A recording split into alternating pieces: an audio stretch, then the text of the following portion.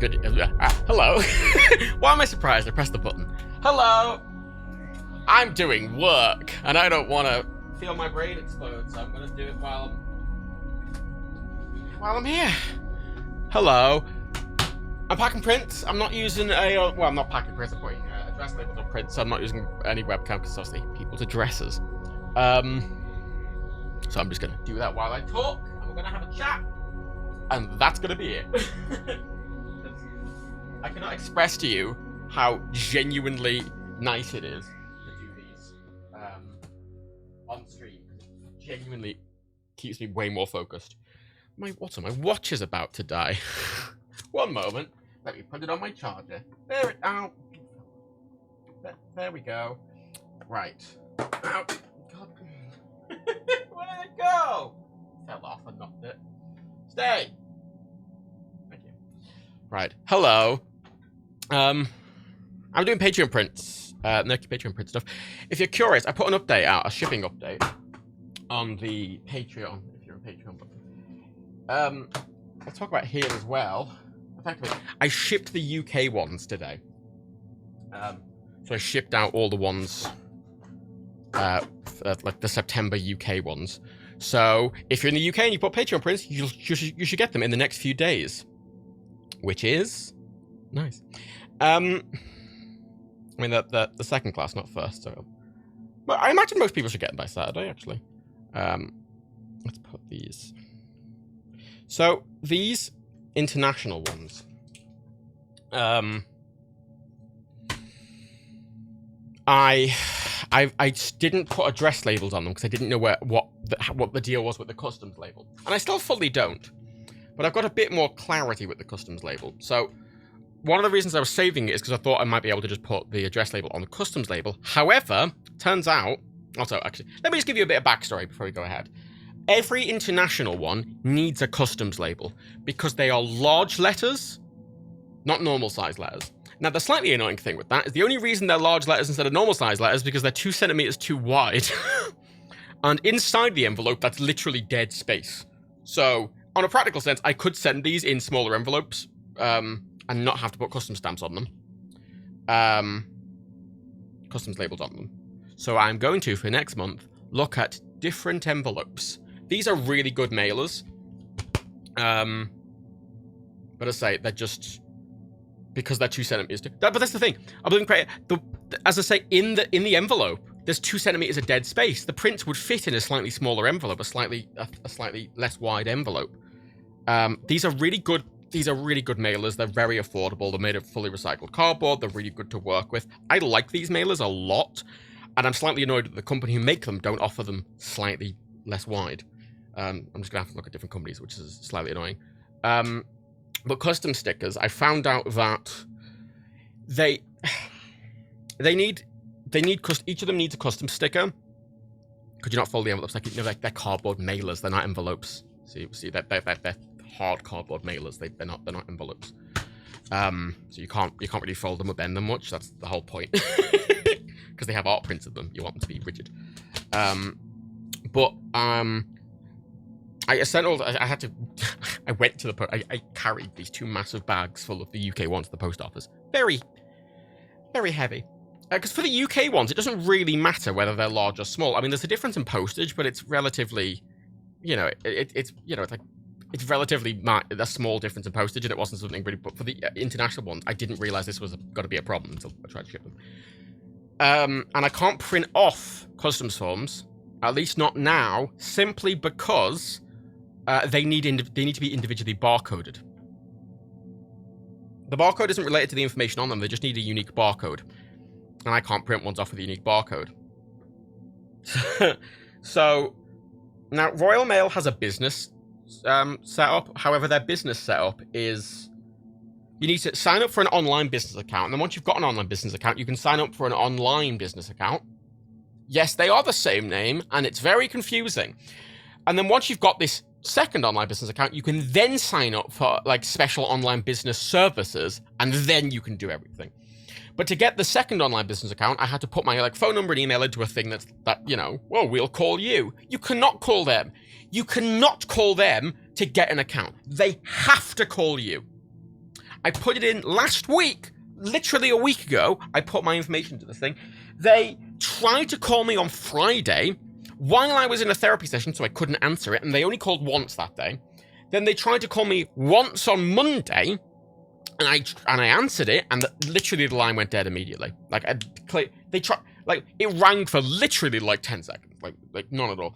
And you can't. And if you call the number back, it's an automated thing that says you've had a call from this number. There is nothing else you need to do, and then it hangs up. So I can't call them. So it's a nightmare. It's very antiquated. Thanks for. Oh wait, there's things. I'll get twiddles. Working right now. I'm working as well. Miss Chestnut resub for a 2-month streak. Let's delete it. And I'll get a resub and Swim Boy. That's a good name. Wait. Okay, I'm gonna take this. So there's kind of 2 options. Well, 3 options for sending international prints as I currently stand, because when I get a Royal Mail business account, it's going to be a lot easier, because once I've got a Royal Mail business account, I can actually they'll give me mail bags, and I can literally fill a mail bag with envelopes with just the address on, no postage, and I can then say, hey, all of them in this pile are UK ones, and they will put stamps on them, and they will collect them from my house, which is way fucking easier. But I need to get this business account set up, and it's taking longer than it should, just because I have to deal with all the bureaucracy involved. And I want to get these out this month. So, the customs forms, they can give me a roll of them. The post office can just give me a roll of like 200 or whatever the fuck. The problem is, by default, you're supposed to fill them out manually with a pen in block capitals. Now, something I've only noticed today, because I've been misreading it, there's a section which asks for the an address and postcode and a name, and I assumed that was the person I was sending it to's address and name. It's not. It's the sender's address and name. So it's the company's. It's like Nerdcube Limited and our like business address, which is annoying because it means that was the. I thought that each label was going to be slightly different because they had a different. No. Every single label is completely identical. The only difference is they need a different unique barcode. Otherwise, they are literally all identical because it's exactly the same thing in all of them. So they're all identical, but the way it's meant for consumers is the way I'm supposed to do this is I'm supposed to fill out 200 of them with a pen. That would take me days, like full days, and I have bad wrists. I can't do that. From a time perspective, from a practical perspective, that's not an option. Now, I know Royal Mail Business has some facilities in the back end for me to do this. There's pictures now. Why aren't you filling them up with pen? Well, that's the thing. So Royal Mail Business has something in their back end so that I can print barcode customs forms out myself. But I don't know how long it's going to take. So in the interim, I'm trying to come up with a different solution. So I got the post office today. I got them to give me a couple of customs labels just so I could have a mess with them. And basically, I've come up with 2 options. Option A is I can very literally print an identical label that goes over the normal customs label, except for the barcode. So it's pre-filled in aside from the barcode, right? So I just stick it over. The problem is my label printer does not print labels of this size. It's slightly smaller. So there's 2 options. Either I print out a small label, which won't go over the whole thing, which I don't think will be fine, because the whole point is this has to be machine readable. The other option, which is what I'm leaning towards, is it's 2 labels that are just kind of one stuck and the other overlaps. And there's a section where they slightly overlap and there's like, it's not printed properly, but there's no information on that bit. And in theory, this is the same size. So it's machine readable, and I don't know if the machine would get confused.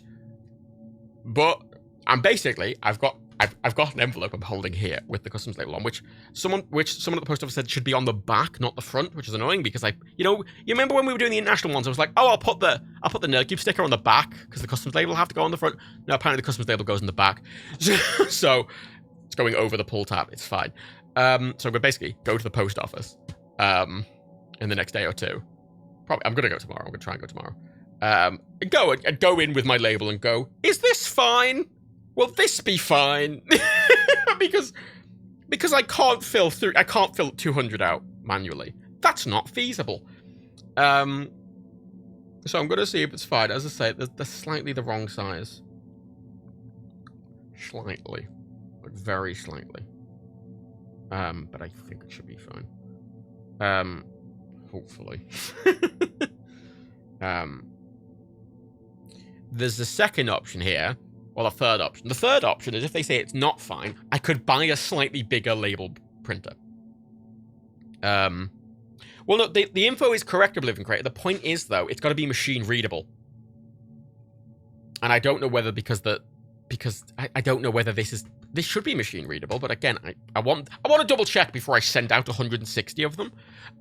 Basically, I kind of looked into it and I got all the customs information right. Like it asks for exact weight for every single item in the thing. The sticker does not register on my scales because it's a sticker. So I've had to put like 0.01 kilograms. And it asks for the value of each thing in the envelope, and I was trying to figure out how they define value, because the problem is we're not selling these. We're not selling these. Like, you're not... If you buy the 15 quid a month Patreon tier, we're not going, hello, we're selling you this for £15, and you give us £15 and we give you a receipt going, you've bought the something. That you're not buying these explicitly. Like, there's no purchase has been made. This is a perk. So it's effectively a gift on the context of customs. And I was trying to figure out, because it asks for the value of it. I'm going, well, how do I define the value of it? Because they're saying, oh, it's the sale price. I'm going, well, we don't have a sale price. There is no sale price. So then they ended up going, oh, it's the price of just the materials that's in them. But it's paper. So it's just pieces of paper. So I've listed the value for each of them as £1, because that's close enough, basically, for the value of the piece of paper, which has the added benefit of, you know, it's the value is technically £3 according to the customs, so there's shouldn't be any import tax or fees or anything like that. And then I have to put a commercial items HS tariff number, which is a special code which says what it is. Then I have to put our VAT registration number. It's a right faff, and I only have to do this mainly because of Brexit. Global fucking Britain we are. Global Britain. We're going to be on the global world stage. That's why we've made it impossible to ship stuff internationally, and why many international companies no longer ship to us. It's great. Love it. 10 out of 10. 10 out of 10. So basically, I'm going to go in. If this is fine, I'm just going to do it this way. It is slightly... I can't show you because I don't have webcams there. It is slightly awkward because I have to basically line up 2 stickers perfectly every time, which is time-consuming. But whatever. If that's not fine, I will buy a bigger label maker. And effectively just cut off the barcodes from the ones that the post office give me and put them on to the new ones. I don't know. There's a solution here. It's just awkward and an awkward, shitty workaround while I wait for fucking Royal Mail Business. Now, hopefully, Royal Mail Business will call me tomorrow or the day after, and I will go, hello, here is my dilemma. And they'll go, oh, here is our bespoke solution to fixing it. Because for them to pick up and put, like, postage on and stuff like that, they charge, like, just a yearly flat fee. And by default, it was, like, £800 a year. And I'm going, that's a bit... It's pretty steep, but from a logistical point of view, it's doable. My alarm's going off. From a logistical point of view. But it turns out that's for a weekday pickup. Clearly, because no businesses are getting picked up on weekends. If you want it to be Saturday pickup, it's £250 a year. Which is obviously a lot cheaper than £800. And they can pick it up on fucking Saturday. I don't give a fuck. I work on Saturdays. So, 250 quid for them to pick up all my mail and put all the labels on them a year? Yeah, that's worth it. That's worth it. That's worth saving my time every month. 100%.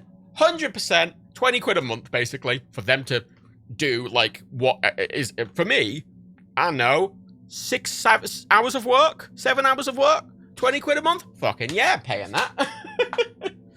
So... I don't know. I'm going to have to go to the post office and see. But because the customs label I know goes on the back and that I know it doesn't have the address label on it, I'm putting address labels on these now. The address labels I've already printed off. I'm putting them on them now. Even if I have to get another address label and put them over the top of them for whatever reason, I can. But because I know the customs label, I'm going to put these labels on them now just so every single one of these is assigned to a person. Because the way Patreon does the back end and all the spreadsheets and stuff like that, I want to make sure none of these people in these labels I've already printed off get lost. Because I kind of printed the labels and tick them off as like, once I have the label done, that's that it's physically done. And then I want to make sure everyone gets the print. So I'm putting these labels on now. even if I have got on other labels later, just so these are this envelope is for this person. I'm setting them up now. Yeah, it's a pain in the arse, and it's really fucking annoying because the UK ones are fairly simple. I mean, there's more streamlined ways to do the UK ones, but the UK ones, I put labels on them. I put a second class first stamp on it, and I took it to a post office because it would fill a post box. But I could just stick them in a post box, right? Like on a practical level, I could literally just stick them in a post box. It's just, it's simple to do. And that was what I was assuming was going to be the case for international ones, because previously, whenever any times I've shipped large letters internationally for, like, I don't know, pins or whatever the fuck, I've not had to put customs labels on like that. I can just put a bigger stamp on, a more valuable stamp, put an airmail sticker on, and put them in a post box as well. But that is not the case anymore. The post was probably very happy with me. Not at all. Not at all. I was speaking to her. She was very lovely. She had to stamp all of them, the ones I gave her, like with a physical stamp. And I apologized profusely, but she felt a lot better because I arrived at the post office, sweating and exhausting, looking like I had I sent out all the UK ones of Living Creator, which was 254, which I carried to the post office. Which is quite heavy, I'll be honest. All of them together, it's quite heavy. The box that just had the prints in on their own, that Dan and Rebecca sent to me, all like 450 prints, that weighed 18.5, no, that was 19 kilos. And then I had all the boxes of the mailers weighed about, I think together weighed about 50 kilos. So together, about 70 kilos for all the prints together. So I carried about half of that. I think I carried about 40 kilos to the post office, which was a faff. Waiting for a wheelbarrow. I could have done it a little thing, but it just would have been slower. I thought Stan was done with the laser printer now. What do you mean? What do you mean? I mean, I have a thermal printer that prints the labels off for me. A shopping trolley. The problem is where I live and the post office I go to, something with wheels would be a faff because there's a lot of things in the way that would get in the way of wheels. And as I say, I was not intending to take them to the post office. My intention was to get Royal Mail to pick them up, and in future, that's what they're going to do. It's just fucking Royal Mail business are being so, because once I'm in there, once I've got the account and everything, it'd be easier to get everything sorted. It's just until I get the account, I can't really fucking do anything. So really, this month, the way I've set all of these off is A, a learning experience, and B, a temporary solution to get them out as soon as possible. Like, where do they... Saucy Bro, like, where to put the post... What? Still a barcode label gets stick at the top. I mean, you can buy postage that you can buy prepaid postage, which is a barcode. But for this month, because it was easier and less logistical awkwardness, I just bought stamps. I just bought a pack of 250 stamps for about 250 quid, actually. Because I could have bought postage for each thing individually. I could have done it, and I'm like, I can't bother. Like, the price isn't any different. The price is the same whether I get proper custom prepaid labels or I just put a stamp on. I thought it's easier just to put a fucking stamp on. It is easier for me to just buy a bunch of stamps and not have to worry about it, because then I don't have to faff around with anything. You know, it wasn't one sack of mail, PNG, it was two. It was two. And I feel really awkward, because when I gave it to the person at the post office, so on the front of all the envelopes, there's a sticker with my face on it.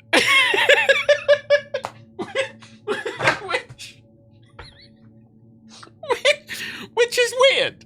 That's a weird thing. There's like a sticker with the Nurkic logo on and then mine, Dan, Steve, and Rebecca's face.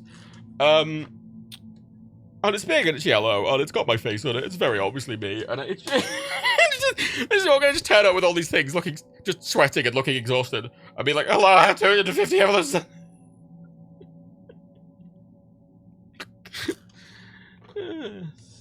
ridiculous. I say I'm doing these now. I've got the international ones in piles. Of US, EU,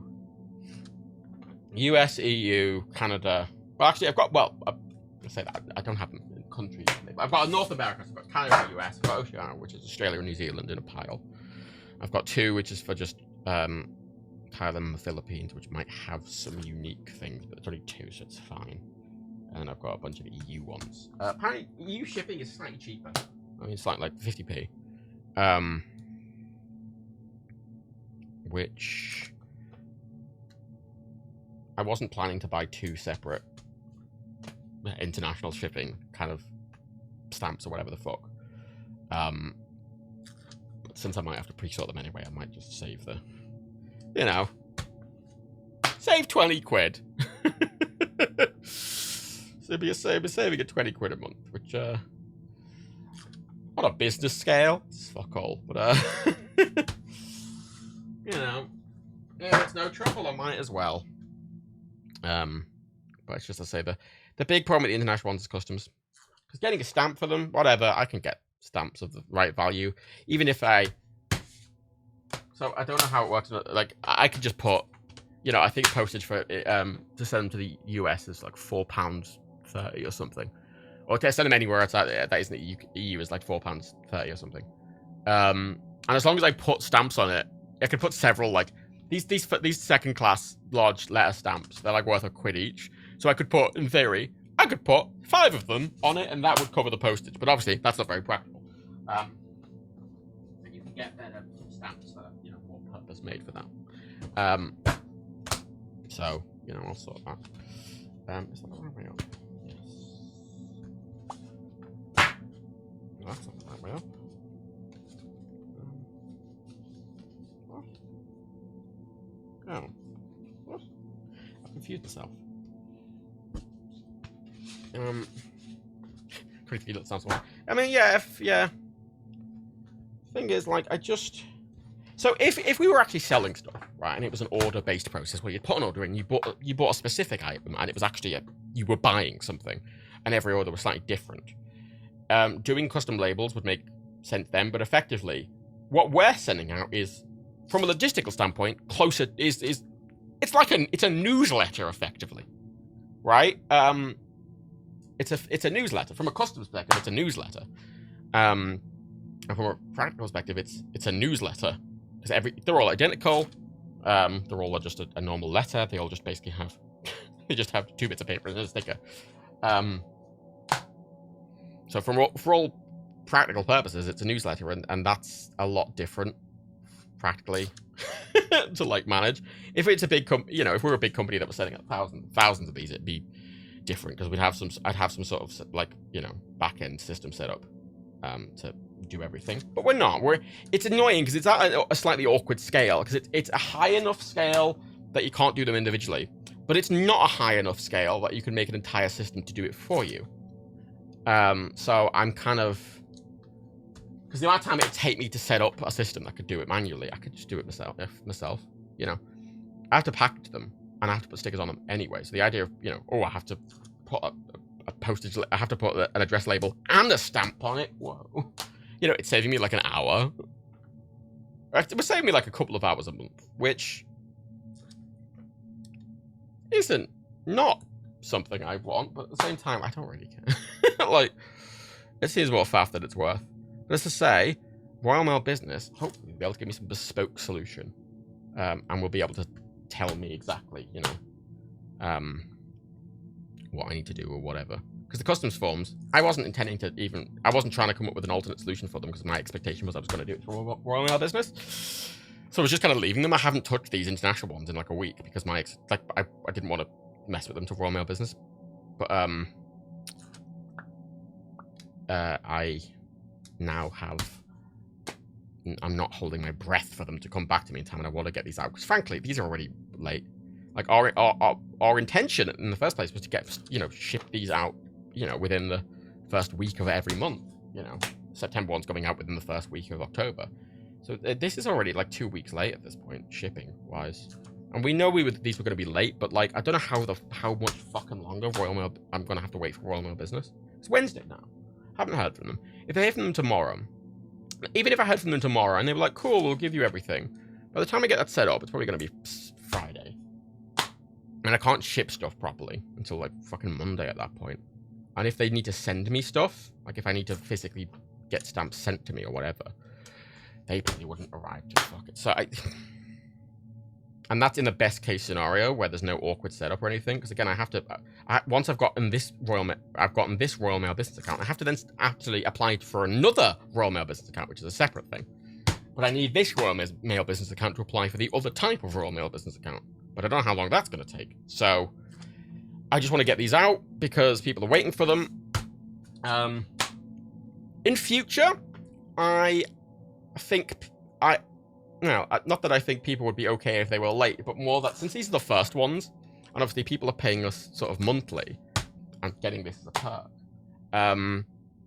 getting the first ones out as soon as possible, because I don't want, I don't like the idea of people giving on that 15 quid a month Patreon tier for like months before getting it. So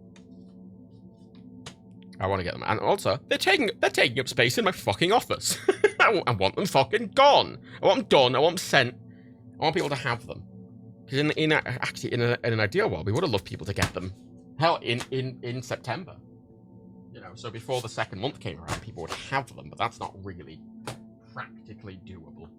Yeah, I'm doing my best, bureaucracy. It's red tape, and it's annoying because this is Brexit red tape mostly, which I've not really come across before. Directly. Like, I see Brexit red tape everywhere, and I read stories about it. It's not something we directly deal with, right? Like, we don't ship anything. We all our money comes from American companies, and the treaty, our tax treaty with America is independent of the EU. It's called tax withholding. I think it's Bryce Winter. Bryce Winter. I've heard your name a lot. I cannot express how many times I have heard your name read out. Because Dan records like several takes of everyone's names for the start of the Patreon intros. I record several takes, and I theme I try and theme them every video. So that's that start bit where the Patreon names are read out. I listen to like over a dozen times. So I've heard all the names in that a lot. And we try to match the cadence. Thank you for the bit, Twiddles. It's so difficult. Personally, I don't mind how long it takes because I know I've messed around with it for you. I know once it's been set, the future was good. Yeah, that's the whole. That's the problem. This first month, and even the second month, I think now, we kind of went into it, especially myself, knowing it was just going to take longer because we had to figure it out. Because the problem with a lot of this stuff is like, it's easy figuring stuff out like abstractly and going, oh, we'll do this and coming up with a plan, but actually doing it's a lot different. Actually practically doing it. Like, I couldn't really plan this properly until I physically had these envelopes with the items in them, with the stickers. And I only got them like a couple of weeks ago. Because it took Dan and Rebecca longer to do them. To sign all of them took fucking ages. And then the packaging of them into the little... Because mainly Rebecca and Daniel have to package them into the little biofilm envelope that's inside the cardboard one, which is just, if the envelope gets wet or whatever, it's not going to damage the prints. And that takes more time than it does for me to package them into these, because the prints are very velvety, they kind of stick to the sides, so they have to like put it between two pieces of paper, slide the two pieces of paper, and slide two pieces of paper out and seal it, and that takes fucking ages. That takes fucking ages. So, originally I was going to do all the packaging, but we kind of decided that it was easier for both of us, for Rebecca to do what they could while they had them, and also going through them all like that after signing them, it lets that quality control as well. It spreads the load a bit. because like on a practical sense, I don't really have the time to do everything involved with these. Because this is on top of all the other work I do. So it has to take it has to not take too much of my fucking time up.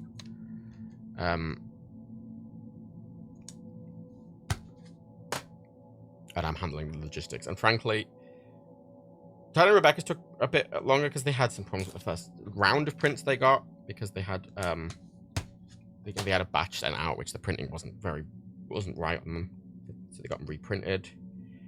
A lot of this is figuring out what companies to go with for lots of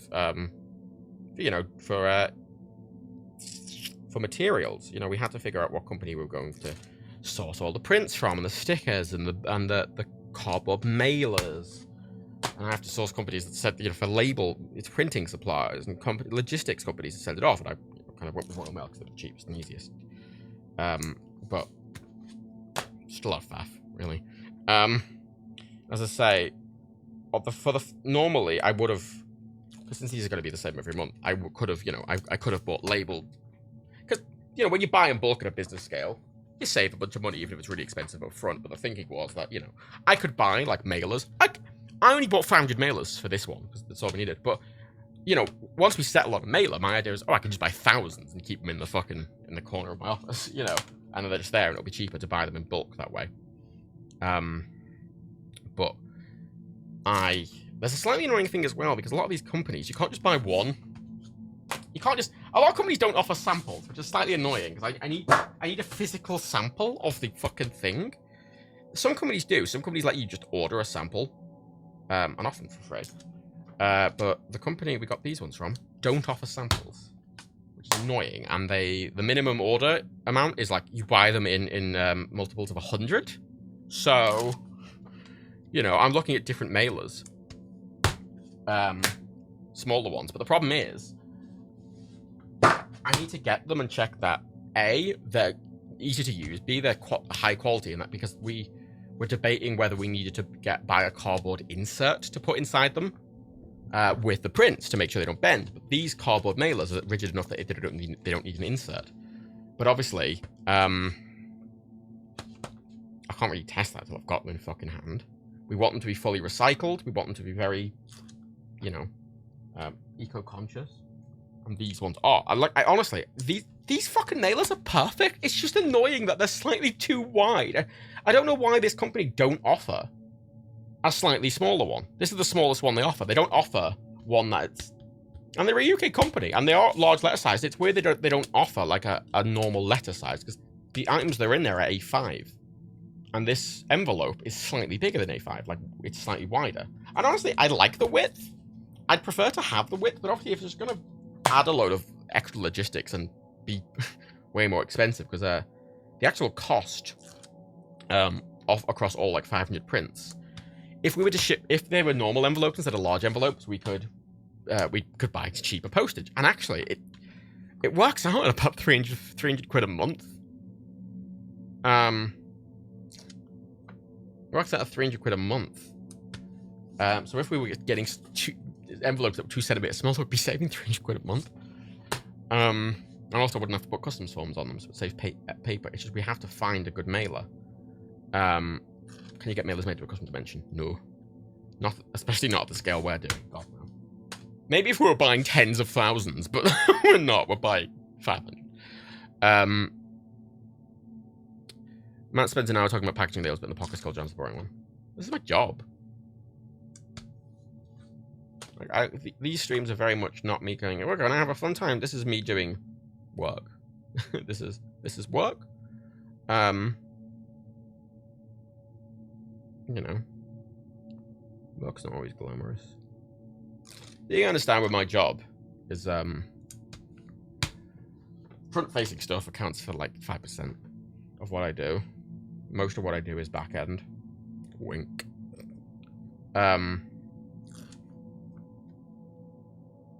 You know, managing money and taxes and payroll and bookkeeping and logistics and upload schedules and thumbnails and insurance and fucking... The to-do list is getting longer and longer.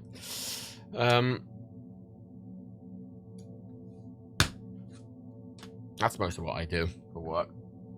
Most of what I do requires a lot of focus, and this is one of the very few things that requires me to actively not like, I'm just putting labels on it. Doesn't require any thought. But I don't want to be watching something because then my thought would be elsewhere. But talking means I'm not distracted, but I'm also not focused. This is the thing I'm doing, which makes this way more fucking bearable. I mean, you're saying that you, John not hanging on planes works with entertaining. The episode title is called John Explains Planes. I don't really think that's a spoiler. I don't think that's a spoiler for the podcast episode 2. Also, by the way, you'll notice, because I uploaded podcast episode 1 to the Nerdcube YouTube channel, which was 2 weeks after when John put it up, because I was debating whether we should even put it on the YouTube channel, because John wanted to put it on his, and I went, it's a bit pointless having 2 video links. You know, the argument being that, well, you know, the vast majority of viewers are coming from the Nerdcube channel, and the video is the best way to get it noticed. I mean, that's true. And then I wanted to do something fancy with it, with the video. I don't want to just, I feel like that's our brand. The Nerdcube brand is doing unnecessarily fancy things. So like, I didn't want, because John did a static image, which is significantly easier, and I think it's fine for a podcast, but I like adding that little extra bit. So I wanted it to have the nice animation of the background. I wanted to have a like a wibbly wobbly thingy. What's it called? A audio visualizer. I wanted to have an audio visualizer. However, it turns out there's no easy way to have an audio visualizer with literally any piece of software that isn't After Effects. Basically, nothing else fucking does it by default, and I don't know why. You can set it up in Apple Motion, which is their equivalent of After Effects, but you have to do it manually. Like, in After Effects, you literally drag the effect onto your timeline, click the audio source, and then it's literally done. The one that's in the videos is literally the default setup that After Effects has. It's like 3 clicks, then I leave it to render. For the, if I want to do it through a compressor, I'd have to like make 30 layers, and the video tutorials for it like half an hour long. And you have to sort of do it manually, sort of frequency range by frequency range, and it was a right fucking fanny. And no other software supports it. Like, you can get plugins for Final Cut, or you can get plugins for other pieces of software that also let you do it, but the Final Cut plugins that I found, they had a limit. They had a limit on how long the audio could be, of like, you know, an hour or something. But obviously these are long podcasts, so I need something that's reliable. And in the end, the only thing that really does it is fucking After Effects, which is so annoying, because I actively stopped using Adobe stuff like years ago, because I don't like Adobe. I do not like the, I thought Premiere had a default. Premiere might have it, because it's Adobe Suite. But again, I don't use the Adobe Suite. I did say you gotta do it. Yeah, but Deppy, I want it. I need to do it myself. I need to mess with it, and I need to do specific stuff with it. Like, one of the things I wanted to do with it, and I might do with it in future, is I wanted to have 3 separate ones for all 3 separate audio tracks, so you could visually see which ones of us were making noise and whatever. However, I kind of messed with doing that, and then each render of it from After Effects is longer than real time, because of course Adobe software is a piece of shit. So rendering one of those waveforms from After Effects, just rendering one, would take 3 hours. So rendering 3 would take 9 hours, and then I'd have to render it all together in the end, which takes another couple of hours. And I'm like, oh. So I got really annoyed because I do not like Adobe. I don't like their software. And I also don't like the subscription model. I hate paying for software and subscription. I hate it. I like paying money and getting software. It's why I use Affinity Suite, which I paid 30 quid for a fucking Affinity Photo, and I have it for life. I paid what? I don't know, 200 quid, 250 quid for Final Cut. Like, I don't know, 7 years ago. Final Cut X, 10. Have it for life. Same with Apple Compressor and everything. I hate fucking subscription. It's not only because I have to then every month go into the back end of these fucking services and get the receipt for bookkeeping, which is a petty reason, but again, reason. And Adobe's a fucking pain to get into every month. So anyway, I just bought After Effects. I bought After Effects for a couple of months. Which is ridiculous because they charge £20 a month. It's ridiculous. So those fucking podcast videos are costing 20 quid because I do the nice visualizer, which again is completely unnecessary. I just like it. I like doing shit like that. So yeah, they're costing 20 quid each, just to do that one thing of visuals. I'm gonna have more of a mess with it while I've got it. It's just fucking annoying. Affinity is absolutely great. Is wonderful. Affinity is wonderful. I just hate Adobe software. I hate their Creative Cloud software. I hate their fucking customer support. I hate how they try and lock you into a contract. Because when you buy like a monthly pass for any Creative Cloud software as well, you're not buying it monthly. Oh, no, bang, just listened to the podcast last night, so I don't lose the interest direction. Oh yeah. Now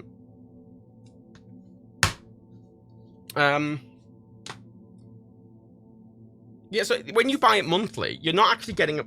You're not getting it rolling month to month. You're signing up for a year contract that you're paying for monthly. And if you want to cancel your subscription, like after 6 months, they charge you an exit fee, which is ridiculous, and I hate so much. I think Adobe are fucking gross. I wouldn't even mind. I'm pretty sure there is a way to just buy their software outright, but I can't find it. I hate Adobe. I really don't like them. I really don't like them. And what ended up really pissing me off in the end was, and sort of pushing me away from them, was when I bought an iPad Pro a couple of years ago. When they announced the first new iPad Pro, you know, the one with the Apple Pencil 2 with the magnetic charging and all that. And a fancy screen and all that bollocks. And they made a big deal. They got Adobe on stage, and Adobe came out and they made a big deal and went, hey, we're bringing full Photoshop to the iPad. And I went, fucking A. You know, that's one of the main things I want a portable computer for, is, you know, Photoshop. And they said, oh, we're bringing full Photoshop to the iPad. I went, now, there is a rule. Don't buy hardware with the promise of software. Don't do that. And while I wasn't doing that, I was kind of very much excited for Photoshop on the iPad. And I need to point out, they did keep using the words full Photoshop. And I need to point out, Photoshop on the iPad, you also need a credit card subscription to use. They ended up bringing it out. And I opened it. I went, hang on a minute, this isn't full Photoshop. It has no tools. It didn't have a pen tool. You know, the pen tool to like select an area. It didn't have a pen tool. How the fuck does it not have a pen tool? It didn't have like content aware fill. It had like literally 10 tools. 10. Versus like it couldn't do live lighting effects. It couldn't do anything Photoshop could do. And every single person went, what the fuck is this? And Adobe went, oh no, it is full Photoshop. I'm going, no, it's fucking not. And they went, no, it's full Photoshop because it's got the Photoshop, it's got the desktop class code base, just not the full feature set. And I went, sorry, so you mean full Photoshop in the sense the back end is the same as the desktop one, not that it's fully featured. That's what they meant. That pissed me off so fucking much. I hate, that pissed me off so fucking much. Oh, it's technically full Photoshop because it's got the same back end. I'm like, no, that's not, no one who, if you say the phrase it's full Photoshop to anyone, that's not what they mean, is it? That is not, when I say, I need to use full Photoshop, I don't mean I need to use the back end code base. I don't give a fuck about the back end code base. I want the tools. That's why I buy Photoshop, for the tools. And if it doesn't have the tools, it's fucking pointless. I might as well use Paint. Right, like, I was so angry about it. Really fucked off. And then Affinity Photo, but like, they put Affinity Photo for iPad on sale when Photoshop launched. I went, oh, what's this? And I looked, and I hadn't heard of it before. And I bought it for like 20 quid on the iPad and went, oh, this is full Photoshop. Then I realized they had a desktop client. I tried the desktop client and went, oh, it's Photoshop, but it runs smoother. And it only costs 20 quid up front, and there's no future payments. I went, oh, and also they spell colour correctly because they're a British company, so they use a U. It's not COLOR. They have the U in because they use British English spellings, which I like. And it works really well because it runs on Metal, which is it's kind of built for Apple first. It works really well on Windows. I have Affinity Photo on Windows, but because it's a brand new software that they built from the ground up on Metal, which is like Apple's accelerated graphics engine. It's so fucking smooth. It's so fucking smooth. It's so smooth to use on anything, even with massive files. It's fully featured. I think it's way more intuitive to use. Something I really liked about their iPad version is the iPad version had all of the exact same tools that their desktop version had. However, they completely changed the interface for the fact it was an iPad with a touchscreen, and they changed how it worked. And I went, oh, and I had to kind of look some things up because some things weren't overly intuitive of how to access them. But once I knew how, because some of the names Affinity Photos used is different. Like content aware, like the content aware in Photoshop, like content aware fill or content aware brush or whatever. It's not called content aware in Affinity Photo. It's called in painting, but it does the exact same thing. It's just called something different, which confused me for a little bit. And some of the keyboard shortcuts are a bit different, And I could change them, but I made a point to try and relearn everything for Affinity because I thought it was a better, and it is. I think it's better. I really like it. It only cost me 25 quid. To the point that I've bought it several times. Like I bought it on the iPad, I bought it on my Mac, I bought it on my PC. So I bought it 3 separate times, all on sale for what? So I spent about 75 quid in it across 3 platforms. And then I also bought a copy for Dan and Rebecca. So that's another 50 quid.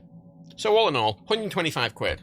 And that is for that's for licenses across 5 devices. And that's a one-time payment. Like, if you just buy Photoshop on its own, Photoshop costs, like, for yourself. If you want to buy access to just Photoshop for yourself for a year, it will cost you £120.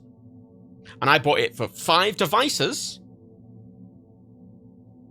for life for that much. Excellent. Excellent. Something I also very much like is they have 2. I'm sorry, I'm going to move this box. Fell from the US ones. Over there. I've got empty box. Yeah. I was doing that really awkwardly because I was like, I have to empty the box and the stuff's in before I fill it back up. But no, I've got empty boxes now. Said once off, didn't I? And they have Affinity Designer and Affinity Publisher, and Design is just an Adobe Illustrator. And something I really like is if you've ever tried to... some of you will know my pain here. If you know Photoshop really well, and then you try and use Adobe Illustrator, and everything is different for no reason. All the shortcuts are different, the layout is different, all the tools are called something fucking different, even if they do the same thing. Moving from trying to learn Illustrator if you know Photoshop is a right fucking needless pain in the arse because it feels like it was just made by a completely different team and there was no cohesion at all. So everything's got a different shortcut for some reason. It's really annoying. Whereas Affinity Designer? Well, I can't remember. I get confused which one's which. The Affinity one, it's got the same layout as Affinity Photo. It's got the same keyboard shortcuts as Affinity Photo. It uses the same icons as Affinity Photo for the same tools. So if you know how to use Affinity Photo, if you go into Affinity Designer, it's Designer. If you go to Affinity Designer, you can use it fairly easily because it's the same shortcuts. Because those 2 pieces of software were made in tandem by the same team instead of 2. Like, I can't express how much I hate Adobe Illustrator because you just go into it and I think I'm very, very good at Photoshop. Like I am very experienced in using Photoshop. I would go into Illustrator to just try and make a vectored version of something I'd made in fucking Photoshop, and I would get lost immediately and not know what to fucking. And I look up guides and I go, what the? And I hate it to the point but I've used Affinity Designer a lot because it's just easy to use comparatively. Does the same thing. And there's Affinity Publisher, which is a competitor to InDesign. I don't know. It's like it's a competitor to both a Microsoft product and an Adobe product, which it's for making print copy for like magazines and brochures and stuff. All right, it's not something I use. I don't buy it. I don't own it. I have no opinion on it. but I'm sure it's very good because all of those products cost 25 quid each. Upfront, fine, and it's for life. Thing is, I've got them all on sale, but I think they're easily worth it not on sale as well. But like, you know, I think they're very worth it not on sale as well. Because even for the full price of 50 quid, that's fucking worth it. Cause I just fucking hate Adobe, and I hate that I've bought fucking. I hate that I've paid for After Effects for a year because I very explicitly bought Apple Motion. Because Apple Motion's the only real competitor that exists to After Effects. Because there's quite a few video editor. There's quite a lot of competition in the video editing world. Not a huge amount, but there's quite a few. But in the actual like effects compositing, there's not really any. It's After Effects. It's just After Effects. Like, it's not even really, there wasn't really even any competitors to Photoshop. There's been a few, you know, even cheap ones. Like, GIMP is shit, but it's free. And there's always been those, like, cheap knockoff Photoshops, which Affinity used to make. But now they make a really good one. And it's, it is just this, but yeah, I got Motion. I'm going to learn Motion. Because Apple Motion's really powerful. Because it's got, I haven't seen it in, I don't know if After Effects does it, or at least it doesn't mention it by default, but Apple Motion makes a really big deal out of its 3D rendering. It's got a load of 3D models built into it by default. And it's specifically for, like, you can do 3D. It's a weird application, Motion. It seems to be this weird kind of combination of sort of like those sort of, you know, those like 3D rendering applications that people use in, like, people use Cinema 4D or whatever. Like, it's like a really basic version of that mixed with After Effects. It's, I think, an actual quite a nice application package, because it does a lot, and it's obviously very Apple, so it's quite intuitive. It's just it doesn't have the same built-in feature set. It doesn't have the same built-in ease of use that After Effects has, at least in terms of presets. Like, Motion kind of expects you to do everything yourself. It's very manual, and it does not hold your hand. Motion is explicit. Like, Final Cut, they made very much more accessible to, like, to kind of casual editors and stuff like that. Apple Motion is not that. Apple Motion is very clear, like, hello, professional 3D artist renderer. And it's like, I think she just sales fairly often, Saucy Breadbasket. They do them quite often. Like, when I was in school, I didn't pay for Adobe products. Adobe are notably very lax on trying to stop pirates, because they kind of know that a lot of people who learn on it while they don't pay for it will then pay for it when they get a job late in life, which is true. And I did do that, and then I realized I hated them, and now I pay someone else. But that's the thing with Adobe stuff, is that because it's so ubiquitous, it's really easy to find tutorials and stuff for Adobe products. But, like, you know, I wanted to try and learn Motion, and I was going to, like, sit down and do, like, a Skillshare course or something in Motion. But there's, like, there is, like, one single thing. Like, no one makes fucking tutorials for Apple Motion. No one. Like, and the one I found were kind of shit, and I went, oh. You know. It's kind of frustrating, because it's clearly a very powerful thing that I don't know where the fuck you'd learn about. Because it's not something you can kind of really mess with and learn. Like, you kind of have to know what you're doing, but at the same time, I don't know how the fuck to. Oh fuck! I've never had respect for Adobe. I've never liked them, really, and especially now where they are making products that are just like Adobe or Windows. They're Microsoft, right? Because Adobe will just sit there with, like, Photoshop, and it's just got like 70 fucking layers of just old and different support, and I'm like, what the fuck? It's just a mess, you know. See, something I really value as well is as a Mac user, I've gotten something you can do system-wide on a Mac, which you can't on Windows, and something that's always really annoyed me, is you can search menu bar items. So, you know, like in any app, when you know, at the top of the menu bar, there's like file and edit and stuff. And in Photoshop and stuff, use obviously all your effects are built in there and everything you can do.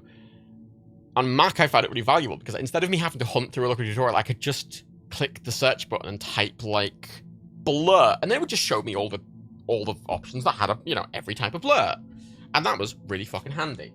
Something that always used to throw me off is the Americanisms. Because even if you have your sister language set to British English, you'll still use American English. But I say Affinity, British company. So, when I search the word colour in British English with a U, it comes up. I fully, by the way, recommend if you ever use a Mac, set a keyboard shortcut for menu bar search. I've got it set to what is it? I've got it set to Option Command Space. Command Space is Spotlight. Option Command Space is menu bar search. So they're both different types of searches. I use them literally all the time for everything. I can't express how much I use it, and it's something I always miss when I'm on a PC. Like, there's a couple of apps that are built that feature set in on PC, but like it's system wide on Mac, and I could not express. Especially when you're trying to learn professional apps, just being able to search something is, oh god, it's so invaluable. It's so invaluable. You lost rep when they bought Macromedia. Jesus. I don't know. Adobe is just one of these tech companies that just clearly just sits on the laurels. Sit on the laurels. So, fuck them. And it's nice using proper Mac optimized software as well, and something that works with. Because the nice thing about Affinity Photos, it opens PSDs. It opens Photoshop files.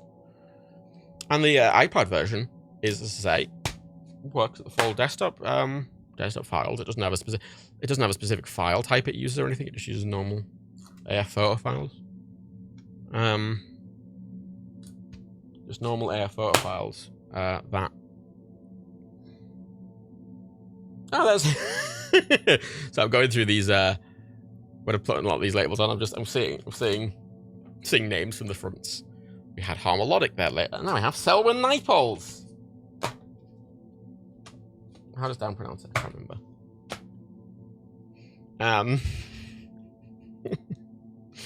That's not a data protection problem because it's in the videos for life.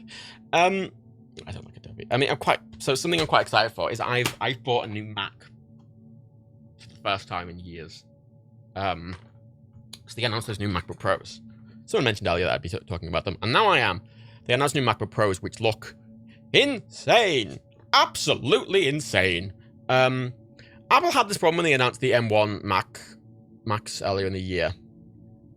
When they released all the performance graphs for it in the keynote, they were really vague. They were like, oh, here is it compared to, a popular PC laptop. And they didn't say what the laptop was, and then the graph used performance units. And it doesn't mean anything. And it was weird because when the M1 Max came out and everyone was testing them, going, they could have just used actual numbers. They're very impressive. Like a lot of what Apple claimed about them is true. Like those M1 computers are incredibly quick. They're incredibly powerful with incredibly low power draw. Like they're incredibly good.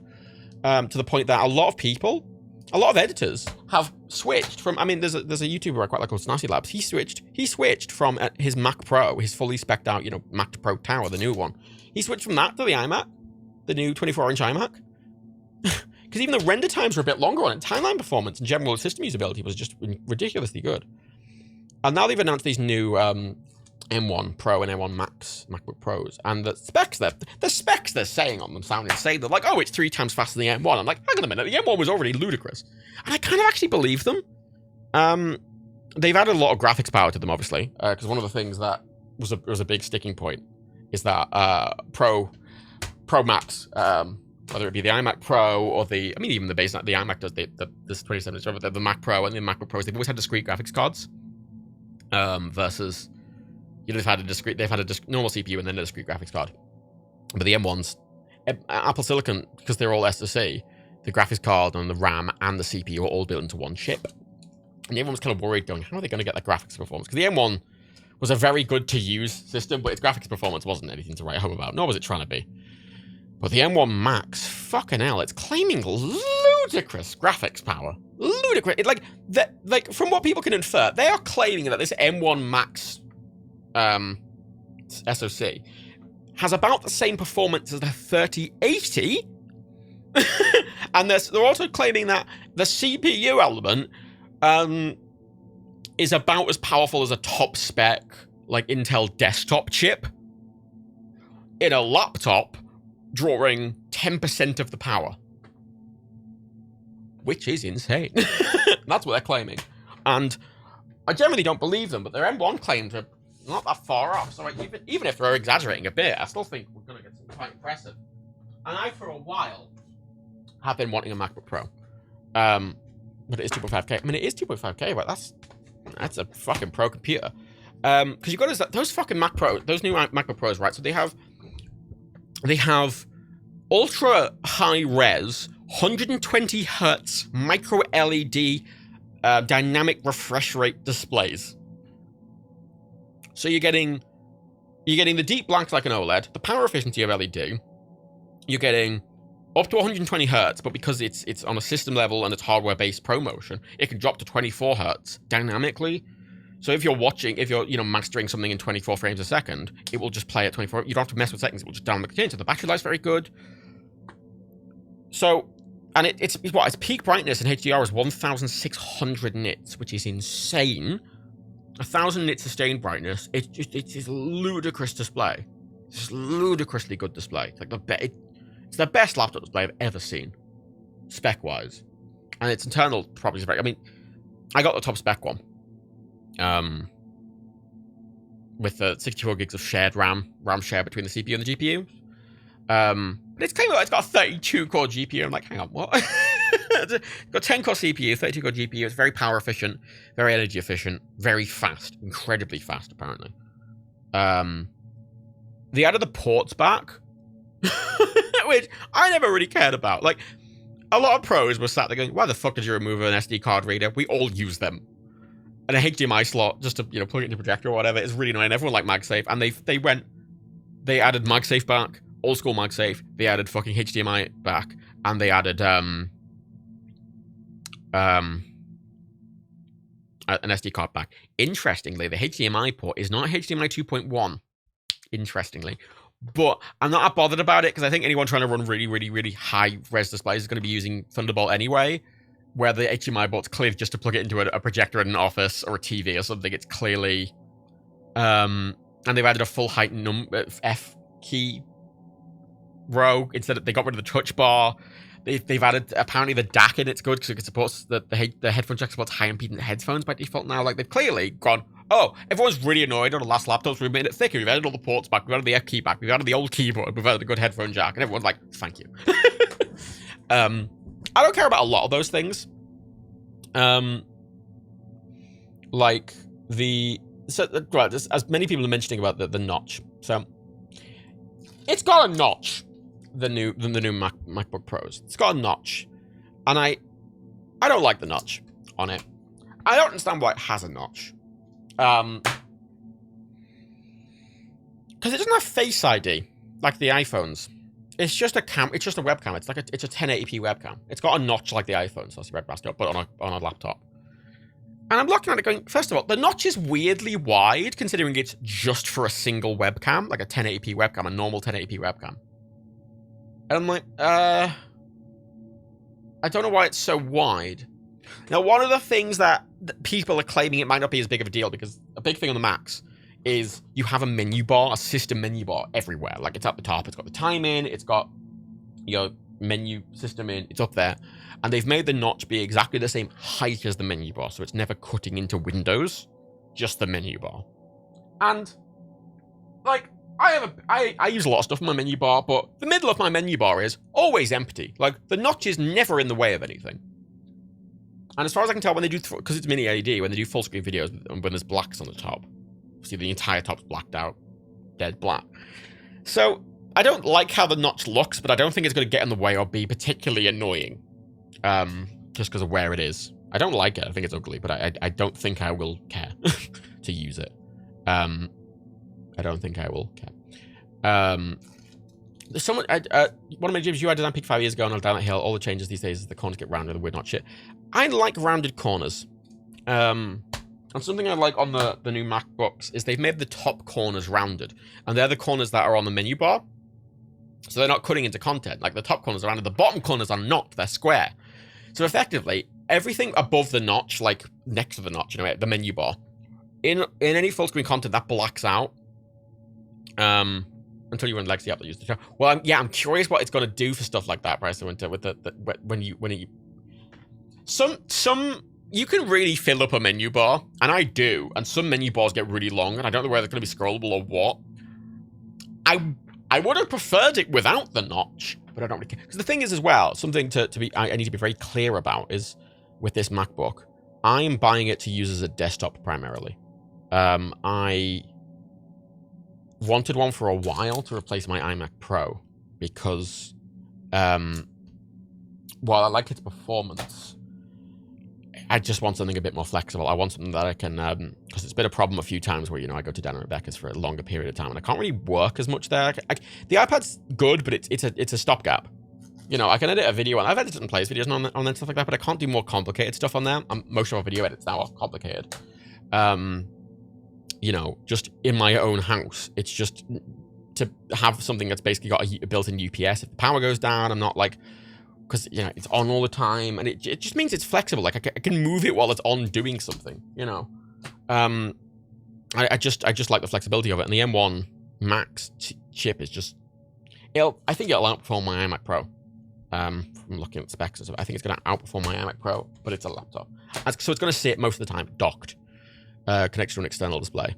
I think early on, because I'm not going to buy an external display, I'm just going to use the 4K 24-inch display I've got connected to my iMac Pro, and then I'll just have the laptop screen open as well, so it'll still be dual display. It'll just be a bit slightly awkward, but then later, I mentioned ages ago that I want to get a big ultra-wide display that I'm going to stick a docked MacBook through and a PC, and I can switch between them, but I wanted...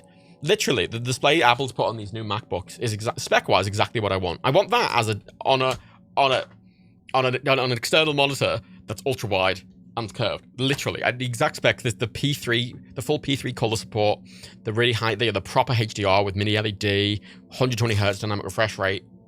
That's everything I want. And for an external display, I want that, but on an ultra wide. Like, give me, just give me that on an ultra wide.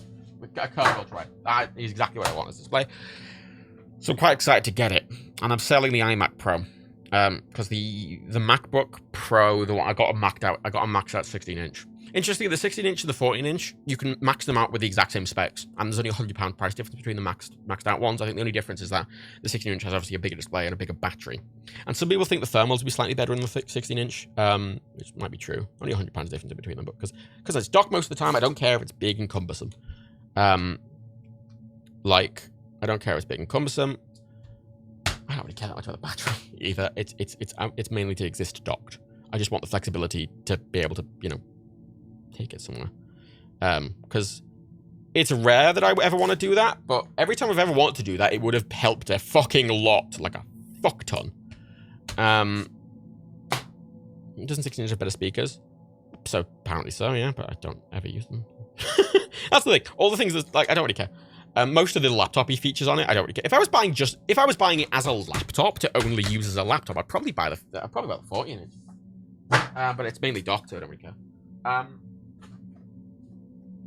Oh, Rebecca's here. Hello, Rebecca. Feeling like...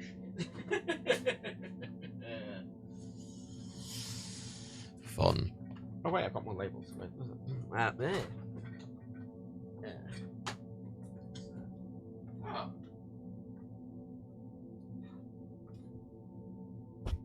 Oh god, I've packaged way more. I've got way more international packaged envelopes than I needed. Clearly, I won't get a desktop for the new Mac. Which look okay. Well, the problem with these new Macs is, and it was my point of contention that I've had for about a year, because something I would like on a laptop is, while for the most part, I don't really care about running Windows on it.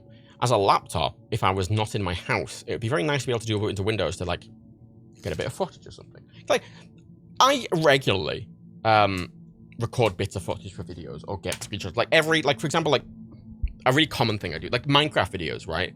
Daniel sends me the world file for those, and I go in and I physically take loads of shots and I try and edit them all. At the start of the Minecraft videos now, there's like the Patreon names, and at the end, the Patreon stuff. But the stuff you see in the background of those, I've went into Dan's fucking Minecraft world and just shot B-roll, and stuff like that is fairly standard. So having something I could go into and use Windows in is important. But and you're obviously able to do that on older MacBook Pros, but you can't on the new Macs because they're running on an ARM-based system. They're not running on x86 Intel chips, so Windows doesn't support them. You can't dual boot into Windows because Windows doesn't support ARM. There is an ARM version of Windows, but it's a piece of shit.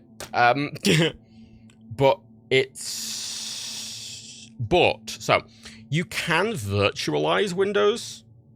Parallels Desktop now supports, well, as far as I can tell, it supports the ARM version of Windows, and there's a slightly awkward thing where you have to I saw a video of someone playing GTA 5 in an M1 Mac, and they had to they used Parallels Desktop to virtualize an ARM version of Windows, and then this ARM version of Windows then had to have an x86 translation layer on top to translate GTA 5, and it was...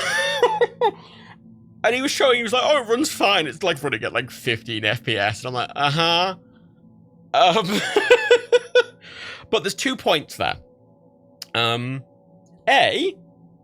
that was on the M1, which basically had no graphics power. And B, that would be fine for a lot of what I'm using it for. So I'm thinking with the M1 Max, I'll be able to get enough performance out of it to play games on it low or get screenshots and stuff. Because Minecraft, I don't care if Minecraft RTX is running it fucking... Granted, I couldn't run Minecraft RTX on the fucking MacBook anyway, but I don't mind if, something like that is running at 20 FPS. I'm getting screenshots. Most things I'm getting screenshots. A lot of thumbnails I'm going in and getting a screenshot. I don't need it to be running. But, for games, I'm happy to run them at a lower quality on a laptop, whatever. So I'm quite excited for it. I ordered it, and I'm selling the iMac Pro I've got. It's weird, the iMac Pro. They only released it once, and they had it one generation, and they just discontinued it because the new iMacs, the new normal 27-inch iMacs they brought out were more powerful than it.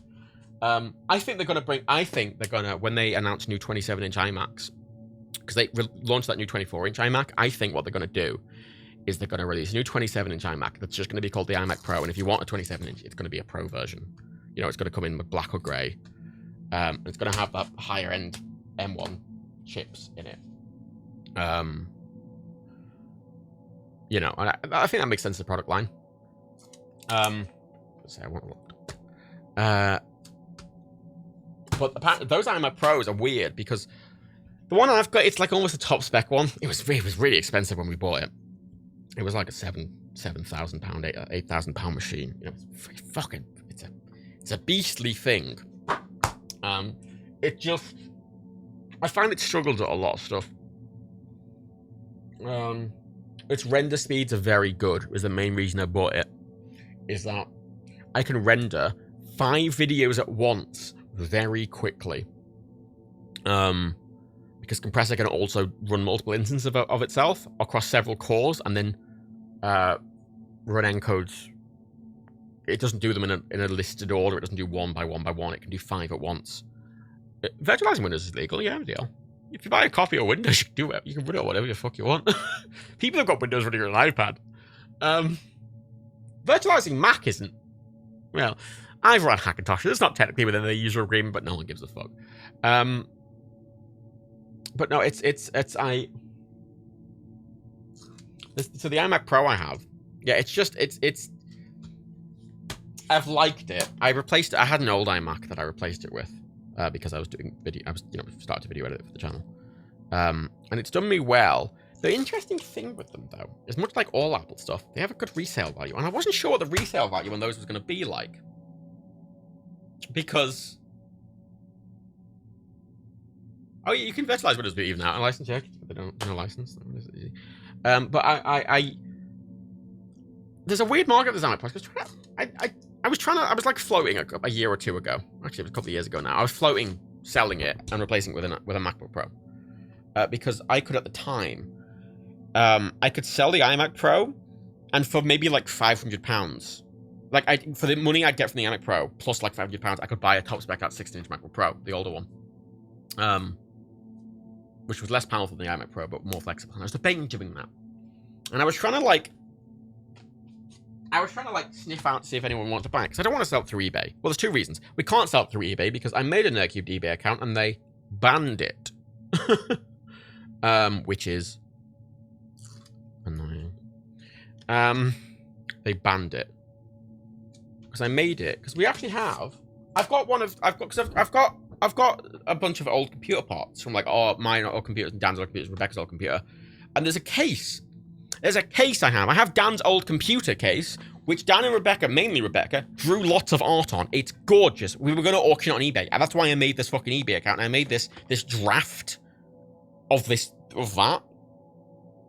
I left it as a draft like 3 days later. I got an email from eBay saying they've banned my account for suspicious activity, and you can't appeal.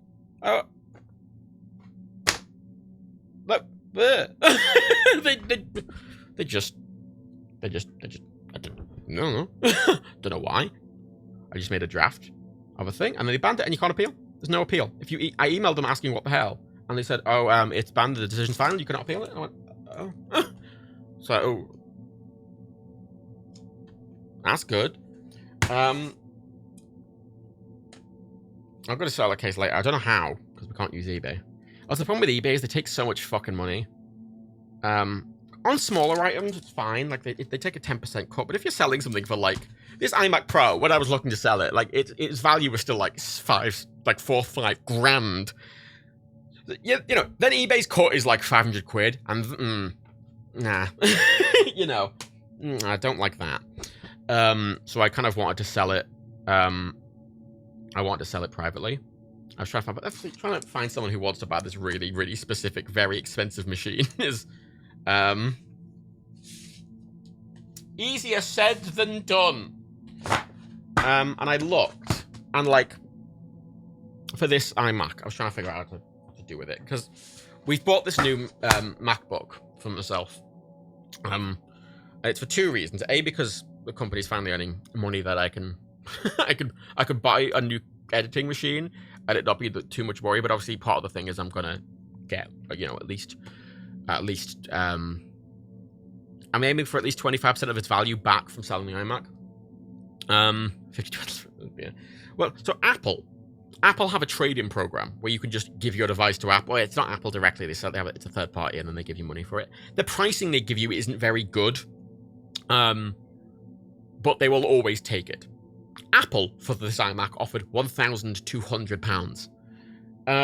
CEX don't have my model of iMac listed, but the lower spec version of my machine they almost offer £2,000 for. So that machine I think they'll offer quite a bit more for. So my current plan is to sell it to CEX probably, because it's easier than trying to sell it fucking on eBay or something.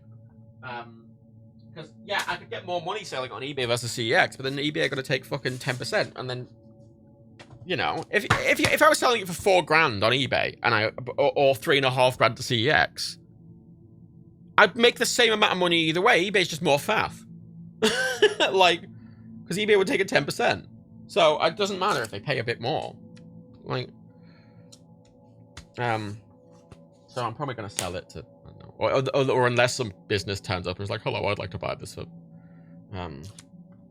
whatever. I'll see. That's the plan.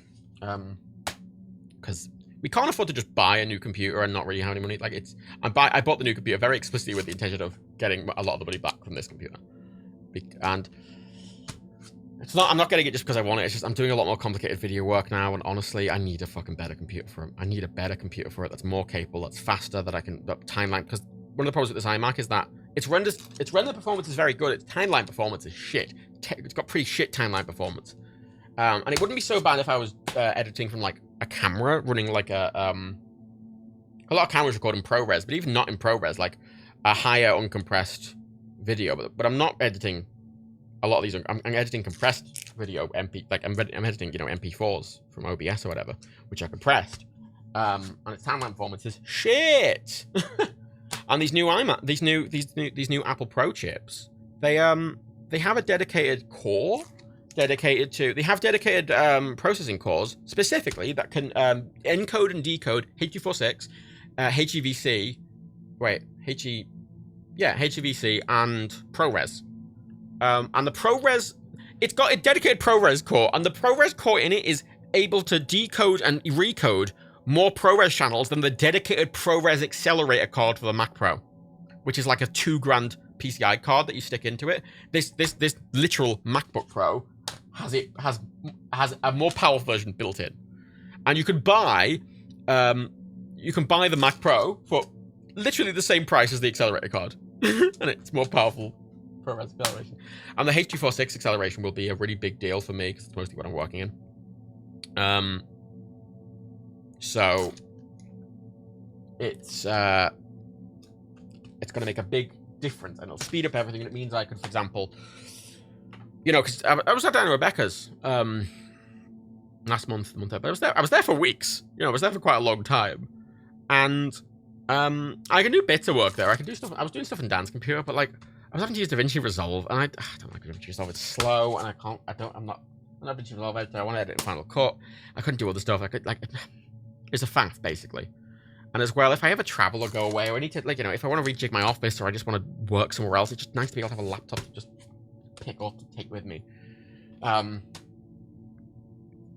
there's no delay in rendering. One of the problems is there's been some times where I've been rendering a long project and I've had like a power cut or something, or I want to do something in my office, for example. Like I want to, I don't know, redo cable management or just something. Like I've wanted to do something to my office, but because my Mac is rendering, I can't mess with anything. But it's on all the time. It's always doing something. It is on 24 hours a day, 7 days a week, and it's always fucking doing something. And as a result, I can't ever turn it off, and it means it's so inflexible. But having a laptop that I can just, unplug it will still just go along its merry way. Look at that Mac. They're quoting 21 hours of video playback time on it. It's got the MacBook Pro 16-inch has the biggest battery you're legally allowed to take on a plane. like it's got the biggest battery you could give a laptop without you not being able to take it on a plane, which is obviously quite an important thing. It's got a big fucking laptop, and the mini LED displays are really power efficient, and the new M1 chips are really power efficient. So that fucking laptop's gonna have ridiculously good battery life. And I could set that rendering videos. I could have a power cut for a day, and it could probably just finish rendering everything, no problem. It's gonna change everything, this new laptop, and I'm very excited for it. I am slightly worried about M1 compatibility. I mean, a lot of, Apple's got a very good compatibility x86 compatibility layer built in, which is apparently very good. And a lot of apps over the past year have had the compatibility built in. And that was my hesitation as well. But it's I am excited for this new one. Excited for the new one. It just I think I'm not sure if it will be more powerful. I think render times on it will be. I'm not expecting them to be much faster. They might be. Render times might be significantly faster on it for all I know, but I'm expecting them not to be any worse, really. I'm not expecting them to be able to run any worse, but I'm expecting its general performance to be way better. Like timeline performance on M1 Max, the normal ones, is already way better. There's no lacking on timeline performance, which is a big deal. And just usability is a big deal. The battery life, and it just having a built-in UPS is a big deal, and it being an actual portable machine is a big deal. I'm excited for it. I'm very excited. Armo, can Apple ARM machine run the same apps as say an AMD ARM machine? Does the AMD don't make ARM? I don't know. If they don't exist, I don't know. And also probably not, because Apple's ARM chips are made by themselves for their own apps. Notably. Right. I got a Space Gray one actually. The thing is, the new MacBook Pro, I don't think they're very attractive. They're actually harkening back, as Arm West, to the old titanium PowerBooks, which had a flat top a curved edged bottom, big feet, a full black back to the keyboard. Like it's like a modern version of the PowerBook. Was the PowerBook titanium PowerBook? I'm pretty sure it's PowerBook. But as I say, I'm using it mainly as a desktop. I'm using it mainly as a desktop. So, yeah. As I say, if I was just getting it as a laptop, I'd probably got the 14. Because I think 14-inch display, I think it just, you could fit it in more bags. And it makes it way more just portable. And it's got the exact same power as 16-inch. I think that 14-inch one, the amount of power that has at the top end is like the highest performance laptop you can get at that size. Easily. Easily. You know, the chart Apple putting out shows it outperforming like the Razer Blade 15 top spec significantly. And it, you know, they had on one of the charts, they actually showed it underperforming versus like a really massive like 70. Like, you know, you can get those 17-inch gaming laptops that are just huge. Like they look like jet engines. They're massive. They have 60 billion fans in them. They make all the noise in the world and it lasts like 2 hours on battery life. Those really big chunky boys that have all the parts of them are desktop parts they've just awkwardly soldered. Those laptops.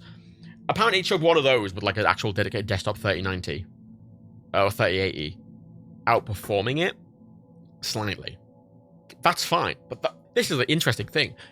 If you getting performance from a thin 14-inch laptop that is almost comparable to that of a massive like 20-inch gaming laptop is insane. That's insane. That's insane. That's insane. Armor, like if Apple Armor's so good, surely other people like Intel and AMD must be an ARM machine. It's not as simple as that. It's software. Windows has an ARM version of Windows that runs on Surface X. ARM Windows is shit. It's shit. And the fact is, Apple have for a long time been leading in ARM chips because their supply process is so optimized, and because obviously not only are they making the chip, they're making the hardware the chip's going into and the software that's running on it. Even on a base level, they're making everything that runs on it. It means that the performance you can get out of an Apple ARM chip on an Apple system running Apple software on an Apple operating system is just, you're never going to get that performance, I think, out of a similar Windows setup. Just simply because Apple being able to control every part of that process gives incredible optimization. And, you know, Windows and stuff, you end up having to go for raw power. You know, like Snapdragon, Snapdragon's the equivalent on the Android end because they're ARM chips. But often Apple's chips almost pretty much always outperform those Snapdragon chips, and they always have. And Apple's chips end up having like a quarter of the RAM. They have a quarter of the RAM, and they still they use less power, and they still outperform these Snapdragon chips. And it ends up just being, it's not necessarily because Apple are better at what they do. I mean, Apple are very good at what they do, but it's most of it comes down to the fact that Apple have every part of their systems optimized. You know, if I don't know, if I don't know what's a normal phone manufacturer that isn't Samsung, a more generalized one. Hey, let's go with LG, even though they're dead. If LG are making a phone, they're getting Android from Google, putting their own skin on Android, made by Google, putting it on their phone with their sort of hardware, and they're buying an ARM chip off the shelf to put into it, and then it's running third-party apps.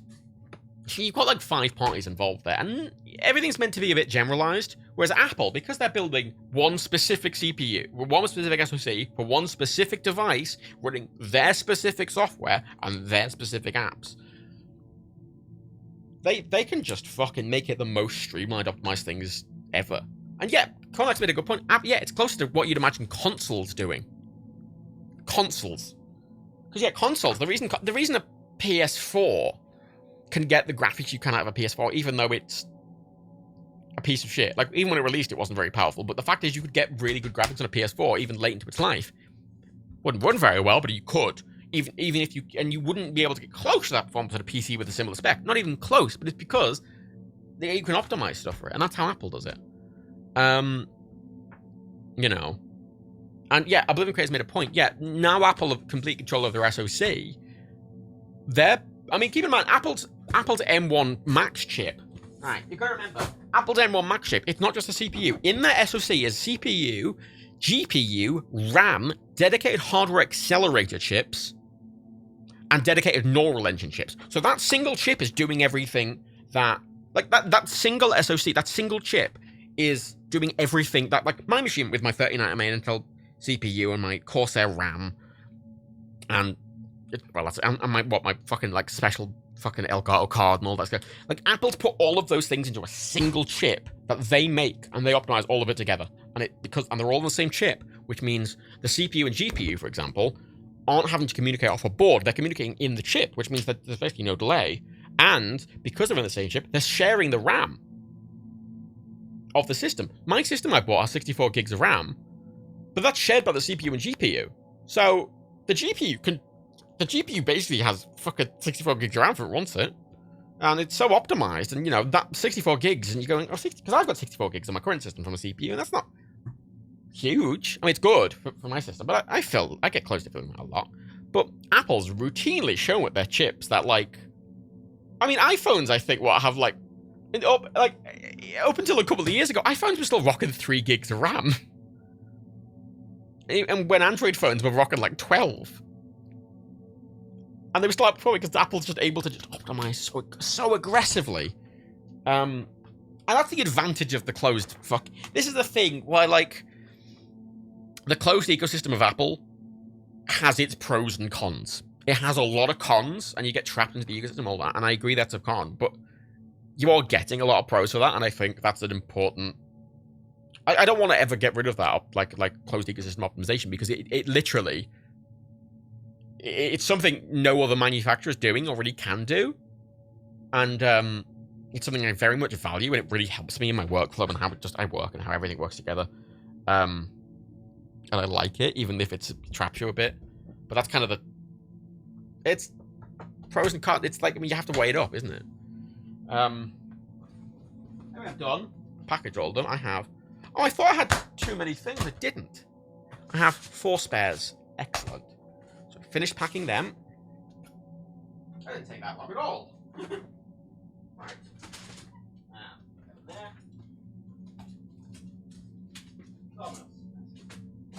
My office is a fucking tip. I just need to illustrate. My office is a fucking tip. There's just boxes and packing materials and shit everywhere. Just everything's all over the fucking place. Yeah, right. Wonderful.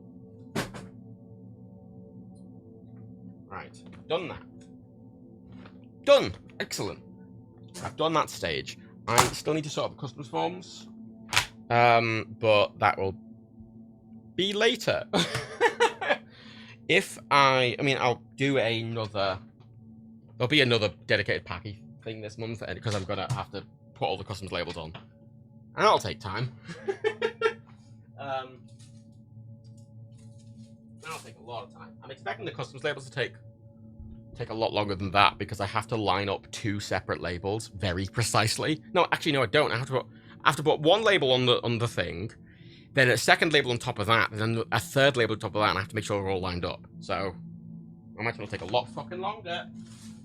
Let me get my fucking pile of fucking label backs out. Fucking hell.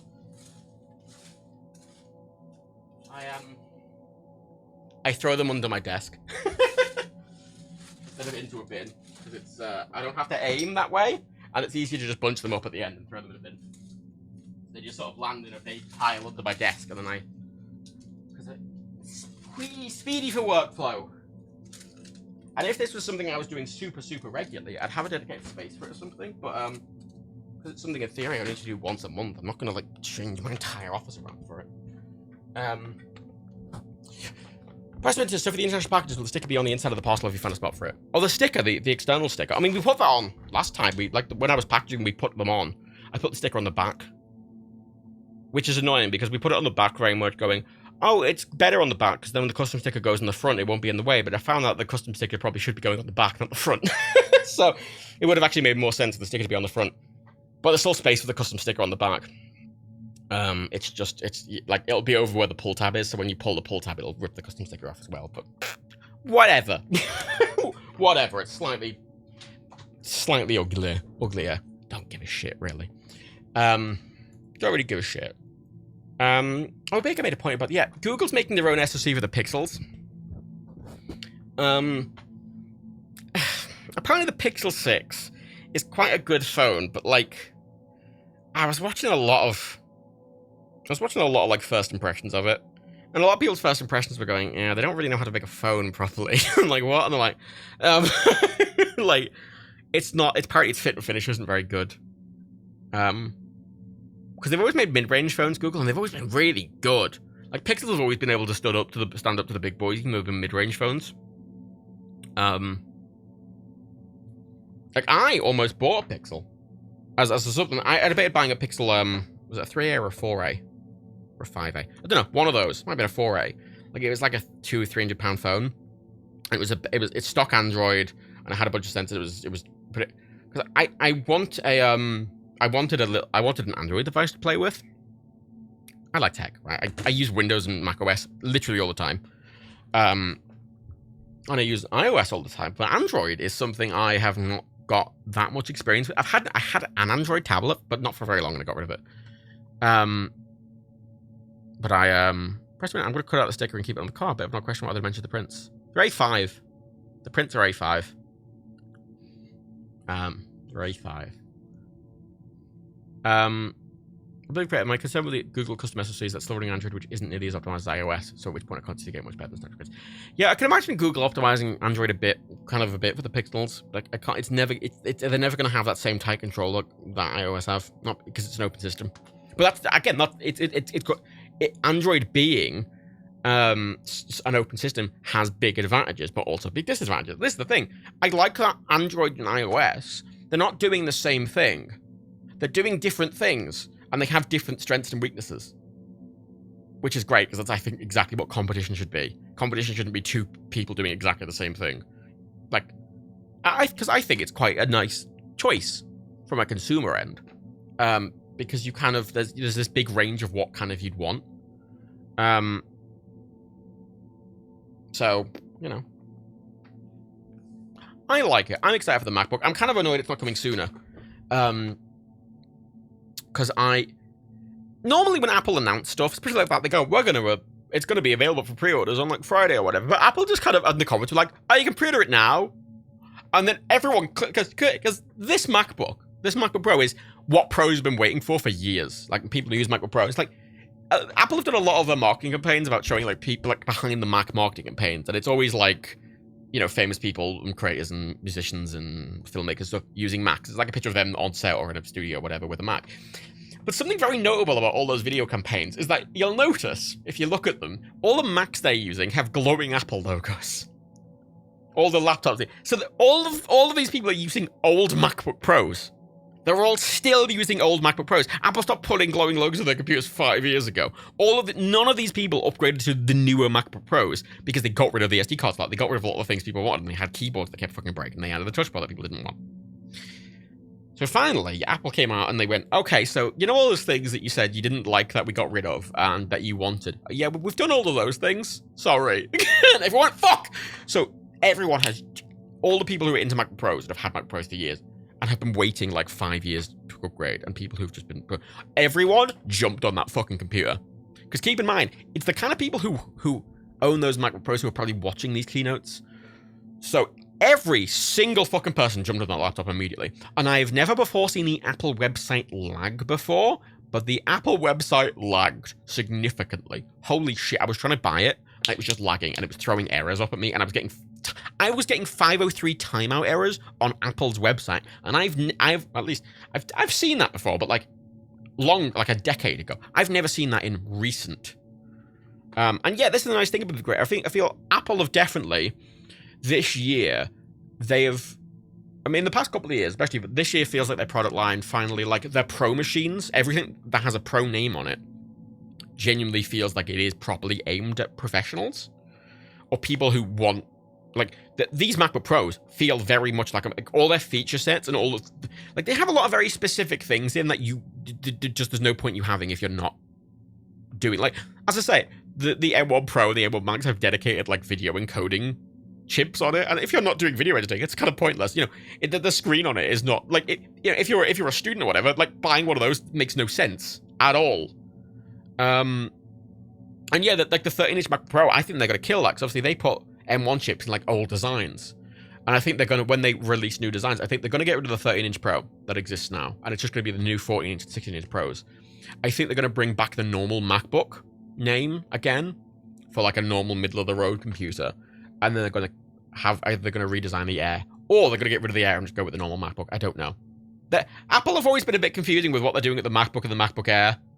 They always, they feel like, I don't know, they always weirdly juggle both. Oh, I'm glad MagSafe is back. Like, I've had basically like a third-party MagSafe for all my devices, so having it's gonna be nice. Oh shit, Golden Giganox gifted 5 subs. There's the alert. Shit, that's very kind, Golden Giganox. Giganox? Is it Giggy or Giggy? That's very kind, thank you. Oh yeah, I've got an iPhone 13 Pro Max.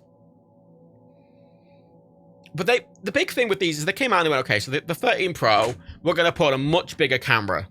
Like we're gonna put an entirely much bigger camera module on it. It's different to the main one. Every sensors are different. All the lenses are different. It's got a proper ultra wide.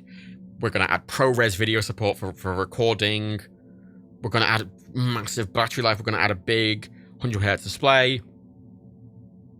And it's very much like, yeah, this has features like. A lot of times when Apple have had the MacBook Pros and the normal MacBooks or the iPhone and the iPhone Pros or whatever, they've always just felt like the iPhone or the MacBook, but just with a little more. Like, there's never been that much distinction. Like, you know, I have a distinct memory of back in the day when Apple first released their aluminum MacBooks, when they transitioned from plastic to the newer style of aluminum. They released an aluminum MacBook, and then, like 6 months later, they just changed the name of the aluminum MacBook to MacBook Pro. It's exactly the same machine, they just added a Pro to it. And they've never been that just like the Pros, like the 15-inch Pro and the 17-inch Pro, they've always been very distinct from the little MacBook. But like in this middle range with the 13-inch, they've never been distinct. Like it's always been a bit muddled. But now I feel like Apple are very much going, this machine is the Pro one. Like the 14-inch MacBook Pro is very clearly, very, very specifically targeted. Because most of the thing, and it's expensive, and all the features on it are shit that most people don't need, and you would only value if you're doing like professional work on it. And then they're gonna, I imagine, have, especially because the screen as well on it. Apple have always had very good screens, but this is the first time they've really went, okay, so the screen on the Pros is going to be significantly different and better. And I'm glad. I'll tell you. You know what? As I always say, I stand behind saying aluminum, not aluminium. Aluminium, I think, is right, but I like saying aluminum more. I think it's nicer to say aluminium. Aluminum. Ooh, it's got a nice roll in the mouth, you know. It feels nice to say, so I'm gonna say it. But I'm quite glad that Apple is sort of kind of jigging their product lineups, because they had this a few years ago where there was this period where Apple like lost all of their Pro users, where they brought out the new MacBook Pros. They went, okay, it's just got 4 USB-C ports and nothing else, and everyone went, and the keyboard kept breaking because they tried to make a really low profile keyboard, but if a bit of dust got under it, it'd break, and you couldn't repair the keyboard. And they were like, well, and they had a touch bar, like a little OLED screen where the F key row was, and everyone was going like, I don't use this, I don't really care. What the fuck is this for? And then they had the Mac Pro, which was that big like the trash can Mac Pro, which you couldn't do anything to, and you couldn't like remove anything from. And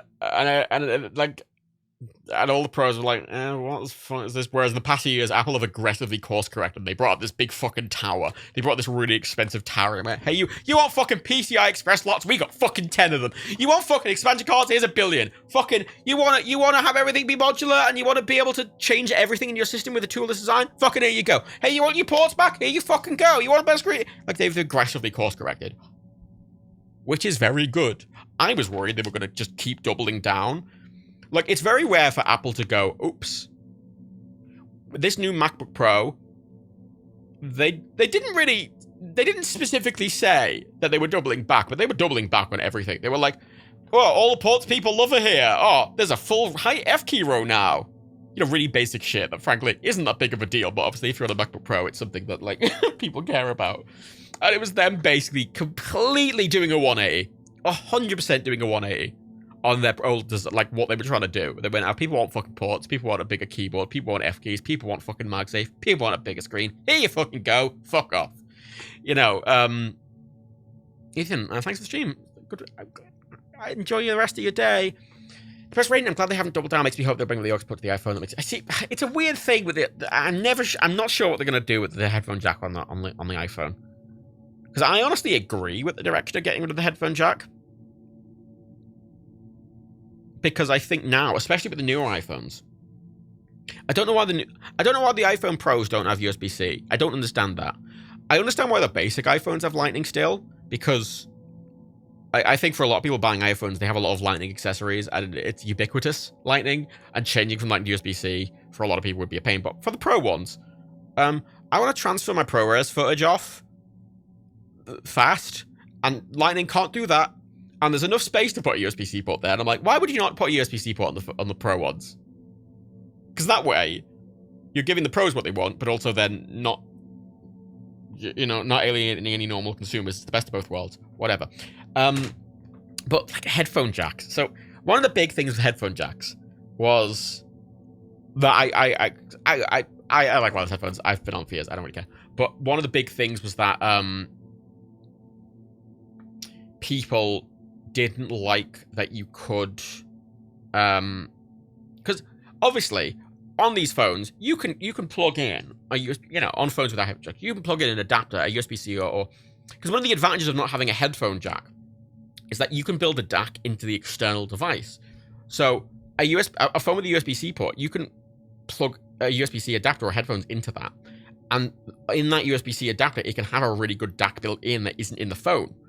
So you can run your really high quality headphones through that USB-C, and that's really good because I think it gives a bit more flexibility. Because you just build the DAC into the cable, which is really standard now, which I think is a good thing because it gives a bit more modularity. And dogged experience with like, I think that's a fine thing. But one of the big things I remember being with that is that a lot of people didn't like that you couldn't charge your phone with a cable while also have headphones plugged in at the same time without some ridiculous adapter. And I agree with that. I think getting a fucking USB-C pair of headphones, I think USB-C, like, I don't like Lightning, but I think like using USB-C for headphones is better. Because having a redundant port that takes up quite a lot of space, because headphone jacks take up quite a lot of space, I think is unnecessary when you could do the same thing for USB-C and it be more flexible. But I agree with not being able to charge at the same time. But MagSafe, I think, kind of solved that now as well. Because now I could have wired headphones plugged into my iPhone and also a MagSafe and be charging with a MagSafe charger on the back, both wired, and I could do both of them at once without using wireless headphones. Like MagSafe is amazing because you can just use it like a normal cable. I think MagSafe's amazing. I genuinely think it's great. I think it's a game changer. Because you use it, you just use it like wired charging, but it's got the flexibility of wireless charging, and you can just like stick your phone to things. I think it's great. So yeah, I can have MagSafe on the back and headphones plugged in if I wanted to. So at this point, especially with the iPhone, I don't know about Android, but especially on iPhone, I genuinely think a headphone jack would be really redundant to bring back now. Because even if you do want wired headphones, I think there's a perfectly good solution there that is fine. Because like you can get an adapter very cheap that's very good that will have and the adapter will have a better DAC in than the iPhone would have in if they brought it back. And headphone jacks take up a load of space. So I genuinely think at this point in time, I don't see them bringing back headphone jack because I genuinely think it's redundant. The ubiquity of wireless headphones as well is huge. A lot of people move to wireless headphones. And those on wired headphones, I genuinely think that I keep using USB-C. I hate Lightning. Give me USB-C, Apple. But I think USB-C adapter is actually a better solution. If you want to use nice headphones on your phone, I think that's a better solution. Even if you have to pay £10 for a dongle, I think it's a better experience because you'll get a better quality sound out of it, and it means you don't have space taken up in the phone by something you might not need. But on laptops and stuff, yeah, give me a fucking like, iPhones are, space conscious. There's that interesting thing with the new iMac, the new 24-inch iMac, where they couldn't put a headphone jack on the front, because the system is so thin that a headphone jack is longer than the depth of the system. Like, if you plugged a headphone jack in from the front, it would actually come out the back of the system, so they couldn't. So they had to put it on the side, which I think is really funny. Definitely, but now I have a shit dongle at the end of headphones. I don't want that. I agree that's not an optimal solution, but I think that's more the responsibility of headphone manufacturers. I don't know. I'm always of the opinion, right? I think I think the way headphones are designed, the headphone cable design need to fundamentally change. Like, I've got Pro headphones, so there's a cable that plugs into the headphones itself, so I can replace the entire cable. You know, because when Apple brought out, then they got rid of the headphone jack, they bundled the device with lightning headphones. It was just a normal pair of headphones, but instead of a headphone jack, it had a lightning port at the end. So there was no adapter. It just plugged in with a different port, and I thought that was fine. And I think going forward, especially because everywhere's standardizing USB-C, it'd be great to be able to just buy headphones with a USB-C port on the end instead of a headphone jack, and let you replace the cable. Because then, if you wanted, I think that'd be, yeah, but Derpy, I'm talking about higher end headphones. I'm not talking about cheap things. If you're buying a £200 pair of headphones, the cost of putting a DAC in the fucking donkey, it's going to add $5-10 to the price. You know, and that's where people care about that shit.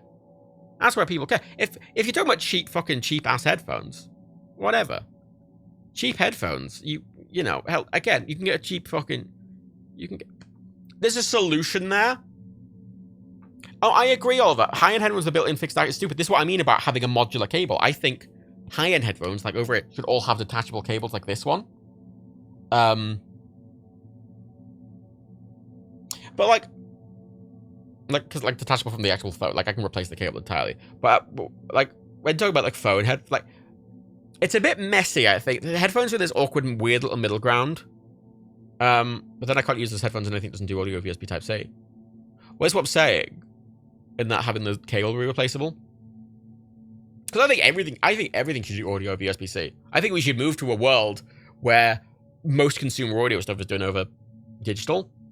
Because on the Pro end, you're always going to want these big DACs. Like, I've got a big wide headphone with a big DAC and a big chunky port. And I think on the Pro end, you'd never ever want to move away from that. But on the base consumer end, because I'm talking about a base consumer end, just a normal everyday consumer just carrying a pair of headphones around that is only plugging their pair of headphones into one or two devices. And you could and USB-C is being so standardized now that that's a feasible thing. Because I agree, adapters are annoying, but I'd say for Pro headphones, but I'm talking about consumer stuff. Because headphones in this weird little area where because most technology aggressively it swaps something out for a new thing, but sound and headphones especially can't really do that because there's definitely new technology, but it's different. It can't replace it. It can replace it in certain applications, but not always.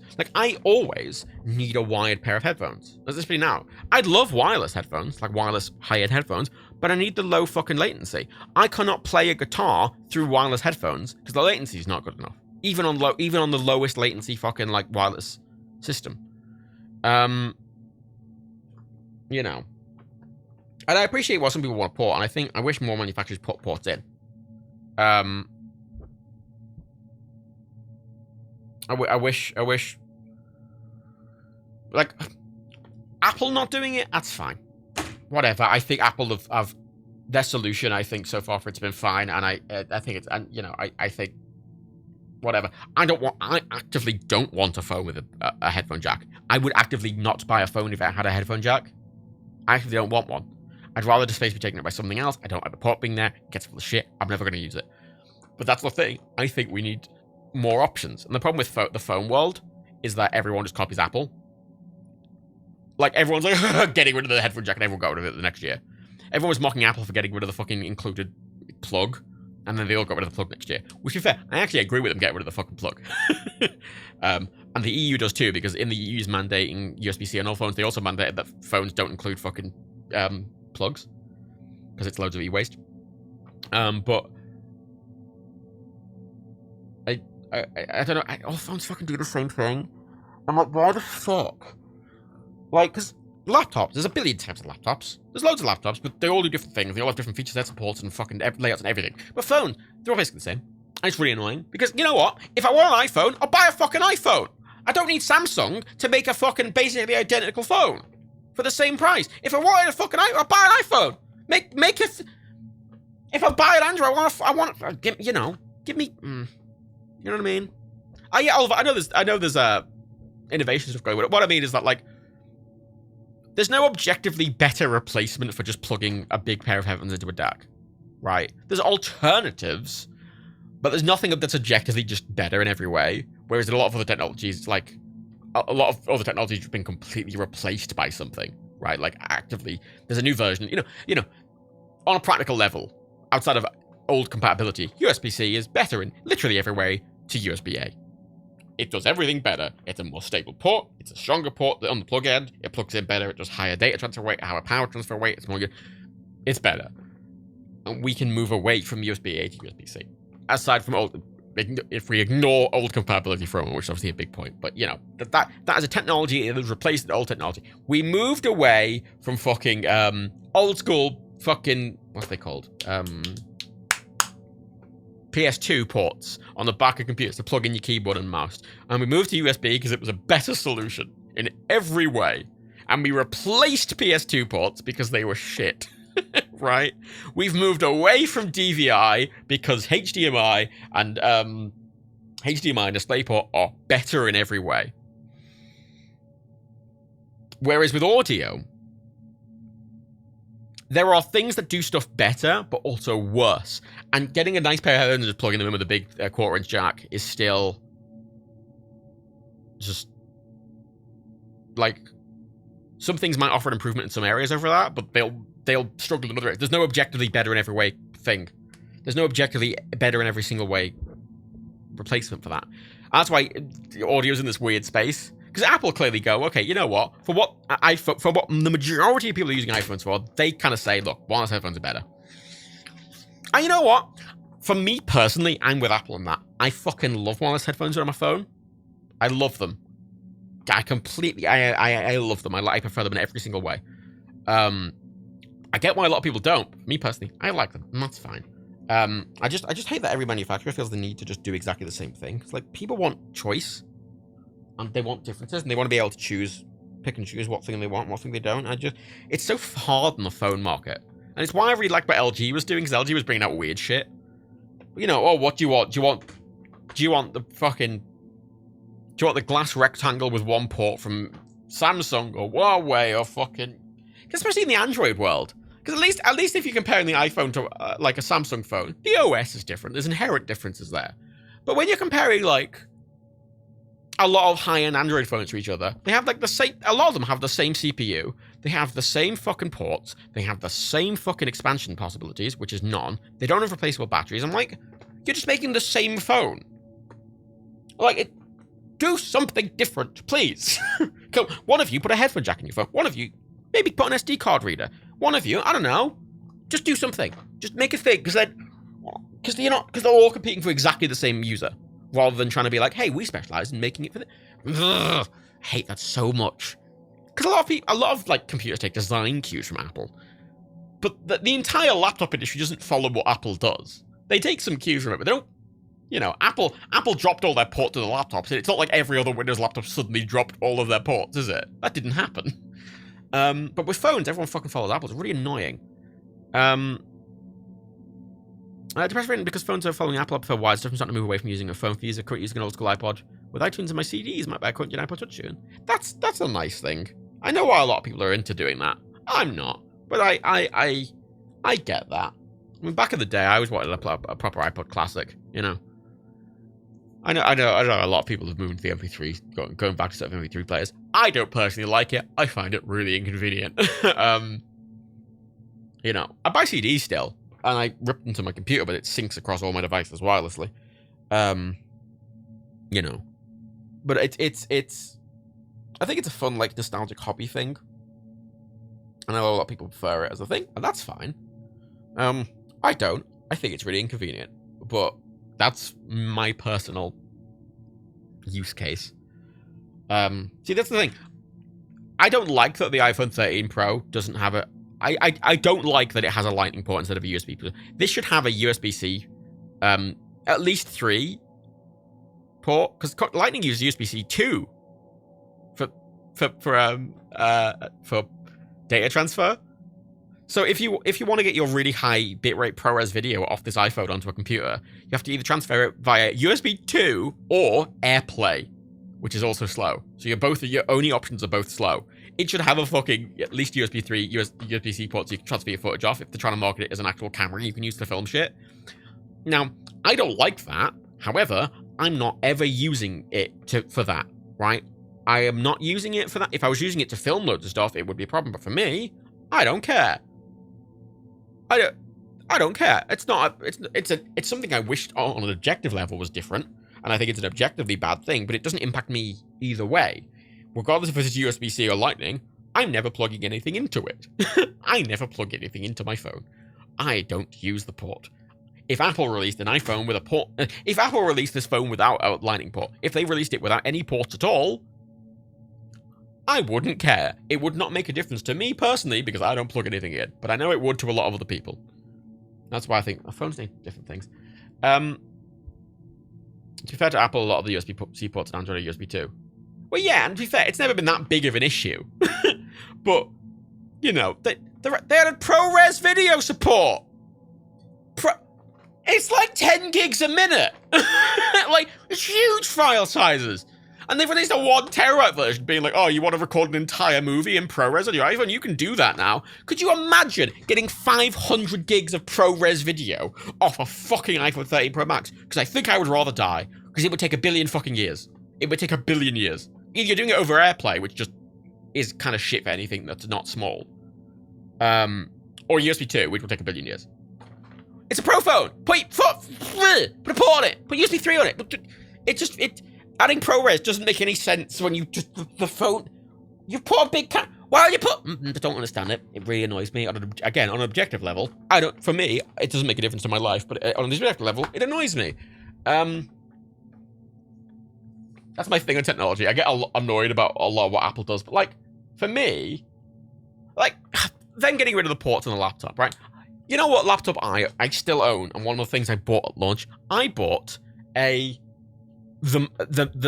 first MacBook they brought out with USB-C. The one that they brought out and went, okay, it's got 2 ports on. It's got 1 USB-C port and a headphone jack, and that's the only port it's got. It was the first MacBook they did it on. It's before they had USB-C on the iPad. It was the first thing they ever brought out with USB-C charger on it. Right? That's it. I bought that when it released.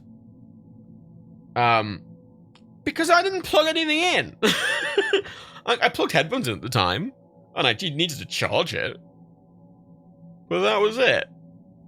You know, the rare time I needed to plug a USB, like a thumb drive in or something like that, I just got a USB-C thumb drive. You know, the ones that has 2 connectors. I just got one of those, and I barely used it anyway. Like I never plugged it. So for me, I don't really care. But I know a lot of people do. So like, you know. This is the thing. This is why I like Apple stuff. Because from my personal use case, it always fits in quite well. Even if they do stuff that I think is not an objectively good idea, but for me, it's usually pretty decent. You know. So. Oh, Baker, I don't spend enough on headphones to get latency Bluetooth. I cannot watch YouTube on my phone wireless. That's interesting. So, as far as I know, on the iPhone and stuff,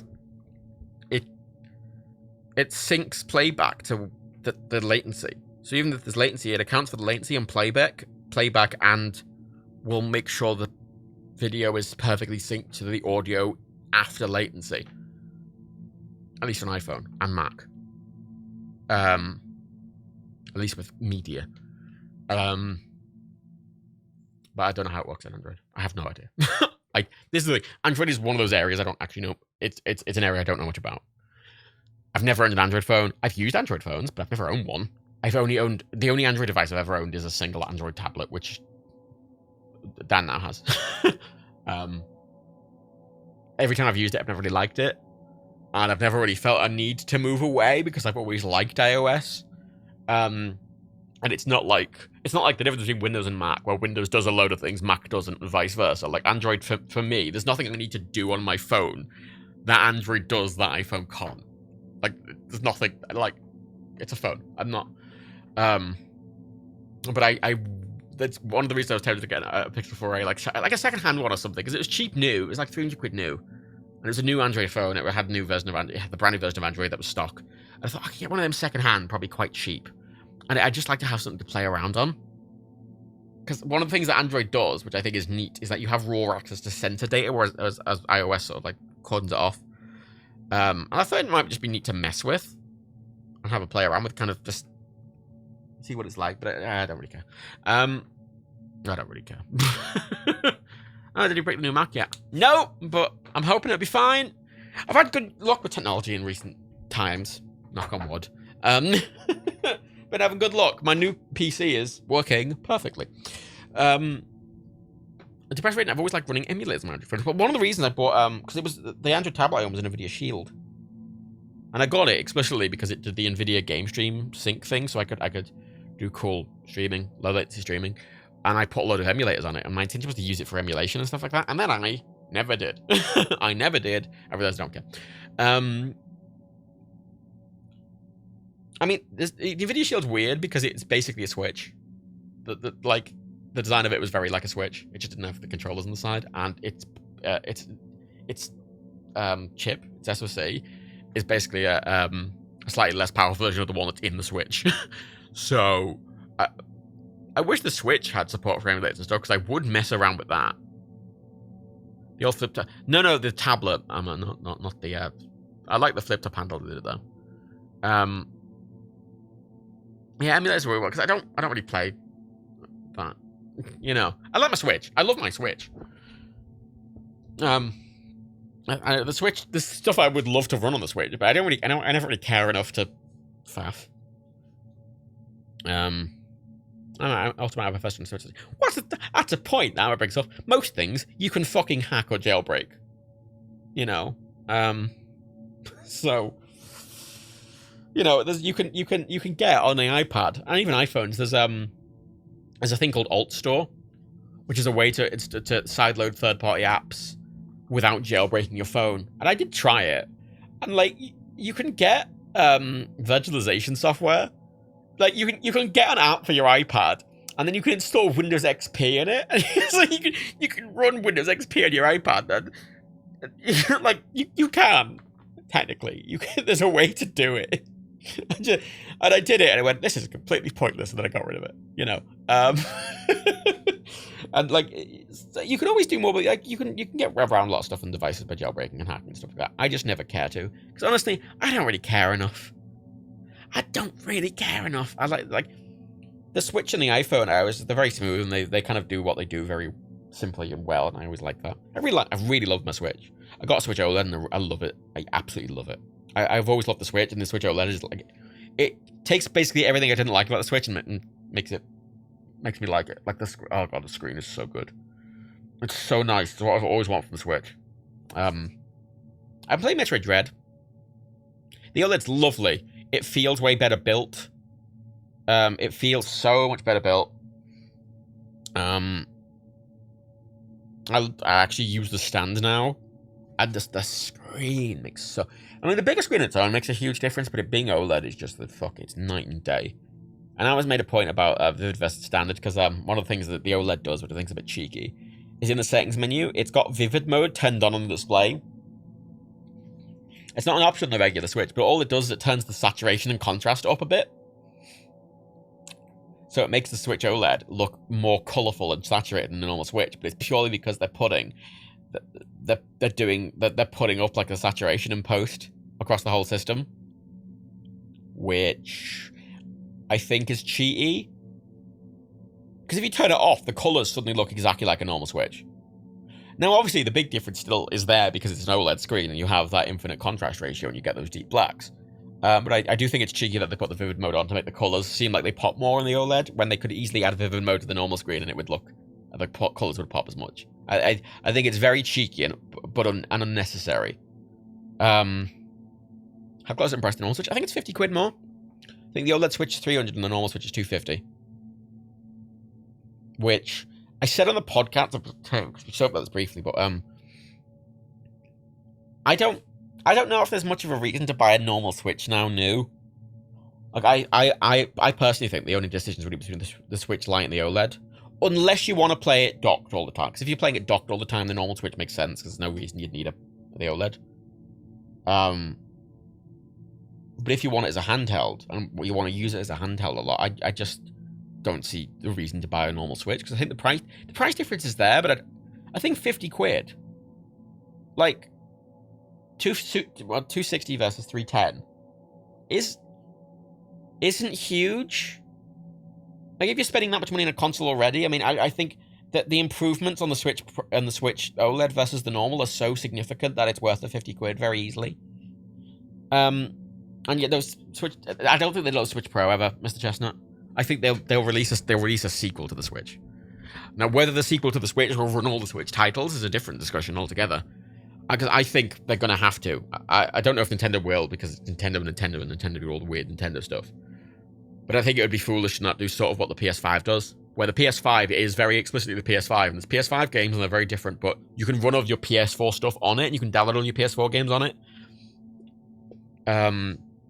I think that's what Nintendo should do, because the Switch needing more power thing, I agree, is a thing, but I'm glad they didn't give more. I'm glad they're not doing a Switch Pro. I'd rather them do a Switch 2, because if they do a Switch Pro and it's just like a version of an existing console, suddenly every game made for that console is trying to hit the Switch Pro, and then it makes normal games of the Switch suffer, and it makes the usability worse. I mean, you saw that on the original PS4 and Xbox One, where once the Pro came out, and especially on the Xbox with the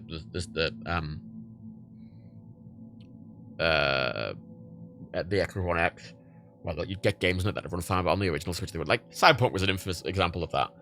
But on the Switch, I would rather them just segment it properly with a whole new console. And it'd be like, look, this is the second gen. Games built for this second gen won't work on the original Switch, but there's back compatibility. I think that's the better way to do it. I think it's cleaner, and I think it doesn't segment the audience as much. And I think it should have backwards compatibility. I think it should, because I think they need to be able to go, this is an upgrade to your Switch, not a replacement. Because I don't want to replace my Switch, right? I've got 200 games on the fucking thing. I don't want to replace it. I want an upgrade to it, which is what the OLED's for. Because the power's still a problem on it. Like, games still lag. That's my biggest problem. And I don't actually mind that a lot of games look fucking muddy and awkward on the Switch. I'd like them to look nicer, but I don't really care that much. Because the beauty of the Switch, I think, is just it's so nice to use that I just enjoy playing games in it. Like, I've been playing Hot Wheels Unleashed on it, and Hot Wheels Unleashed on it versus the PC, it looks like a potato. I don't really care. It's a race game. I'm having fun playing it. I enjoy playing games on the Switch. I like the form factor a lot.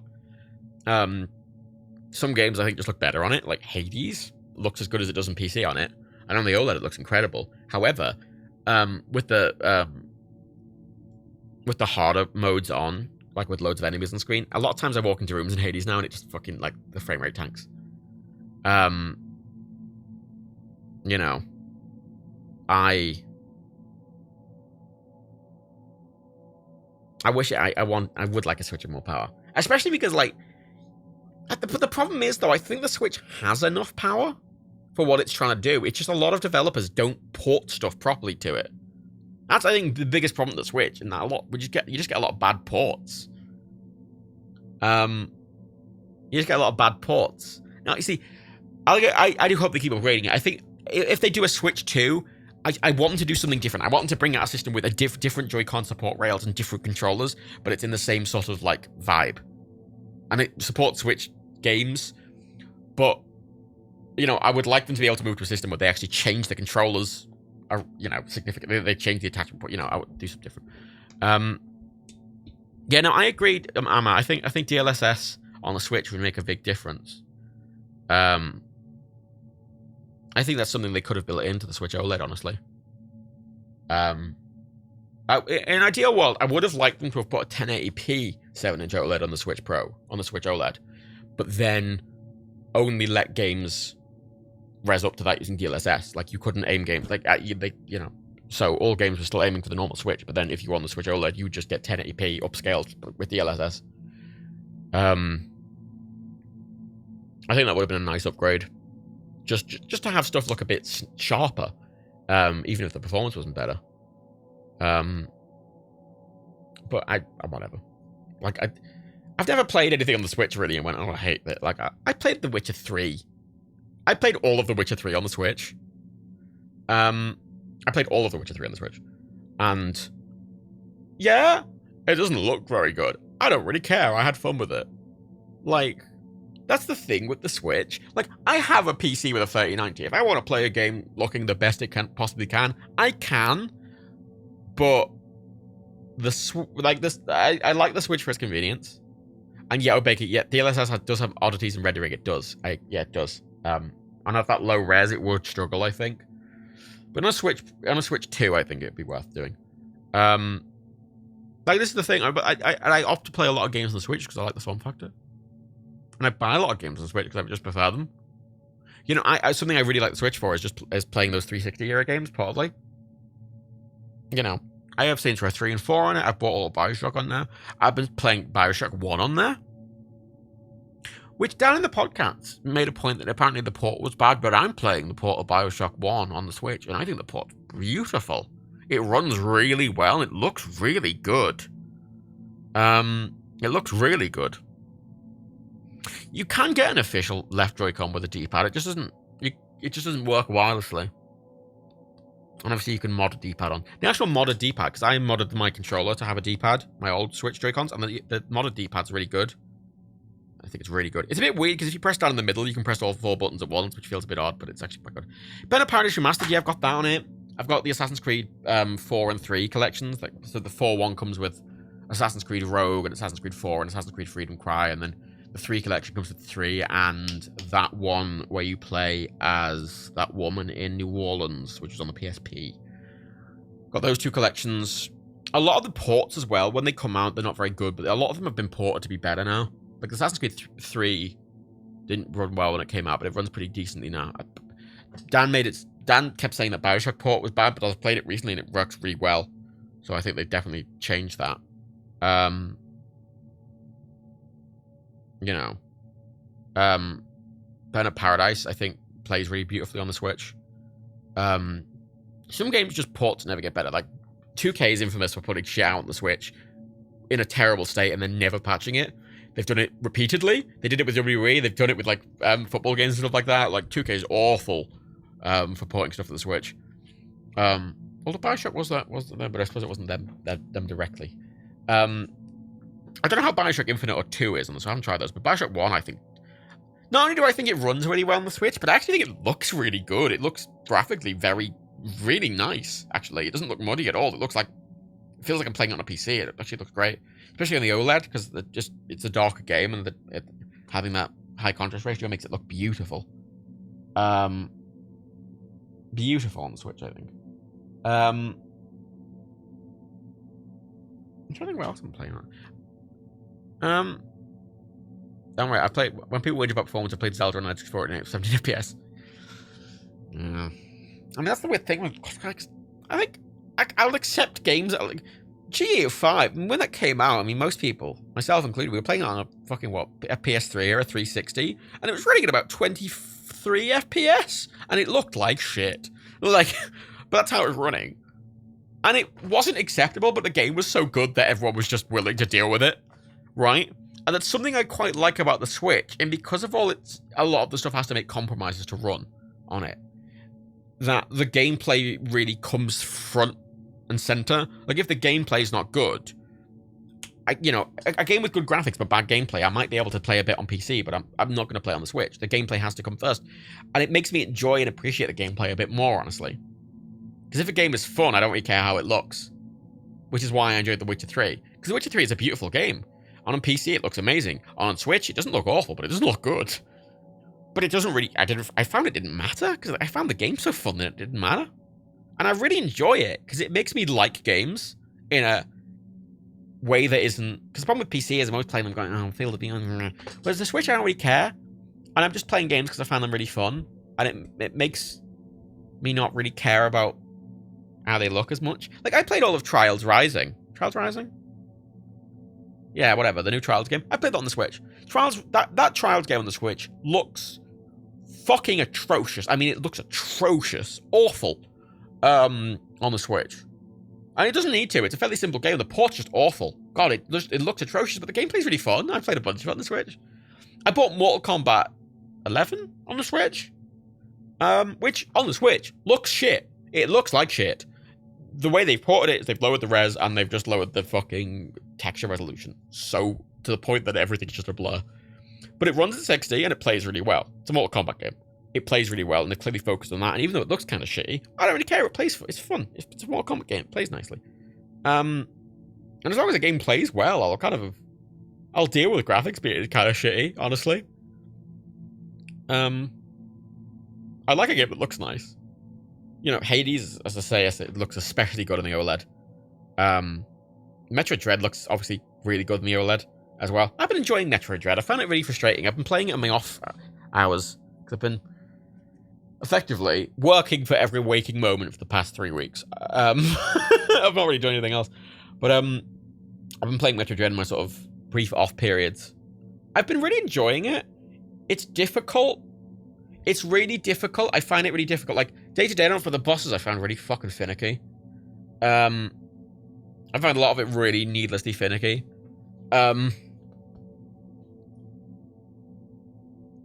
Like, a lot of the bosses do stuff that... It's very much a game where everything that the bosses telegraph, you have to remember when you die to do it again. A lot of it's trial and error. You have to keep dying and learning what the boss is doing to keep doing it. It's very old school in its boss level design, and I honestly don't really like that. I don't really like that design. I think it's very old school, and I think we have more refined game design now that would work better for the bosses that it isn't. So I don't think it's Dark Souls now. No, it's old. I'm not comparing it to Dark Souls. It's an old school. The boss fights are very old school. And I think for worse. I think they're just frustrating. I don't think they're fun. I think they're bullshit. And, like, beating them feels like, yeah, I finally got through, but it doesn't feel like I've accomplished it. Like, no, I wouldn't even say it's more puzzly. It's just bullshit. Like, there's a boss I was fighting, and, like, you have to, like, shoot its head a bunch when it opens its mouth. Then you drop down, you have to shoot its belly button. Then you, like, get up on a thing, and it like a lift, and it brings you up to its mouth. And I'm shooting in the mouth, and then it just sort of, like, very quickly, like, within a second, pulls back its arm and just hits me and kills me, insta-kills me. And it did this insta-kill attack within, like, a second. And there's no telegraphing, it just hits you. And you die, and I'm like, oh. And you just have to remember it's going to do that next time. And I just found that really frustrating, and it wasn't very rewarding, because it didn't feel like I was winning it based on skill. It just felt like I was winning it because I was memorizing what it was doing. And I didn't really enjoy it. And I think it could have had the old school feel without being kind of bullshit. I kind of find that frustrating. Because I feel like it comes down to memory more than... I also find that the I got all the collectibles. I've got all but one single collectible because some of the controls are annoyingly finicky. Especially because they've kind of bound like 7 different controls to B. And for some of these like collectibles, you need to do a really specific set of movements and like platforming to do. And I find the controls to be a lot of the time so inconsistent to the point that I can't do stuff, and I find it really frustrating. You're having to do stuff repeatedly, exactly the same way, and you could do the same thing 3 times and it'll do something different every time. Because I don't think the control scheme's consistent. I think it just slightly changed what it does. There's one where you have to like run. There's a speed boost in it, and you have to get a run up. So you have to click in the left stick, and it kind of activates these boosters, but you have to run for a set like length before it actually kicks in. And then once it kicks in, you can push down on the left stick to like and it charges this like Skrill strike or whatever, and you glow purple, and then it lasts for like, I don't know, 5-10 seconds, and then while you've still got the purple glow, you can press B, and then you can point your analog stick in a direction, and you'll kind of boost in that direction. There's a lot of like these blocks that you need to break while having the speed thing on, and you can activate it in midair. But when you're in midair, B also acts as jump. And later in the game, you get like a double jump and like a triple jump, and you can just jump forever. So if you're in the middle of the air and you press B, sometimes it'll do the strike. Sometimes it'll just jump again. Sometimes it'll do a roll. Sometimes it'll go into a bull. And I'm like, there's one where I had to like run, activate the speed thing, wall jump off a wall, go into like a ground slide through a big thing, activate the skrill thing, go back into it in the ball mode, add a bomb, let the bomb explode to break the thing, then go directly up. However, you can't activate the skrill charged speed thing or whatever when you're in ball mode. And when you go into this tunnel thing, half the time it would activate ball mode instead of just sliding through.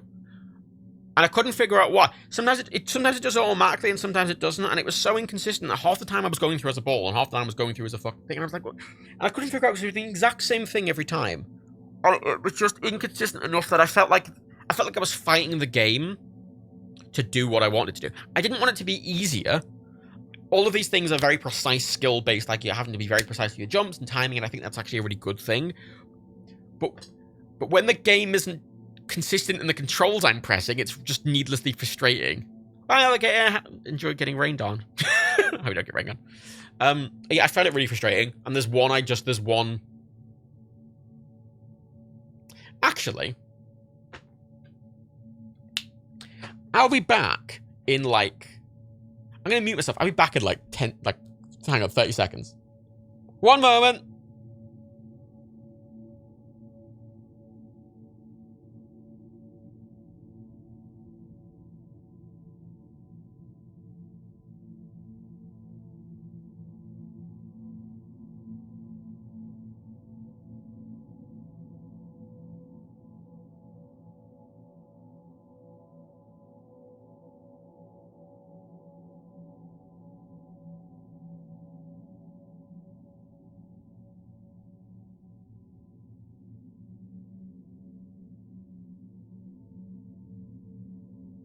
Hello, I've returned. I figured. I'm talking about it. You know what I could do instead?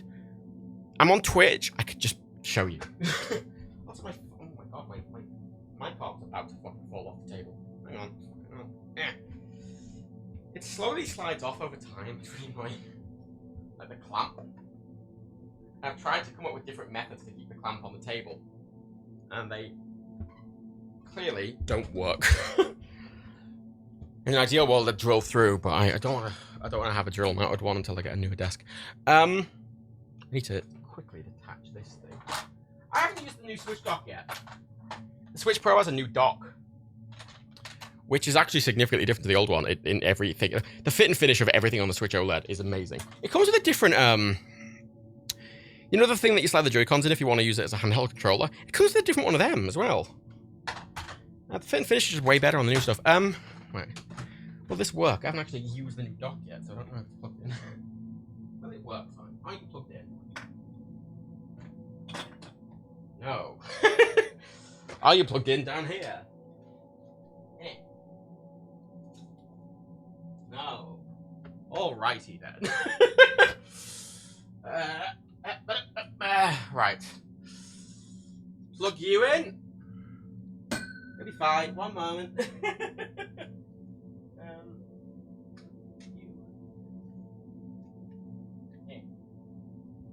I've unplugged my smoke coaster, so I'm not using it right now, and at some point I'm going to bring coffee up my smoke's to the back. I'm going to be very annoyed if past me for not plugging it back in.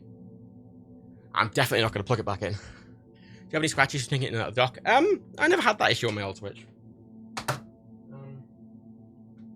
Thing is, though, I never use it in dock mode that much.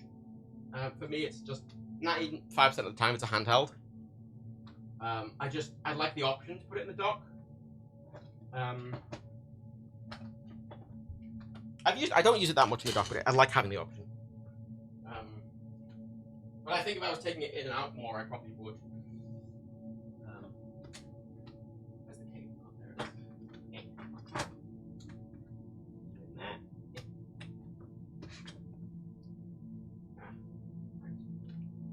The new dock's a bit weird. The backing on it clips off. It's not a little hinged door anymore. It just clips off. It's way better built though. The entire bottom's rubberized. The inside has like there's a lot of textured plastics in there and like nice just finishing details, and it's got a lot of nice little touches, I think. Right, let's see if this works. And I'll show you a little bit of Metroid Dread. Or actually, I'll try and do the one thing I can't do. I haven't put you in a dock yet. How are you gonna fit?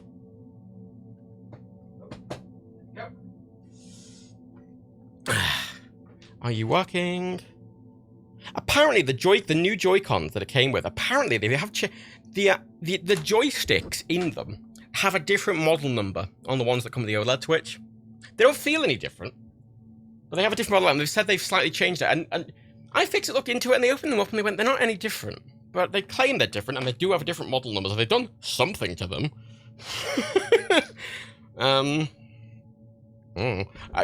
I took I got the black one it came with the blue and red, the old school blue and red Joy-Cons. I put them on my old Switch. I'm going to sell my old Switch with those new Joy-Cons on. So when I sell my old Switch, it's with new Joy-Cons, which are brand new, so they don't have any Joy-Con drift, and I'm going to sell it with the SD card in as well, with the 200 gig one. So it's a proper setup Switch. I bought new red Joy-Cons for myself.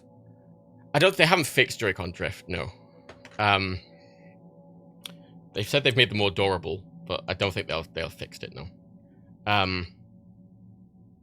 No. They said they'd be slightly more durable, so. Dunno. Sell yours to me. I mean, if you want it, Derpy. Oh, it looks a lot worse on my display. Fine, whatever. I'm gonna press this button. Will that work? No, because I haven't got the thing set. There it is. Oh, why is it so big? Why is it that? What the fuck?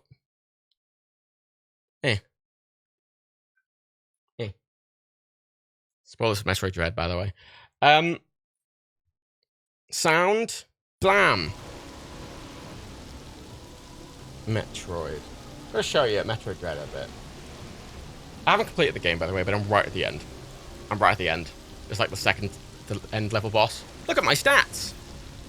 You get like this infinite jump. Well, it's timed based, so when you jump the first time, you can't just press B immediately. If you press B immediately, you won't do it. You have to like wait and then press it. I also got this purple thing that goes to Metroid in it.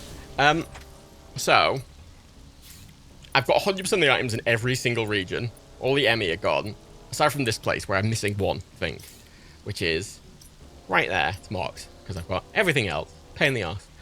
I'm going to show you it because I'm not normally a completionist, but in a game like this, it's nice getting 100%, especially in a Metroid game. I was going to say a Metroidvania. It's a Metroid game. It's nice getting everything to make yourself stronger. And I'm not worried about getting hit anymore because I have like 1 billion health. Come on, Samus. There is also a slight input lag with this, and this is very much a game about input, so I'm definitely going to fail doing a lot of stuff. Here we go. I like my purpley suit. I've never played any Metroid Prime games. I played the original Metroid. I don't know if I ever completed the original Metroid, but I've played it quite a bit. This is the first like proper Metroid game I've ever like finished. Well, almost. I don't want to finish it until I've got this last bit thing. Also, the boss I was fighting was really annoying me last night, so I stopped. It's really frustrating. You know those bosses that like it hits you once and it gets rid of like 3/4 of your health? If it just like grazes you very slightly and then it takes you like 60 billion hits to like even damage it once. It's one of those bosses and I find it really frustrating. I need to go to the green teleport, which is there. Oh. I really enjoy it. It's very pretty. It's a very pretty game. It looks amazing on the OLED Switch in handheld mode. Runs at a nice 60. It's solid 60 as well.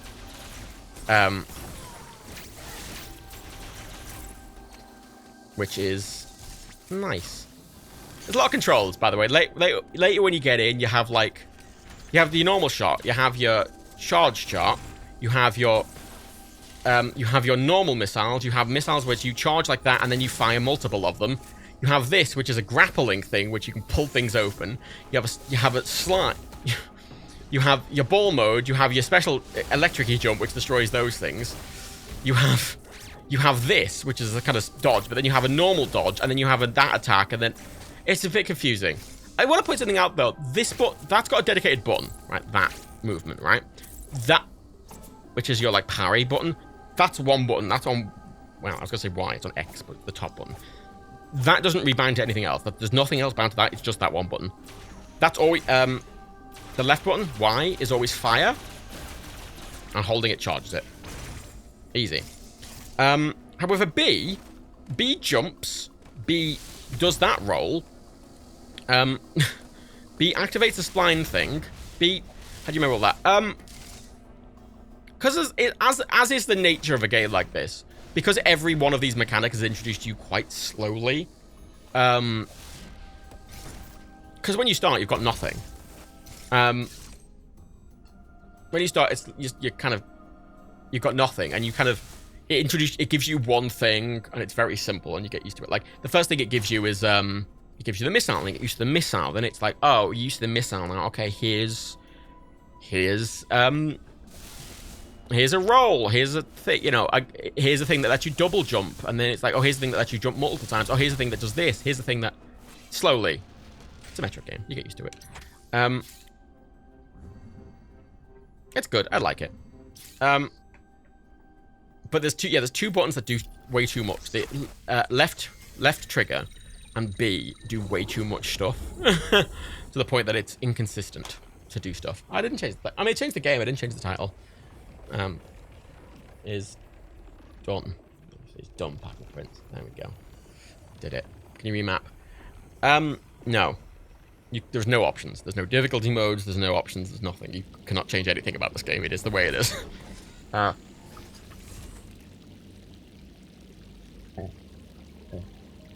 Yeah, right. So, I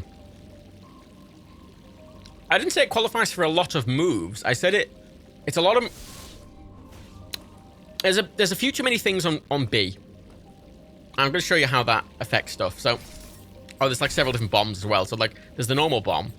If I hold R in, and I charge it fully, then I become a super bomb, which does that. If I hold R in for a bit but not fully, and then press V, it adds that bomb. Again, it's a bit. They combine a lot of button. They combine a lot of things to one button. It's a little, sometimes a bit much. Was I going down here? I was going down here. So I need to show you what I need to do. I'm going to show you what I need to do here, right? So there's a. I'll go up and demonstrate, because as far as I can tell, this seems to be the. I didn't look up a guide for this game. However, after several attempts trying to do this one, I looked up a guide just to check if I wasn't missing something ridiculous, and I'm not. I was doing it correctly. It's just really hard. Is there a place I can even demonstrate this properly? No. Actually, like, controls-wise, like, there's no controls. You can't rebind anything. Like, right, let's go in here, right, so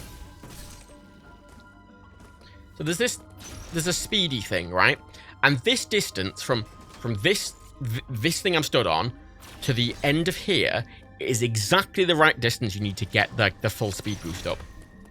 So what you're supposed to do here is get right on the edge, speed through, down at the end. Now I've got the special speed boost charge. Then I've got to go through here, shoot while firing.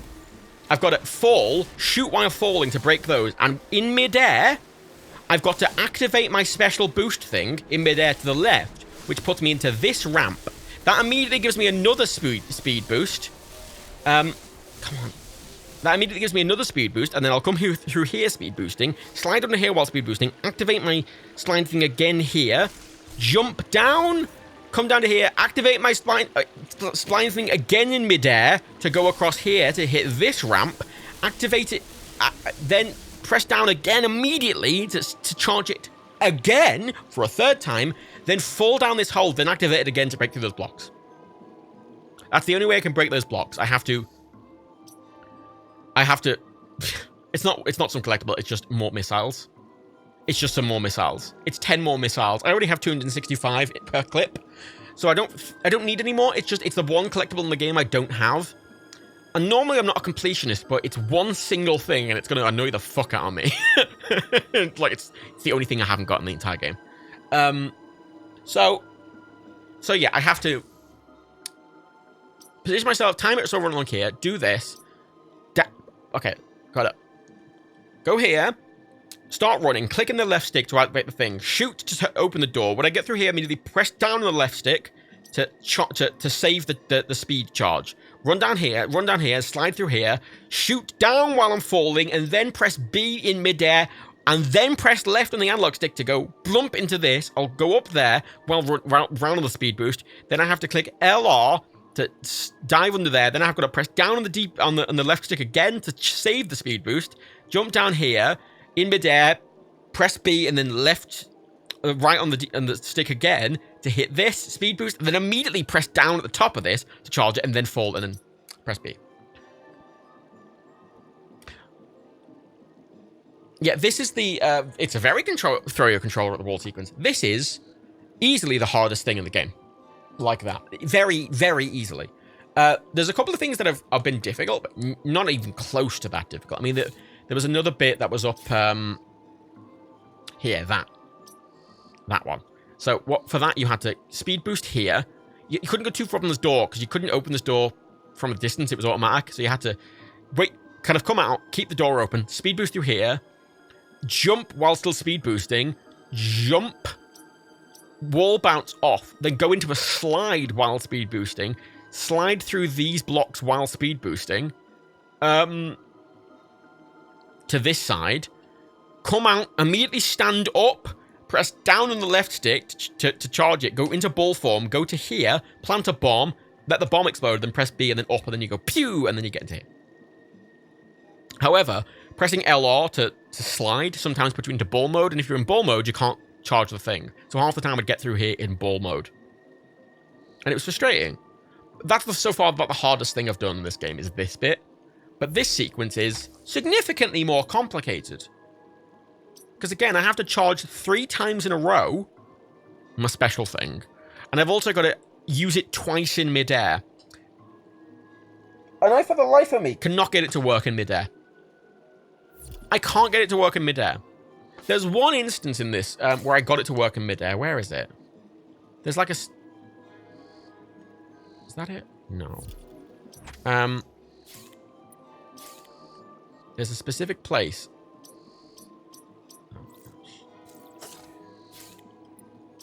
Maybe not good enough.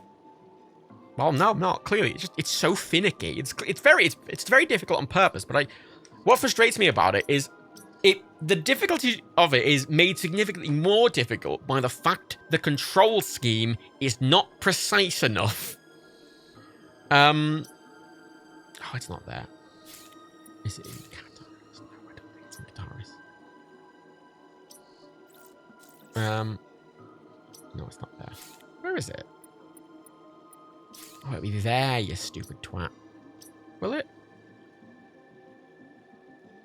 Where the fuck is this thing I'm remembering? Am I going insane? It's near the bottom. It's near like a safe room. Is it in the map I'm currently in? Because it might be. No. My point is, there's a bit where you need to use the speedy boost thing in midair, and I could not get it to work consistently, and I was getting really, really frustrated. I was getting really frustrated at it because it just wasn't working. Because in midair, you have to press B to use it. Actually, I'm going to go to a place and hopefully show you it working.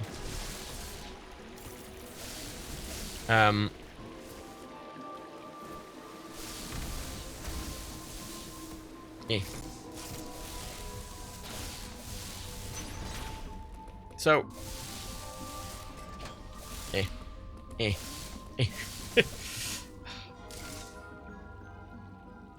Play. No. Charge fully, then we do it. Now it's broken all those, I can get out.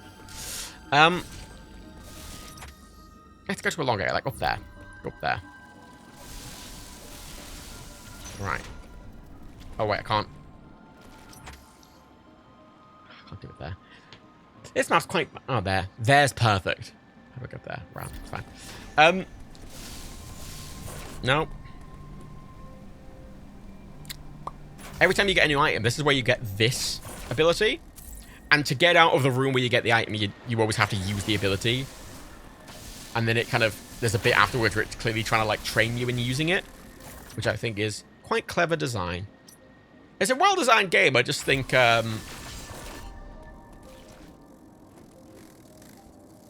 And the I wouldn't call them imprecise controls, but the inconsistencies with the control scheme only really come up with trying to do this really specific stuff.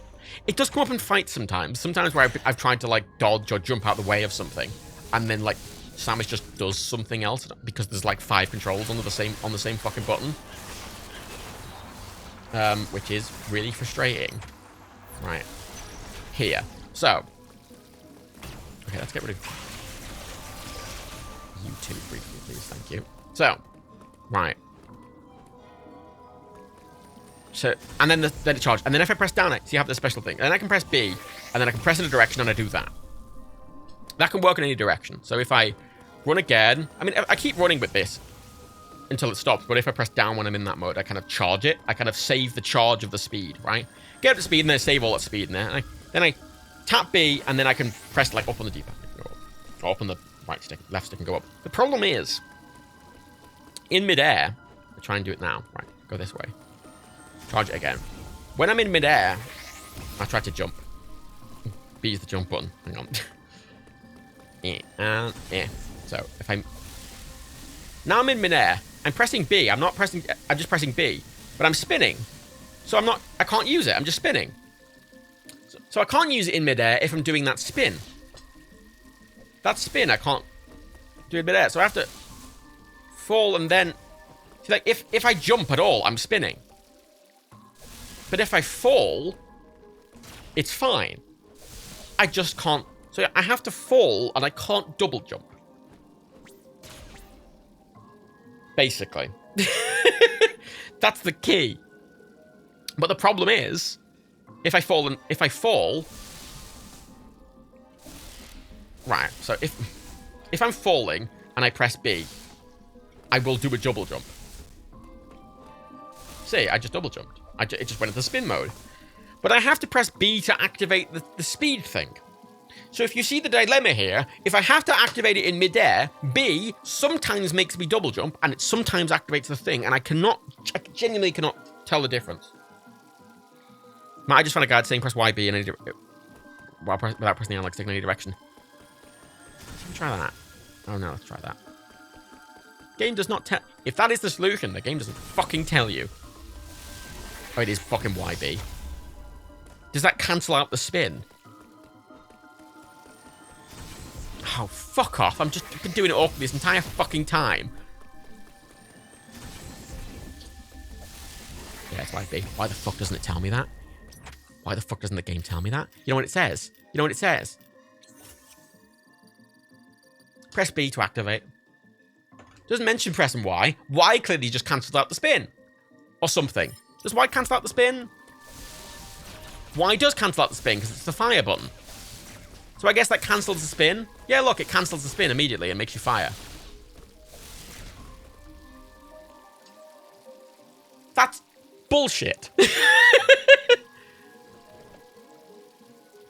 problem is when you're falling, you have to aim down as well to shoot the things below you. And you can do it like, as I'm running around now and I move the analog stick, you see I am aiming while running. But if I want to aim precisely, I have to hold in left stick, or left bumper, and then I can just aim anywhere, but I can't move. Now I've got this thing, you see these bullets go through walls, so I can shoot the thing through the wall.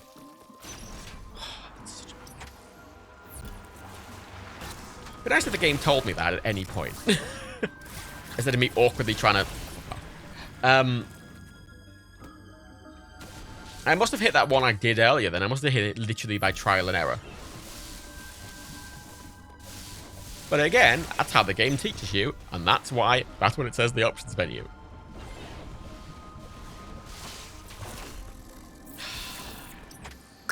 This is what I mean about it having a fucking frustrating control system.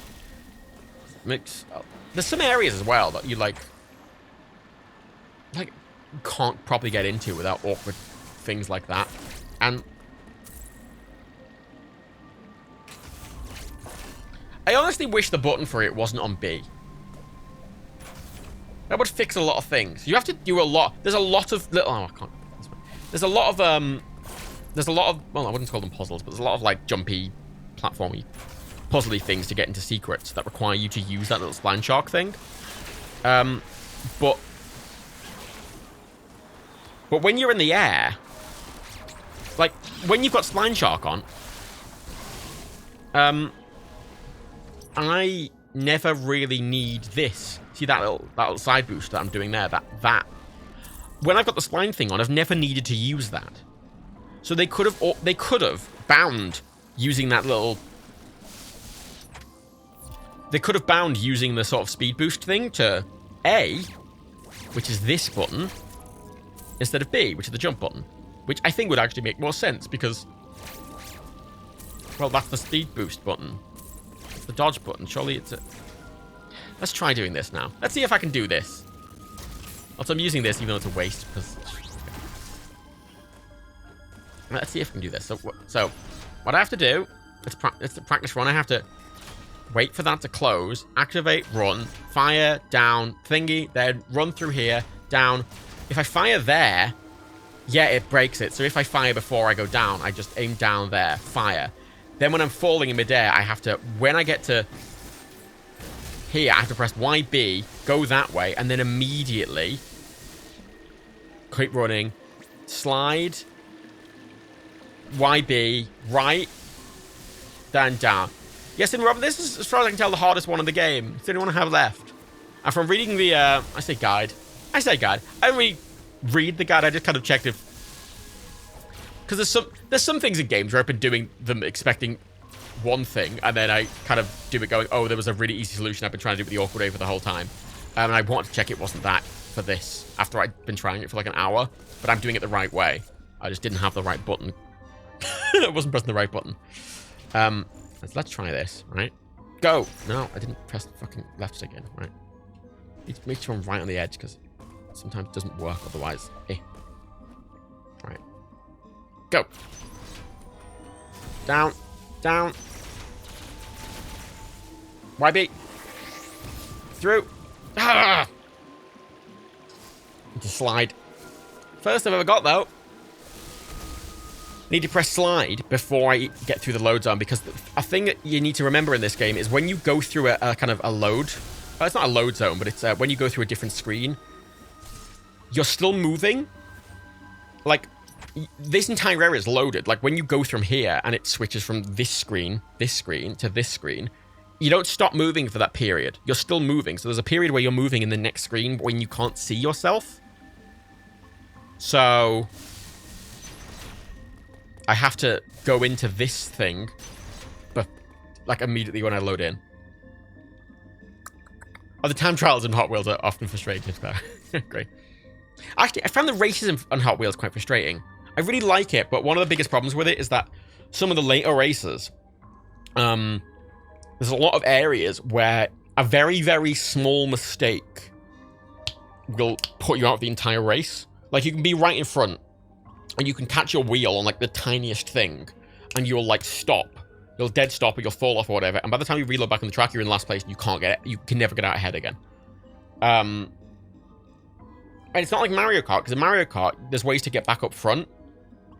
But in Hot Wheels, there isn't. Like, if that happens, and if you've done a lap of a race and you make this tiny little mistake, or something freaks out, if there's a little physics bug or something, I will just restart the race because you cannot recover at all, which I think is really, really frustrating.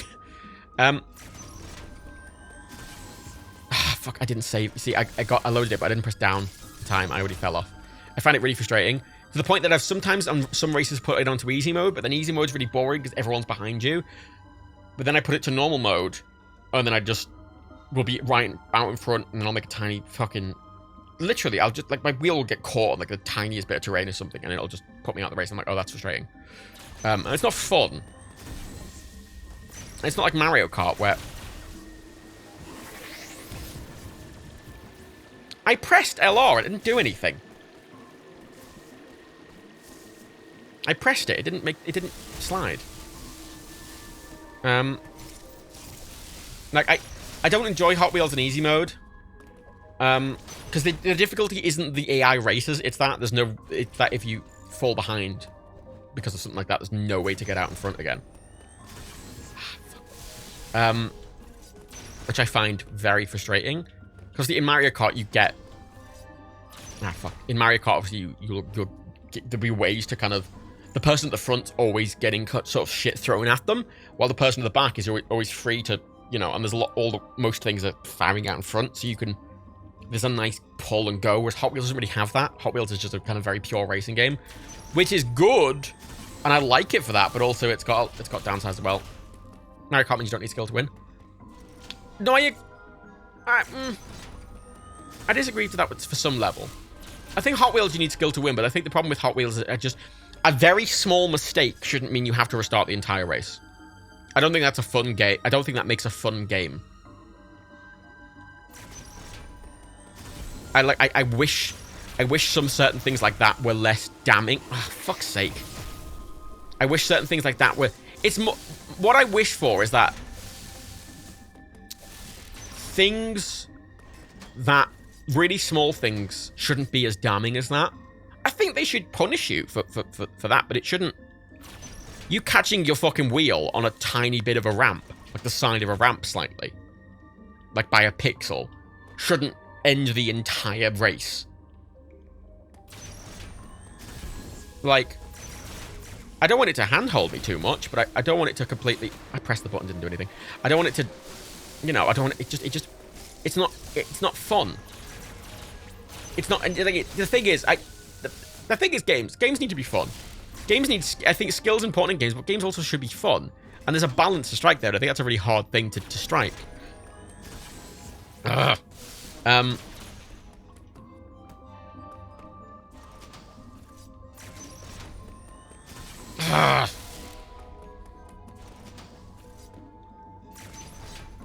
I wasn't even doing the thing. See, what I like about Metroid is most of the... Aside from the bosses, all of this difficult, awkward platforming is optional. Like, all of this is extra shit. Like, this is a random collectible that I do not need. But I'm just completioning it.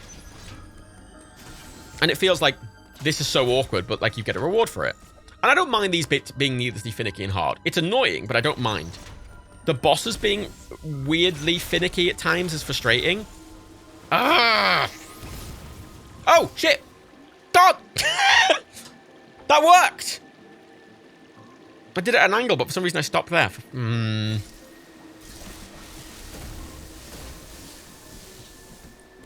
What's annoying is there's 2 bits after this. Like, it's not that I just have to do that. It's not that, like, getting through that bit is the first stage, then this is the second, then this is the third, then that's the fourth, and that's the fifth. Like, there's 5 steps to this. Well, 6 if you count the start bit.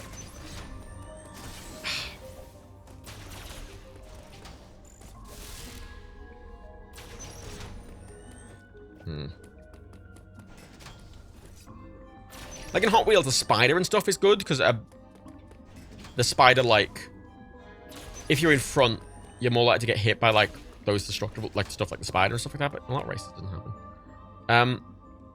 Wouldn't be a Metro game with a long span shark puzzles to get 9 you don't even need. I mean, yeah. As I say, I wouldn't care so much. It's just 100, 100, 100, 100, 100, 100.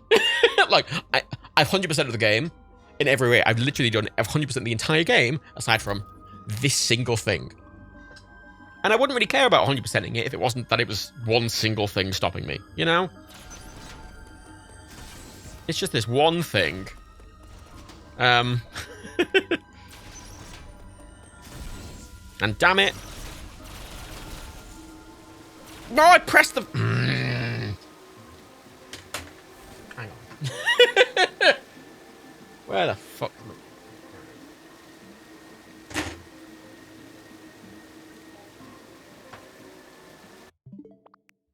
Oh.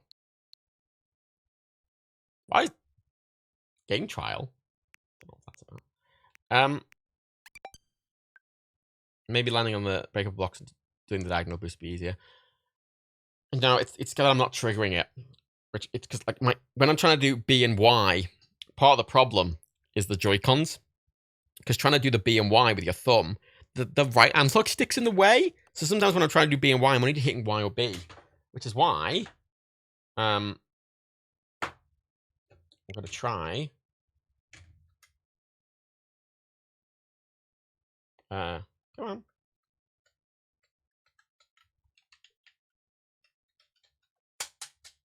Hello? Hello? Hello? Oh, do I have to I have to repair it. Hang on. I was trying to move to the Switch Pro controller. I have to repair it. Come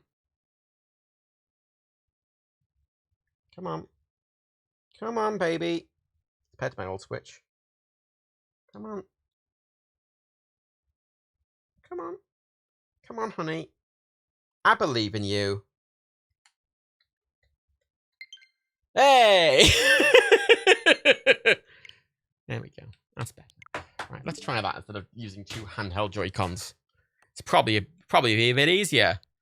Ooh, you can see all the games I've been trying. By the way, the Switch Download Manager, when you try and download a bunch of games, is the worst thing. It's the worst thing, and I hate it.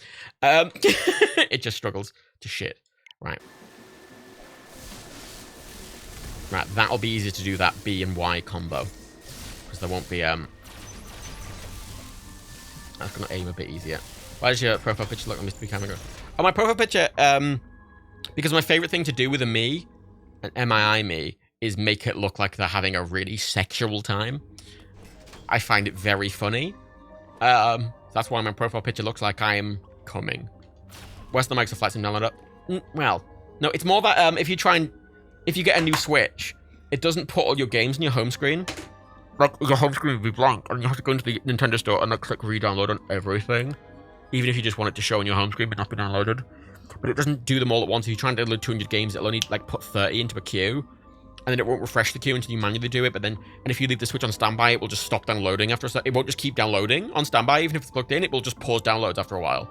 So you have to keep poking it to make sure it's keeping downloading. It took literally 4 days to re-download my 300 gigs of games. Which, on my, like, from an internet perspective, I could download 300 gigs of games in, like, I don't know, 40 minutes on my PC. Whereas on the Switch, I just have to keep poking it. Just trying to re-download everything. That never happened to me, the stop downloading thing. That's interesting. I don't know why it did it for me. It just would pause downloads. You'd never try to download 3 at once. Oh, I was trying to download hundreds. Well, that's the thing. When I say pausing downloads, it would download a few and then... Oh. I don't know why I stopped there. It would download a few. It would download like 3 or 4 games and then just pause. That was the problem. It wasn't pausing in the middle of a download. It was pausing in the queue. I tell it to download 10 games, it'd go okay, and then it would download 3 of the games, and then it would just pause. And it wouldn't do anything until I turned it on, pressed A on a download, click prioritize download, and then it'd start downloading again. And then I'd have to keep doing that. Like, repeat. I'd have to keep poking it. It was so annoying. And I wouldn't even mind so much if it wasn't like, I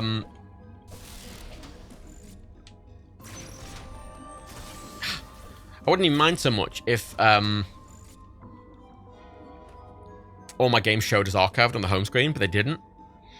So, even if I wanted a game to just appear on my home screen but not be downloaded, I still had to put it in the download manager, and then click archive it. It was a real pain in the fucking arse. It was a right pain. Hated it. It was the worst thing. Because I assumed when I got the new Switch, because I transferred all my data, I assumed it would also transfer my list of games on my home screen. And, you know, what was archived and what wasn't. Or something, but no, it doesn't. There's also an annoying thing on it in that, and I'm glad I checked. I just didn't do it properly that time. I'm glad I checked, because, when you transfer your save data, it transfers literally all your save data off your Switch, aside from your Animal Crossing save. And I don't play Animal Crossing anymore, but I want to keep my saves. Turns out you have to, if you want to transfer your Animal Crossing save, you have to download a separate game from the eShop called Animal Crossing Island Transfer on both systems. and put them near each other, and then run it on both systems, and go through this very complicated process to transfer your island from one system to another. Which is annoying, because... And I'm glad I checked.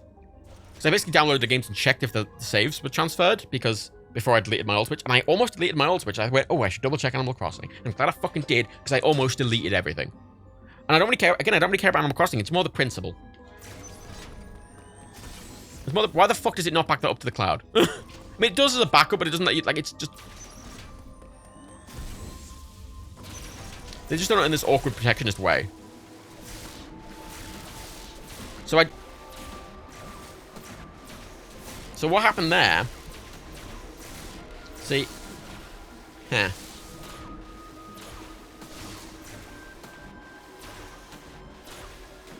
See, if I don't press Y and B at exactly the same time, she'll just fire. If I press them at even a millisecond apart, one overrides the other. So B will always try and jump, and Y will always try and fire. And by default, it won't try and do the fucking spline shock. God, that's not it being difficult. That's a problem with its control scheme, which I hate. It's not to do with the size, because the save data is shared. Well, yeah, that's the thing. So Animal Crossing on a Switch, right? Your user data, like the save is not a per user save. It's your island exists on the console globally, right? Anyone on the console, any user on the console, if they open Animal Crossing, they'll be on the one island. It's the island is the console's island, not the user's island. So that's why it's transferred differently. But again, it doesn't make that really obvious. Like, I transferred all my data, and at no point did the Switch go... It didn't come up with a little notification going, hello, I noticed you've got an Animal Crossing island on your Switch. Would you like to transfer it? If so, you need to do it this way. It didn't say. It didn't mention I needed to do that. I had to go and check, and if I hadn't have checked, I would have deleted my entire Animal Crossing save. And it knows that the save was on the console. It was transferring it to a new console. The save was on the system, and at no point did the system mention it. Why? Mention it, just say. Just go, hello. Hello. Just literally say, have you transferred all your data aside from your Animal Crossing island? To see more info, go to this website or something. At the bare minimum, just tell me you haven't transferred it. Don't say, I've transferred everything. Would you like to delete your system data? Literally. Such a piss, right? Is that the card save shit? I know. And Nintendo's like, oh no, people might transfer their saves amongst each other. I'm like, so the fuck what? Like, they seem to be worried about, like, someone transferring their Animal Crossing island to a friend. Like, I don't care, Nintendo. Stop worrying. If someone does that, oh well. Like, they don't care if you fuck it. You can put the time a day ahead, and it will just go, yeah, all right. But no, if you try and transfer your island to someone else, no, that's bad. People might have fun in their own way with a game they bought. Could you imagine? God.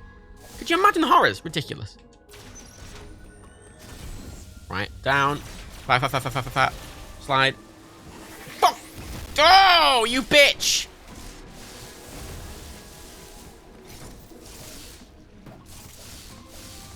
You know what's annoying? Now I've figured out actually how to do it in midair. It's still fucking needlessly difficult. I don't actually think I know, right? Like, yeah, they're really like, oh no, we can't have people sharing their Animal Crossing islands amongst each other, but it's like, oh, why did I stop? What? I had the speed boost, and I just slid, and then it just stopped speed boosting. What was that about? What was that about? You think the slide cancels the speed boost? It shouldn't. Wait, so hang on. Do I have to do the spline shock down there, then quickly go through here, then do it? I mean, I can do that. There's enough time to do that, but that just makes it even more needlessly awkward. I'll do that next time. Even if I don't have to do that, I'll do it to be safe, because there's enough safe. There's no online save for Splatoon 2. Of course the fucking isn't. When you do a data transfer between Switches, it will do it. It will transfer everything. Does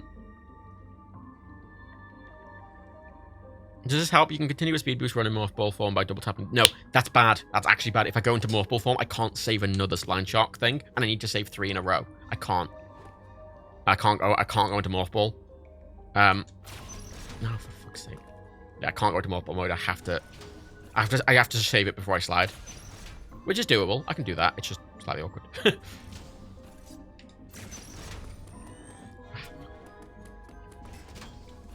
Yeah, I don't play Pokemon. I don't know why they're so protective. Like, oh no, people might transfer Pokemon to other people's things. Like, okay.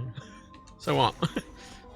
Like, it's not even like they, like, you know, companies doing it for games with microtransactions and they have this online thing. I'm like, I don't like microtransactions, but at least it makes sense. It's like, oh, you don't want someone giving someone else a thing that they haven't bought, right? I'm like, I don't like it, but I get it.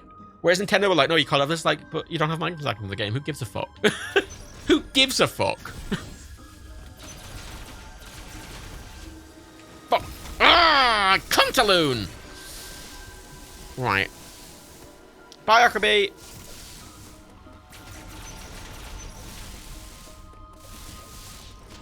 Well, yeah, I know why they try and stop people copying the save data, but it's like, if you want to do that, they'll find a way.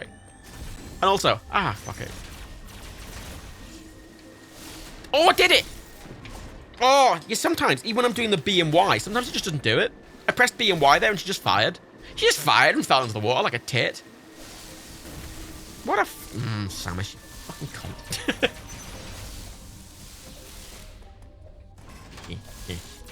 After this, since I've really enjoyed this, I'm probably going to try and go back and play a lot of the older Metroid games properly again. I said I only played the first one, I didn't complete it. I don't think I completed it. Oh. Oh, you bitch! Fucking cunting paw bags. You know, that's when I get annoyed. She just suddenly starts doing every single possible ability all at once because I'm just... Yeah, every other company manages cloud saves. Yeah, Nintendo just does Nintendo things. It's really annoying. Like, it's so annoying. Nintendo's Nintendo. Nintendo are just awkward for no reason. Because they... Why? I did it! This is what pisses me off about this fucking game. Because I'm doing the fucking button prompt, and it doesn't do anything. Sometimes it just doesn't work, even when I'm pressing the fucking buttons properly. She's like, no, I'm not going to do it. I'm like, that...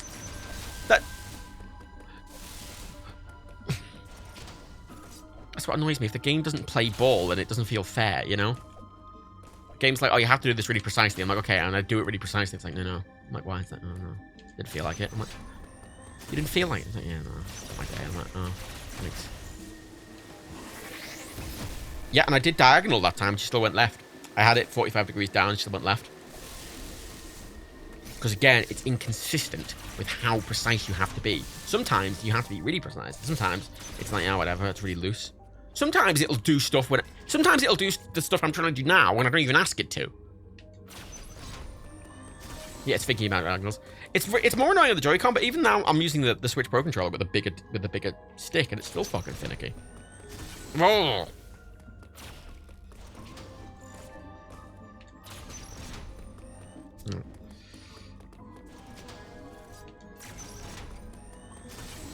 Bitch.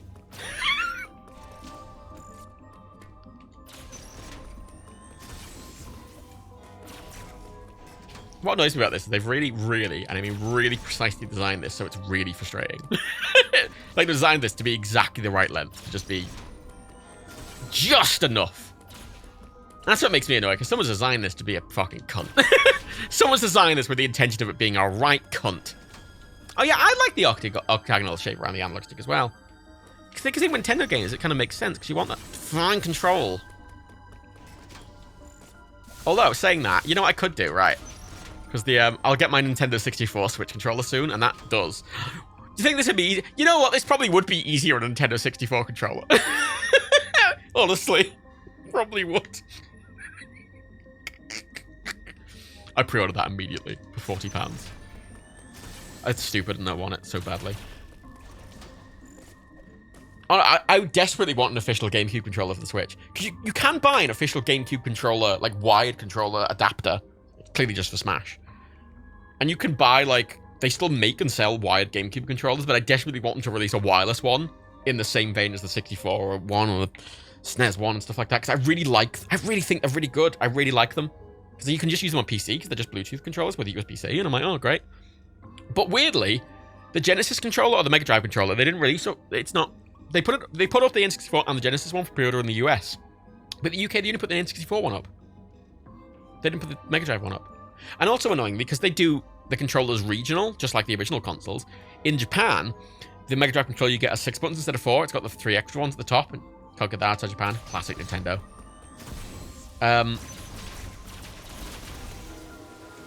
Fucking bitch! Why would you not do the action in mid-air, you fucking useless cow? MD's probably licensing issue. It's not a licensing issue because they said they're bringing the Mega Drive. They've said they're bringing it out. Like, it's probably... It's just... I mean, it's weird, is the point. Like, they're bringing it out. They've said they're bringing it out. It's just not. It's weird.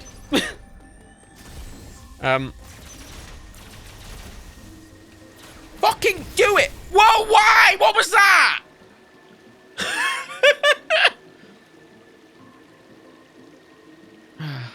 I'm doing great. Also, not alternative, there's a Bluetooth. No, I don't know. The only reason I like these so much is because of how seamless they are, and they're just a nice Bluetooth controller, the USB-C connector on the back. That's why I like them so much. I want it because I want those features, not just because I want a wireless game controller.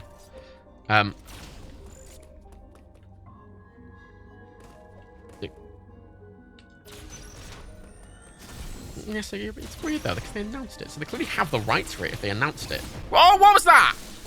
They clearly have the rights for it if they announced it. They're already advertising it as like, oh, we're doing the Mega Drive controller. A bit weird.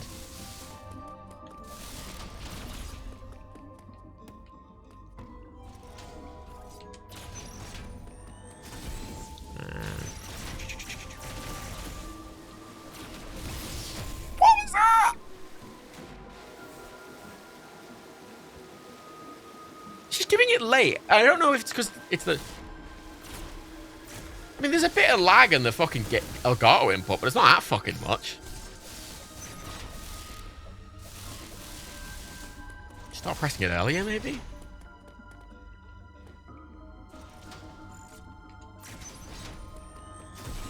Actually, I don't care that much about getting the Mega Drive controller, honestly. What was that? Dan really wants it. I don't really care, because, I'm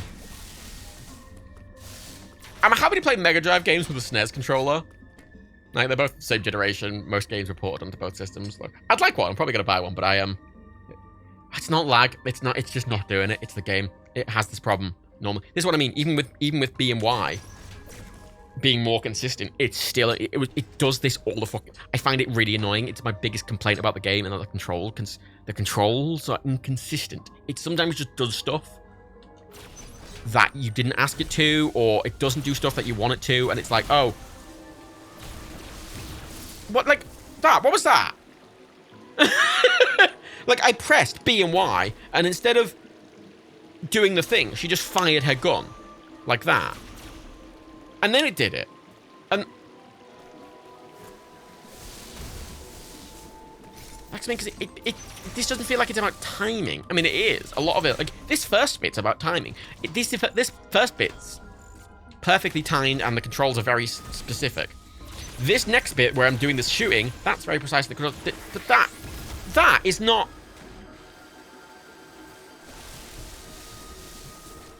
It's not consistent enough. And that doesn't feel like I'm mistiming it. It just feels like the fucking game's not doing it what I fucking tell it to do. It's really annoying. Because that right there, I've mistimed it. That's literally it. That entire thing, when I'm fucking up this top bit, it's because I'm mistiming it. When I'm fucking up that bit, but that right there, I pressed the fucking button and it didn't do anything. And it makes this is the most frustrating example of it, because this is the hardest fucking one of these in the game.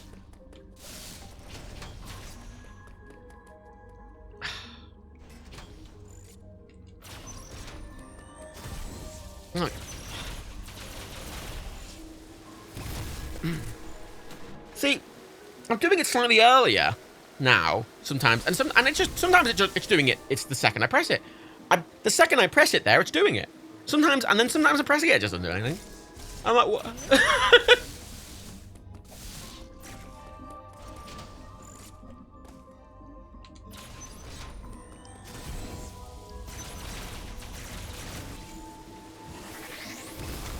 And I did that diagonally then, and I didn't do it diagonally. Because even when I'm in that mode, I can recover it if I go diagonal. Like, then I could have recovered that if I went diagonal, and it just didn't. Because it's like, it's... The dead zone between, like, left and down diagonal is so specific. Like, when you're in this mode, it's fine. But, like... When you're in this mode, it's really, like... It's got quite a lot of dead zone for down. I'm gonna do this. Now you've told me how to do it. I'm gonna... Fucking cunt.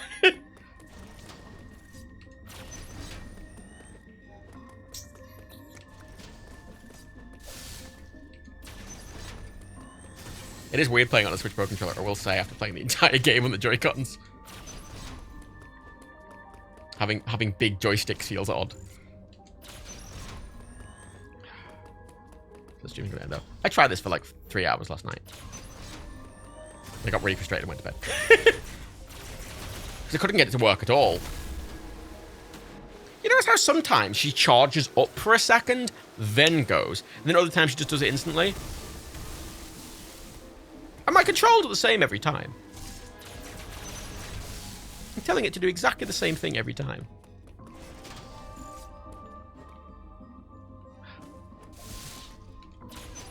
Nope. Yeah. Oh! I'm glad I opened the downstairs door. That's really useful. Now. God, you fucking useless, stupid bitch! I'm gonna kill your family! Ah! I'm gonna coat you in your mother's blood! Ah!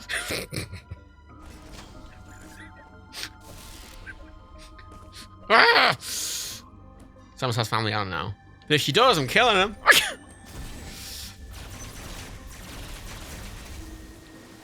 See, it's weird, because if I'm pressing it above this line, she's doing it immediately. But when I'm pressing it below that line a lot of the time, she just doesn't do it. She doesn't do it.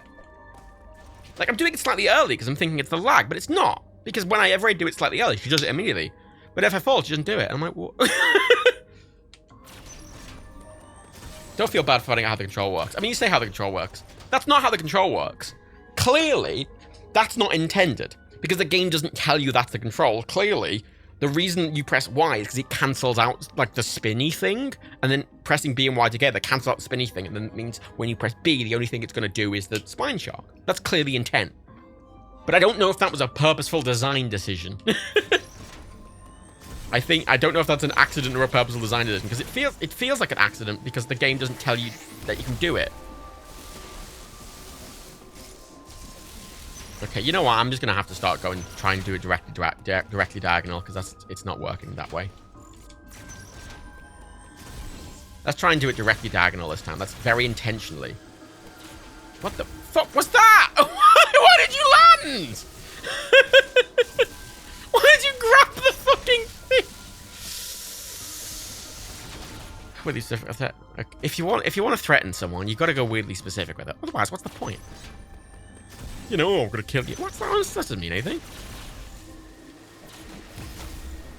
See, she'll do it up there. She'll do it down here, but she won't do it in this space, will she? I would expect, like, at no point does the game in the actual main course of it require you to do this line shock mid-air. It only requires it for, like, this and, like, a couple of, like, 2 other puzzles. To the point that the first puzzle I tried to do that required you to do it in mid-air, I didn't know you could do it in mid-air. I didn't know you could do it in mid-air at all. The game doesn't tell you you can. And I just assume you couldn't because I never could, but it is literally... As Cinema Robin's pointing out, yeah, you have to not be touching the analog stick at all.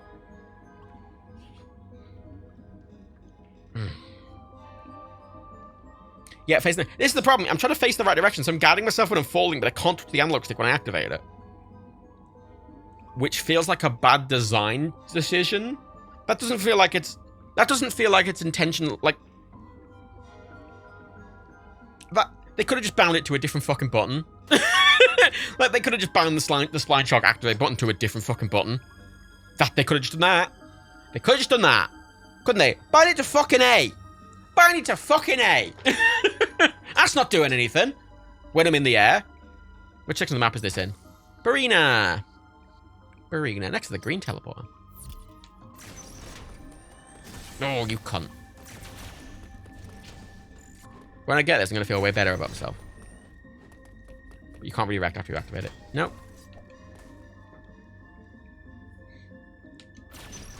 Well, you can redirect. Yeah, you can. Well, sometimes. That's the thing. Sometimes you can, and sometimes... That's the thing. You'll notice. Sometimes it charges for a second, clearly want me to put in a direction in, and then goes in direction. So other times, it just goes in the direction. Immediately. It doesn't even give you a chance to redirect it.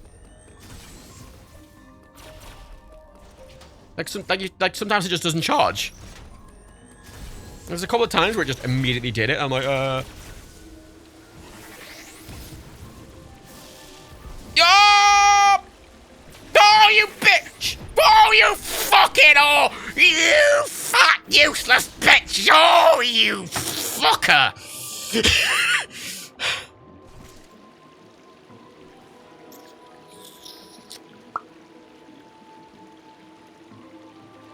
If she'd have done that slightly earlier, that would have been the last thing. I would have went up there, I would have saved it at the top, and then I would have been done.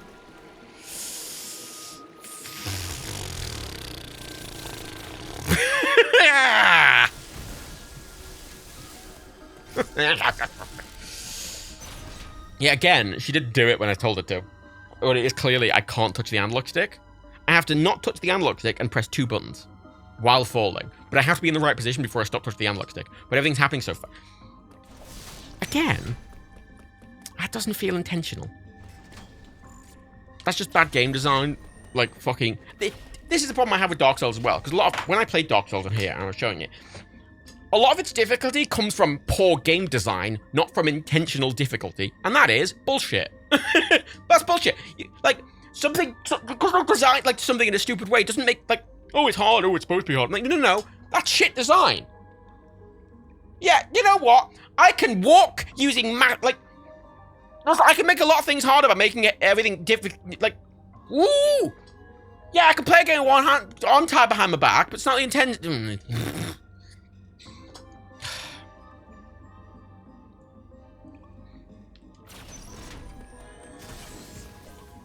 Yes, that's... I like games with really tight control schemes. Very intentional tight control schemes. There we go. Whoa, no, it stopped!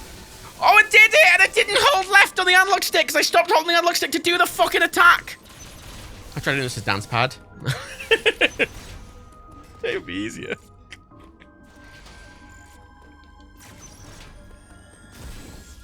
I'm getting a better feel for it, though. So what happened there is I held LR for a millisecond too long after sliding under the wall, and it put me into the ball mode.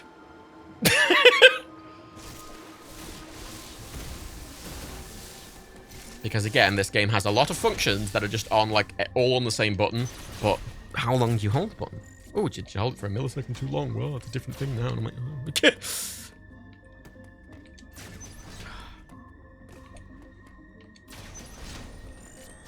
See, this is why I kind of generally avoid games like this. Like Dark Souls and this, because I don't... Fighting... You're supposed to be fighting what's in the game, not the game itself. And this, I feel like I'm fighting the game. When I'm fighting the mechanics of the game itself rather than the design game. Because I think this is a very difficult, little, very precise, jumpy thing. And I think this is brilliantly designed to be very difficult. But... Because a lot of when I'm fucking up in this is just because it's difficult, not because of the game design. Or not because of the control scheme. But a lot of the time it is just because of the control scheme. And that's really frustrating. But okay, granting unusual wall jumps in Celeste, as learning them is a pain in the ass because you have to jump off a wall while not holding an analog stick and then quickly hold the analog stick to the moment you jump off the wall. You have never played Celeste. I think it'd really frustrate me.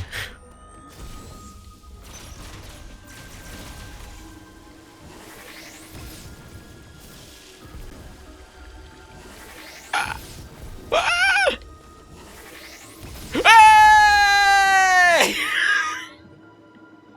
Ooh. Save.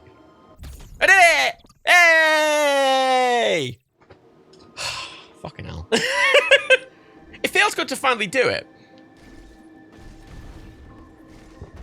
I feel it's good to finally do it. Ooh. Oh. Thank you for the 2 twiddles. See, once I got down that I couldn't hold the analog stick and I had to press Y and B, it made it significantly easier. I just wish the game told me that. You know? Fair, you know. Yeah, the thing is, I don't, like, all of this difficulty, I appreciate why it's not the most refined thing in the world, because this is purely for extracurricular activities. Right? Like, this is a really specific thing. And I appreciate it not being incredibly well refined because of that.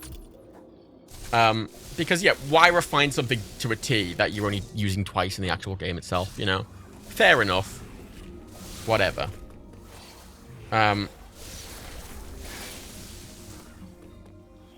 But still, I get to a save room. Yeah, it's a valid point. I do need to get to a save room ASAP.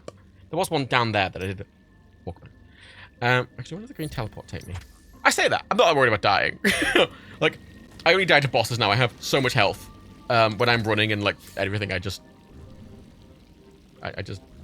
Everything dies. I'll save up there. That's the nice thing now. I've gotten so overpowered in the game now that nothing's a threat aside from the bosses, which is good. That's how a game should make you feel at the end. Because I put a lot of work into getting really overpowered, and it makes you feel really powerful. And then the bosses are still really difficult. I think that's good design. Nothing does enough damage to me to kill me. And even so, like, when I jump, I basically become invincible and kill everything in one hit, so... Like, when I was getting all the collectibles yesterday and stuff like that, I was just never saving, because I just wasn't... I'd never die.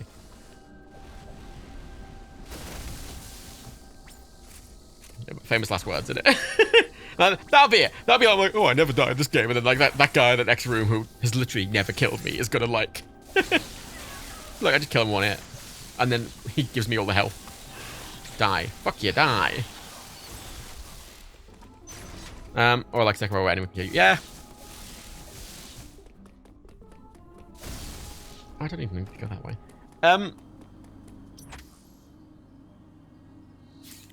Because I was gonna save... Yeah, I'll save them now.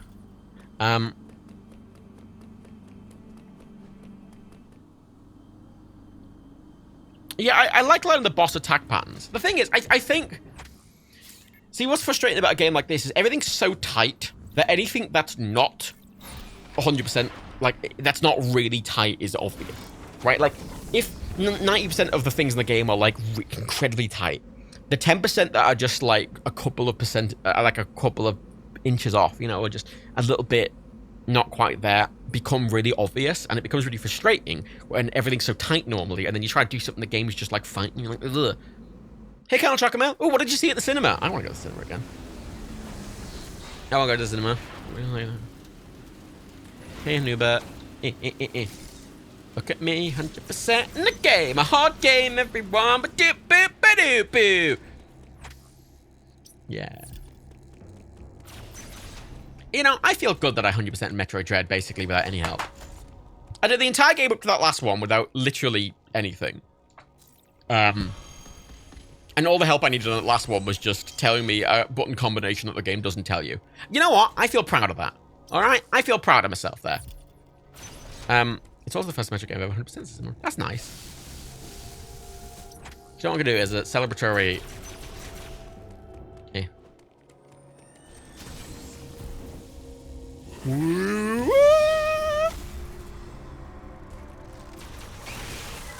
It's weird. I could shoot them for ages, but the second I just go into that mode, it insta-kills basically everything. It's weirdly powerful. Like these, right? They take loads of hits normally, but I hit them twice without which die. Boop. Give me some ammo, please. One pump. Thank you. I want to point out, by the way, there's a weird thing in that you notice my health meter. You notice how there's one bit of pink missing?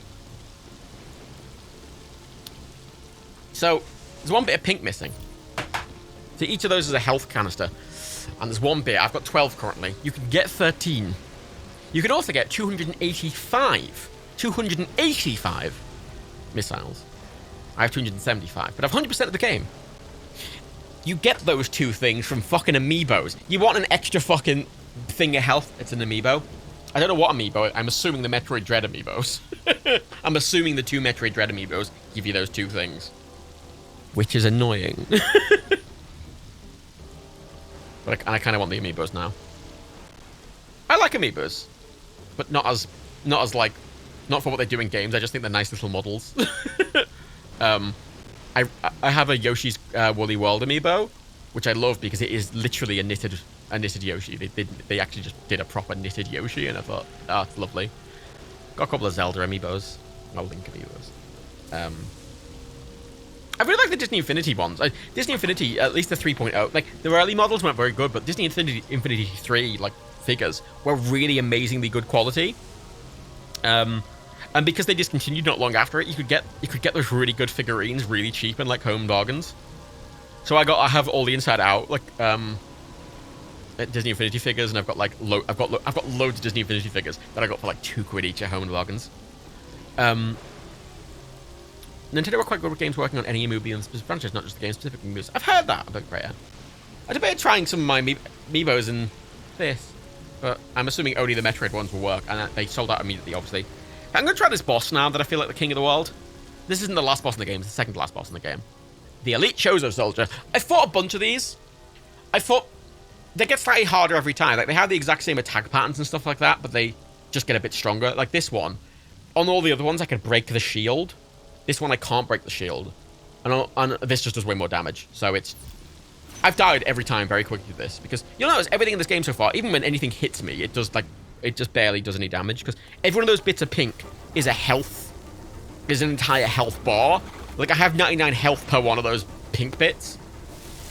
Found a solution to this, though. It's kind of bullshit. Because if you go up in the air like this, that's the only attack he can do, is that little, like, run in the wall thing. And I immediately get him, because I can't hit him when the shield is, but like literally it forces him to do that attack, and I can just dodge out the way. So, see, look, he took an entire health bar off me there. Just look there, another one. I just lightly grazed his shield, and he took 100 or 200 health from those two bits where he grazed me. And there's no way to get health back in these fights. Well, you get a tiny bit after a certain time, but oh, bitch. I'm alright with this first. See, this isn't like Hades where when you phase through someone, you don't take any damage. You do take damage if you phase into them. Getting past this first phase, though, I have been able to do several times. It's not too difficult, it's just time consuming. Do you know how you meant to deal with the shield? I'm pretty sure I can pull it off him, but whatever, I can get past this first stage without needing to deal with the shield. Because I just get him to do this thing over and over. This feels like I'm kind of cheating a bit, because I'm just gaming it, but I just got him to do this over and over, and then I've gone through this bit of the fight without taking any damage as well. Several times. The next bit, however, the next bit's where I struggle. I'm alright to do a Robin. I've beaten this game my own way, and that's how I like it. I never like looking up guides or anything about games. I think it ruins the fun. Like, part of the charm is figuring stuff out on my own. And I like that I figured everything out in this game on my own. And that last one, I figured out how to do it right. It was just a bullshit control thing. Like, you have to cancel out a specific thing with the control scheme because it doesn't do it otherwise. See, this is now where I struggle, because they basically insta-kill me. Oh. And then he does that. See, when you jump, you can't instant secondary jump. There's like if you press B twice, it doesn't do it immediately. You have to, like, time it in a specific way. I dodged and he killed me instantly. Yeah, they take like 4 things of health off. He's really hard. Like, attacking him is about as simple as all the other ones of these. It's just he does so much damage that if he hits you, you're dead. Because I think a lot of the solution, like this kind of game, the combat is a puzzle. Would missiles do more damage than a regular beam? When he's up on the top, yes, probably. When he's down here, the beams are just quicker. I can't really get a missile off in that, like, short window. Ow. Fuck, I got too close to the wall there. I am. Come on.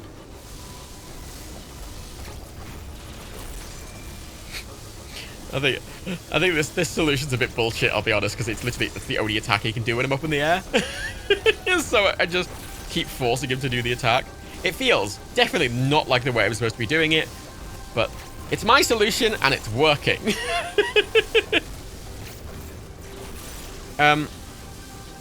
Damage. I mean, missiles do more damage, but fuck!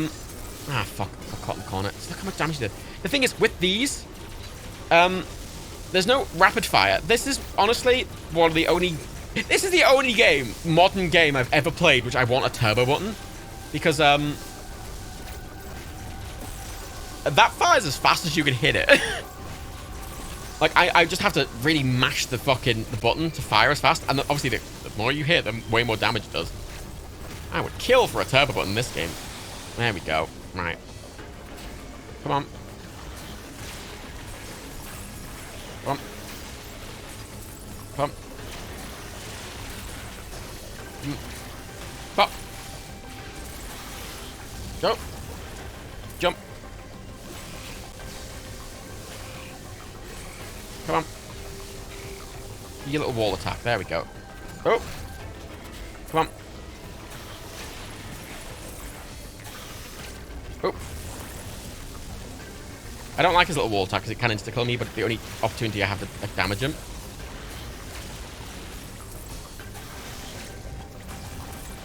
Ah, fuck.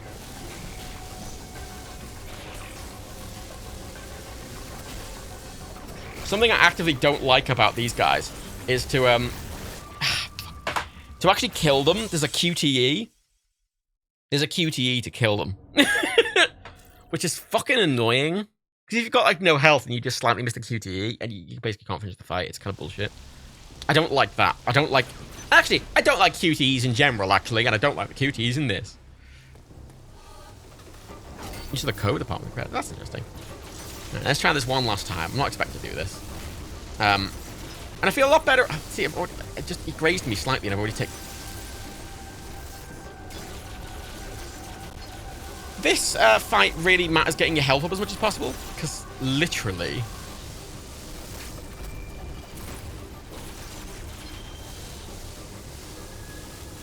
I do have a nice HP remaining.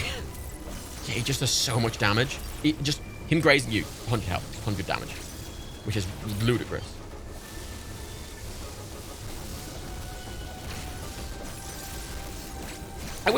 One of the things I wish in this game is that dodging was a bit more consistent, because currently I'm kind of using this to dodge or that to dodge. Whereas even in that mode... See, I would assume in that mode, like doing that, much like in Hades, that you're actually like blinking.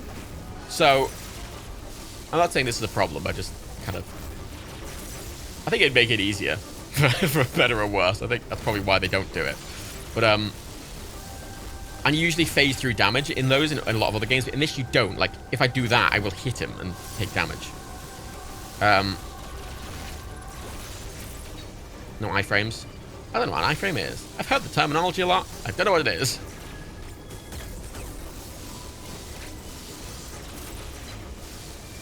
Not for the boost. Yeah, it's a boost. It looks like a dodge, but it's a boost. It's not a dodge. Just to take damage. I don't know. See, there's no way I'm finishing this fight. I've got 9 health. I give up. Kill me. Yeah.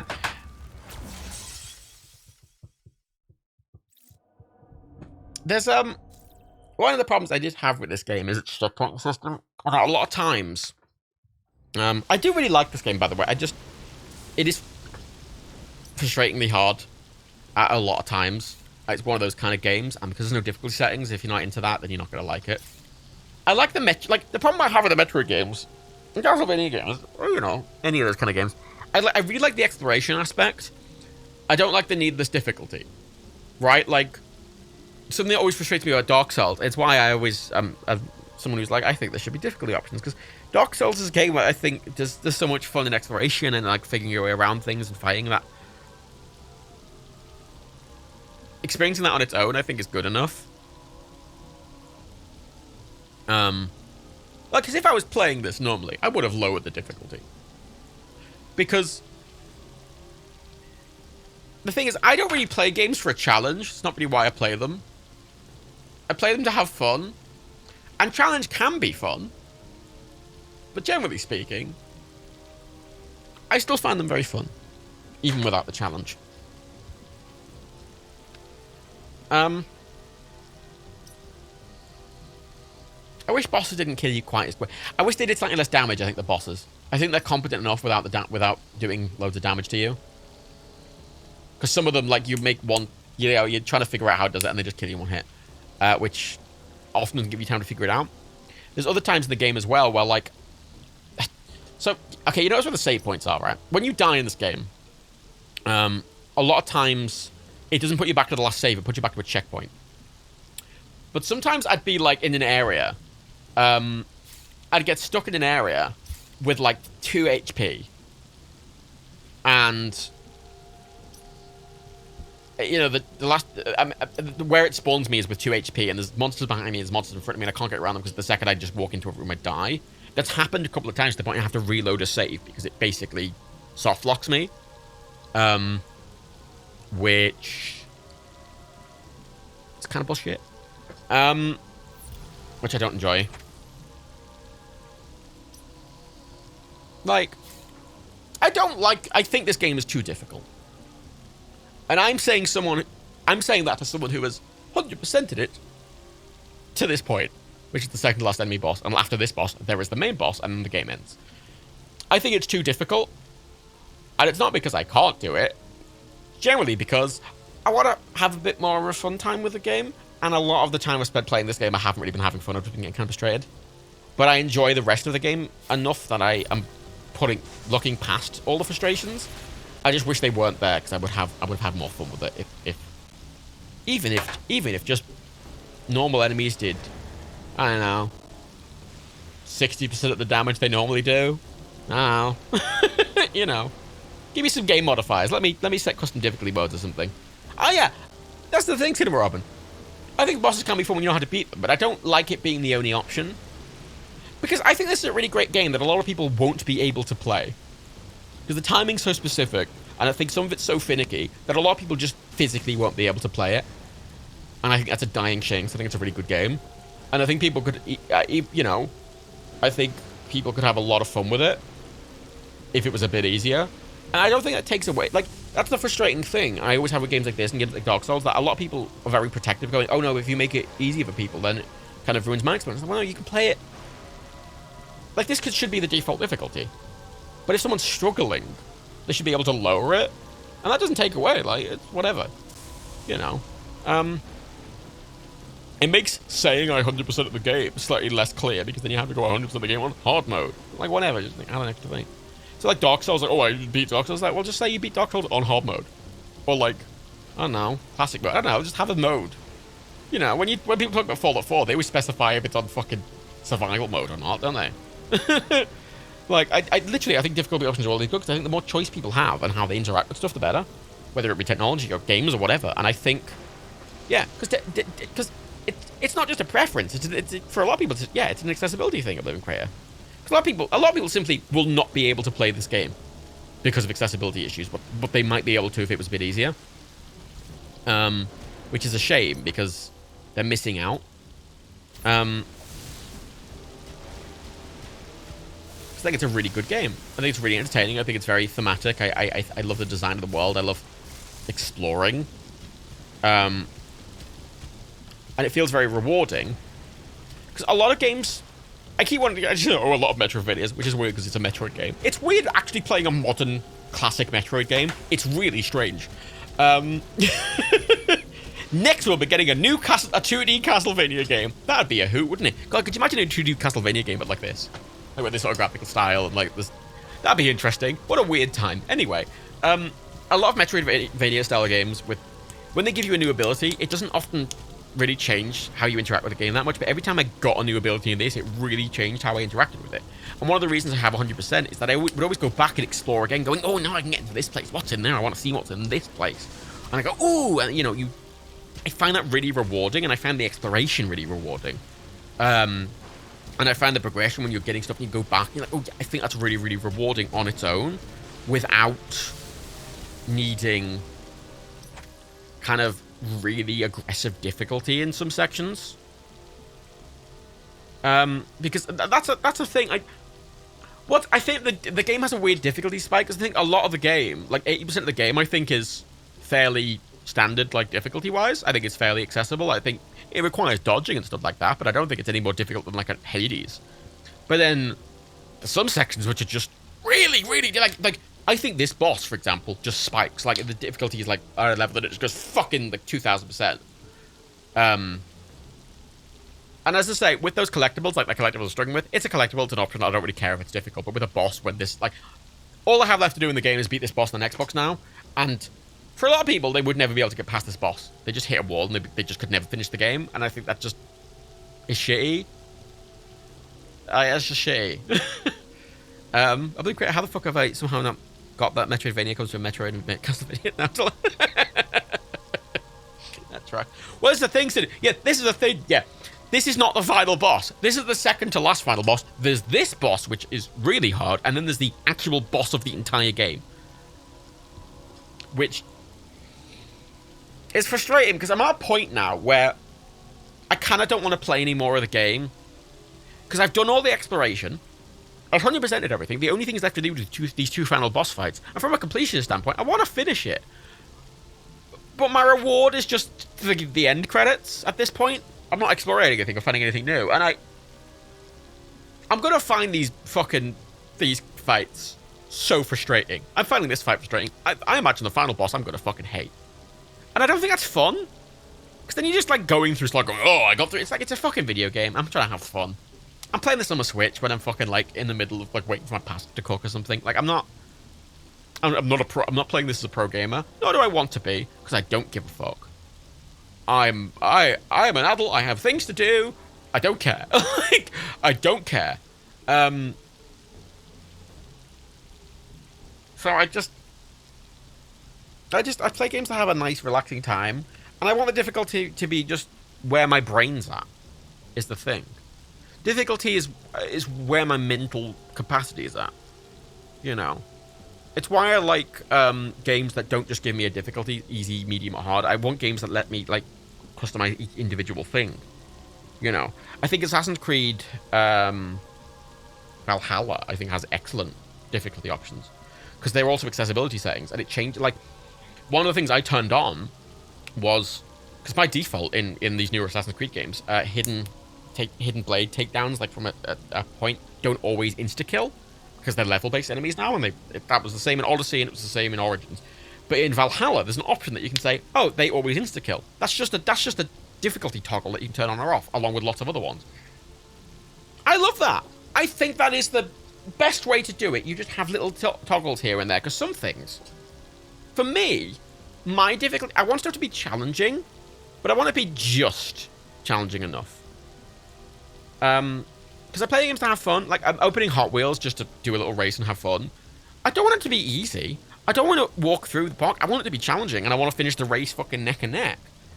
But but so far, every time most of the time I'm playing that game, either I am so far ahead that no one is near me, or something is slipped. Like I've gotten caught on something, and I'm so far behind that I can never catch up. And that isn't a challenge. Then there's no challenge there. It just.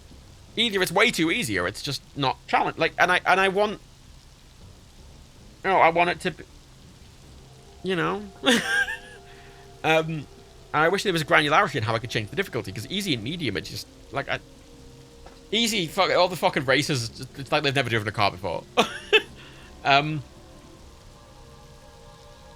I want to change difficulty based on how I'm feeling. Like a lot of games I don't like that they lock you into a difficulty mode for the entire campaign. Because half the time, like sometimes I want to play it and be like, I want it to be really on hard mode. And I want to be like, yeah, I'm like, I'm roaring for a challenge. And sometimes I just want to like waltz through and have a nice time, you know. And I hate people gatekeeping that shit because I don't think it takes away anything from one person's experience because another person changed the difficulty. Like.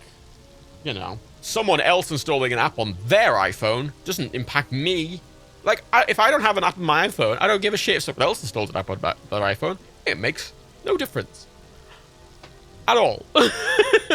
So, you know, same with games. I just hate people gatekeeping it. Games are games. It's supposed to be fun. And if you're not having fun with the game, you should be able to try and modify it. And if it's a simple fix of just lowering difficulty, you should be able to do that to make it fun for you. That's what's important. Kenny Shannon just found out the date for going to hospital for you. You're like, oh, that's nerve-wracking. I could have a light operation. I say light operation. It's actually a major operation, technically. I'm going to have a major operation in a month or two. I've got to go into general anesthetic. It's got to have a wisdom tooth removed, but it's very annoying. Because it's whatever. They have to cut half my jaw off. It's fine. Gilmore, difficulty be reasonably challenging. Too easy, it's no fun. Impossible, there's no point trying. Yeah, I mean, that's the thing. I feel like this boss, I know I can beat him, is the thing. And the challenge of the boss is that I know I can beat him. I just have to be really on point. And be really... Because I know all of his attacks. I know what he's doing. I know how to avoid everything he does. I just need to be tuned into it. But... if he did 40% less damage, it would still be really challenging.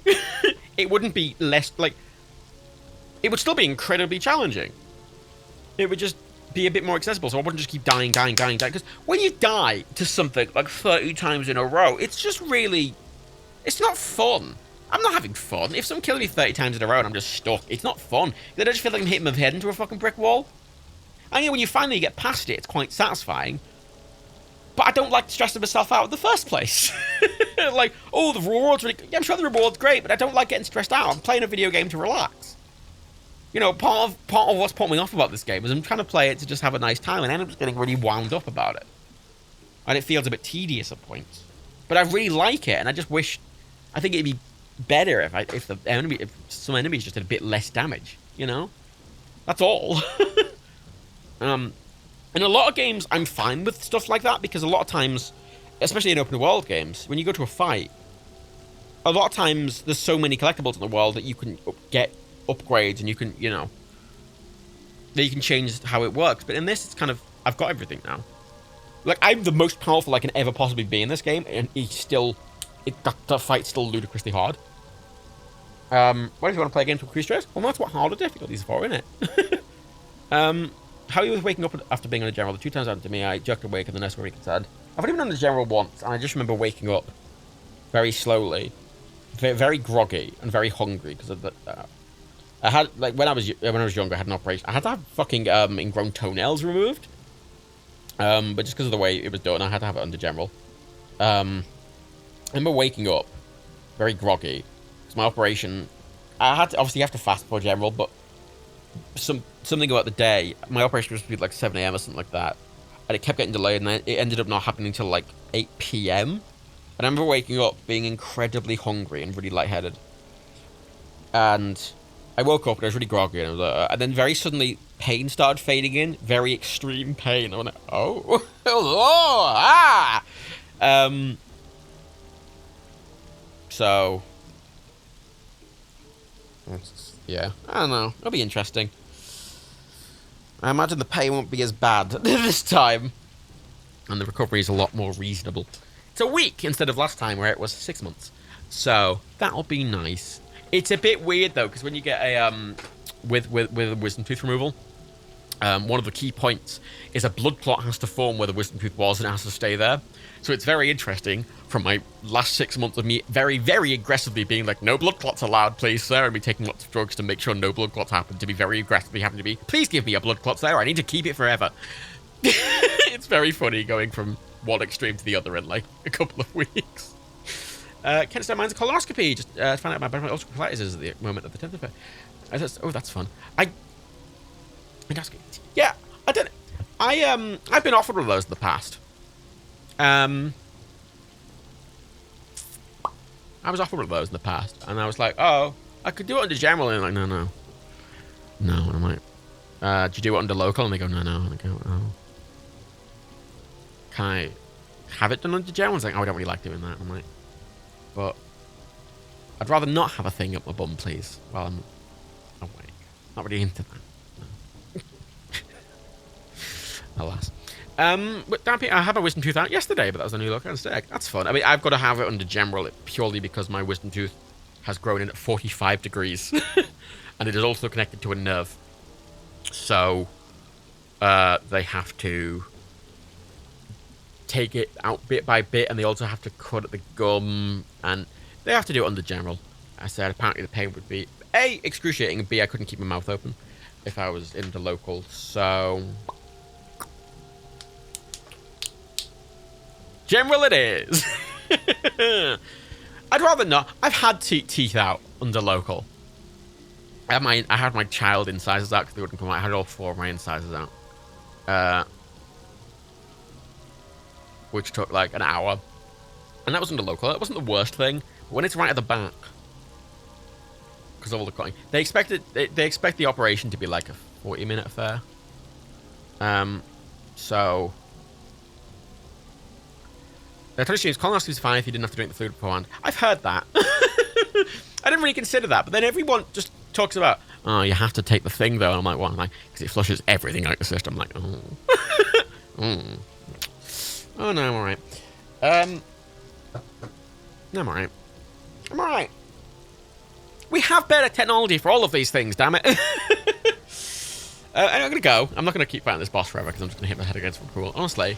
This is something I have to... This is a boss I have to do when I'm wide awake and really focused on it. And I'm tired.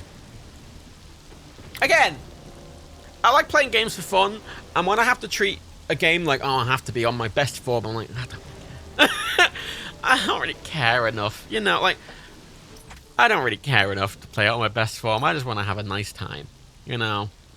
Actually, on that point, I'm actually just going to go and save. Oh, look, lag. I've never seen lag before. Oh, for fuck's sake.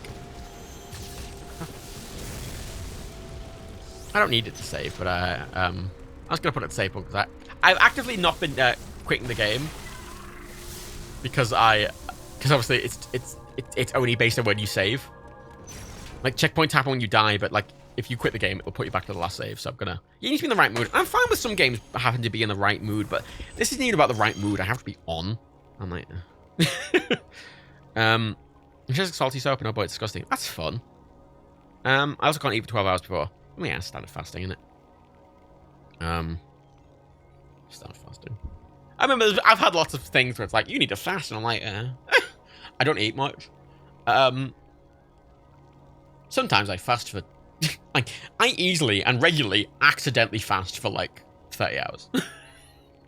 Because I should be much skinnier than I am. Here I am, though. Alas. Hang on, no. Finally. Ah, yes. Delightful. Also, what the fuck? Why is... Can I... No, go away. Oh. I was pressing B instead of A. On the Joy-Cons, I've kind of gotten the muscle memory, but when I'm holding a normal controller on my PC, I'm like, oh, the bottom button is A for yes. No, I have no appetite for this. Hey, God, look at those! Look at that selection of games: Metroid, Hades, Castlevania, or with like the main character and the name in front of it. That's a fun thing. Oh wait, Thoughts was Dead Cells, Doom, Mario, Hot Wheels. Ooh. Actually, very quickly, I'm curious about something while I've got it plugged in. I want to see what this looks like on a big screen, because I thought it looked really, really, really good in the handheld. It used to be a problem when I was younger, because I'd forget to eat. I always thought I had an eating disorder, but it never did anything bad to me.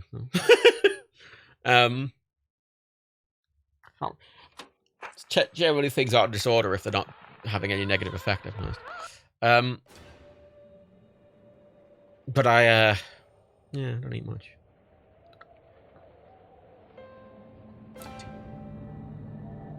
I want to very quickly see. Gang Beast Port's alright. I bought that. Expensive. I didn't mind it though.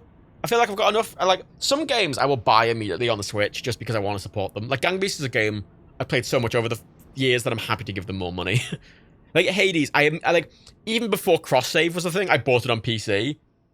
Because I just want to give them more money. I bought the soundtrack because I wanted to give them more money. You don't have to... I do not have ADHD, no.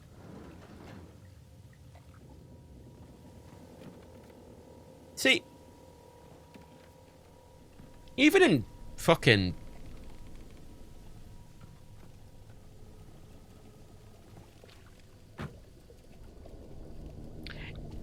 I think this looks quite nice. The frame rate's clearly not that high, but I think this looks really nice. On handheld, I think it looks great. And on all these dark hues on the OLED look amazing. I think this game looks beautiful on the OLED. I think this looks really good. A lot of people say the port wasn't good, but I think this looks great. I think this is one of the best looking Switch ports I've ever played. I think this looks stunningly good. I know it's an older game, but still. I mean, you can tell on this version. You can see some aliasing. Oh.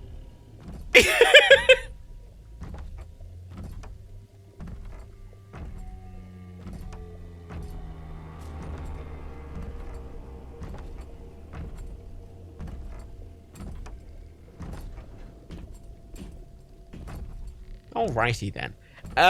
Yeah, I think it looks great. It's a good stage. And honestly, for a Switch port, I think it's... Because they've got the lighting and reflections to be proper as well. Like, I think this looks gorgeous, actually.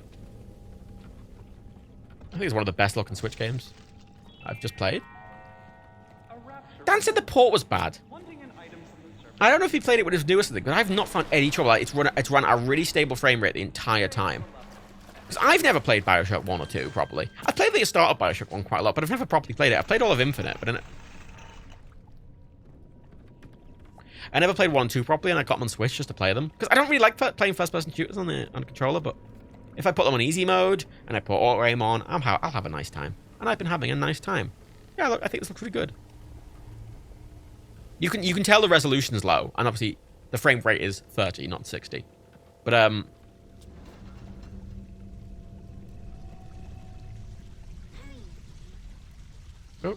there's little sister. Like, those reflections look really good.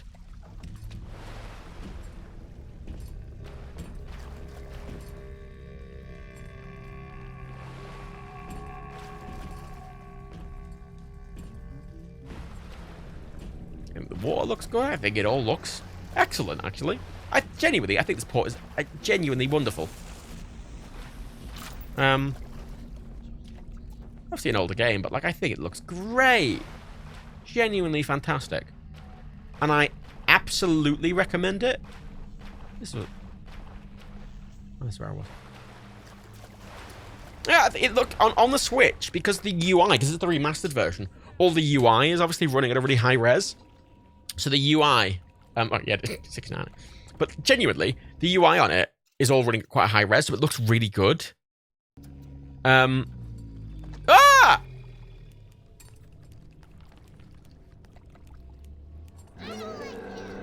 Okie dokie! Ow!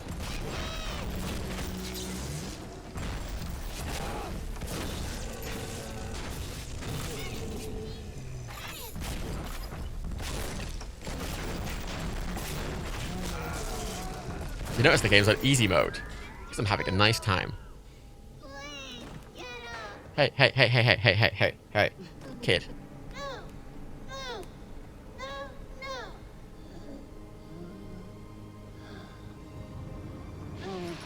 I might put the difficulty up on this. I think this would be quite fun. Because I think they don't feel that,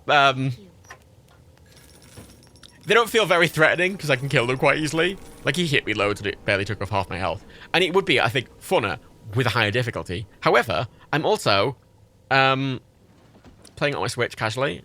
I'm kind of just playing it for the atmosphere, so I'm happy playing it on a lower difficulty. In the future, I might play it on a higher difficulty. God, they make those, those just simple cube sky maps look really good with the water diffusing, don't they?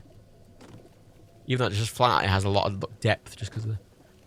I think it's a really good port, and I actually really recommend it on the Switch. I don't know about 2 or 3 or Infinite, but this looks great, and especially on the OLED, it looks fantastic, and I've been really enjoying playing it. I don't know why Dan said the port was bad. Always harvest makes the game harder. If I want to play it for the challenge later, maybe I will. And I do that on PC. But I'm playing on the Switch because I want to just... I like the story. I like the atmosphere. I'm enjoying it. I might put the difficulty up a little. Again, though, here's the thing. In a game like this, you know what I'd like to do? I would love to change the difficulty just, and I mean just to make the... just tweak the Big Daddy damage. Big Daddy? That's right. I want all normal enemies to be the current difficulty, but I want Big Daddies to have, like, double the health and do double the damage. That's all. I only want them to be scaled up. That's why I like granular difficulty, because I want them to be hard, but I want all normal enemies to have, you know, I found them challenging enough on the Switch casually. And, you know, the not having much ammo and stuff like that, I think that gives a fine amount of difficulty. But with the Big Daddies, I want them to feel, like, properly threatening, and I want to, much like the Emmys in Metroid Dread, I want them to feel, I want to avoid them. Can you change difficulty on the fly? You can, but I don't want to have to. I don't want to have to go in every time and be like, Adaptive training's on. This game does have adaptive training, but I don't really know what that means. It's never quite clear. I also like that it's got an expanded FOV button. Like, the FOV can be that, where that's just out of frame. Or higher. How much higher? Oh. Just higher. But I'm glad it has it, rather than not. That increased the FOV quite a bit, actually. That's 90, isn't it, at least? Actually, that is 90. That's a comfortable 90. I do like grinding the difficulty. I think every game that has it is great. Because, again, as I say, I just want to make them harder. No one else. I like the difficulty of all the other ones. But them, I want them to be harder because I find them too easy right now. But I don't want to up the difficulty of everyone else. Anyway. Sorry, I just want to show that because I think it's a good port. Castlevania Advance Collection is apparently pretty good. I haven't played that yet. Apparently it's very good. Alienware port's pretty good. I've always thought the Alienware port was pretty good. I think the Doom ports are really good. Doom 64 is really good. I got the Dead Cells DLC. Thossus is okay. It's weird. Some games... Because I think Bioshock, right. If we look at this game, I think this game looks genuinely very good. I think it's very good. I think the lightning's looked really good. They've got a lot of nice particle effects going on. I don't think this looks nerfed for the Switch. Like, if I were to show a screenshot of that, I wouldn't think it was a Switch version. Like, in the big screen, I can tell the resolution's lower. But outside of that, I think this looks great. The lighting's on point. The reflections are on point. Everything's on point. Whereas a lot of games, you open them, and then, for example... L.A. Noire, the story's kind of far off the end. I never finish L.A. Noire. I like play it again just to do some early stuff, and then I kind of stop. Some games, like, let's say, Mortal Kombat 11. By the way, L.A. Noire, every time I open it, it's on a very specific mission. It's the one with the dead bruised naked woman. And I distinctly remember it because I was playing that mission on a plane. And the lights went out for takeoff. And then I noticed, and I realized I had a very bright image of a naked dead woman on my screen. And I just very, very quickly turned my Switch off. And I've never played it since. Which I find really funny. No, like, a game like Bioshock, I think that Bioshock port looks excellent. Excellent. And it's clearly been ported very well. I think it's got a lot of good options. Whereas a game like Mortal Kombat, while it runs at 60, it clearly doesn't need to look as bad as it does. Right? A lot of games, I think, need to be properly ported, and a lot of them just aren't. I think most devs do the best with what they have, because a lot of these devs porting it don't have much time or money. But like this looks like shit. I'm fine playing it, even though it looks like shit. I just wish it doesn't. I wish it didn't look like shit, and it doesn't have to look like shit, but it does look like shit. It plays great. One's at 60. What the fuck? No. Why is not now on A? A and Y? What? Okay. That's really got fairly low res. Let's go into a local game, shall we? I want to put out, by the way, for some features of this game, they're always online. Like, you can't do, like, the crypt stuff always in the line. I just game on sale, by the way. That's why I bought it. That's why I don't have any of the extra bits. God, that beard looks awful. Yeah, I want Robocop. I want Robocop, and I want Rambo. And you know what? You know what? I want Weird Joker as well. I want Weird Joker. Sorry.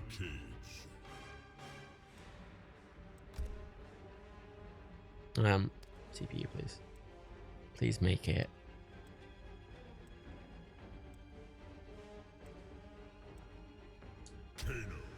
Okay. So, when the Joker got Mortal Kombat, they've had a load. They've got the Joker and Robocop and stuff. They have a load of. So, brace yourselves, because this looks like shit. It plays at 60. That's clearly where they put all the effort. I'm glad they fucking did, because it needs to run at 60. And it plays perfectly well. And I still think it's perfectly fun, but holy shit, does it look awful. It's like someone got Vaseline and just smeared it all over my fucking eyes. Did you say Robocop? Sure, Robocop. He's a cop, he's a little robot with a little siren, and he's like, I'll get you, you dirty kid. Splosh, splosh.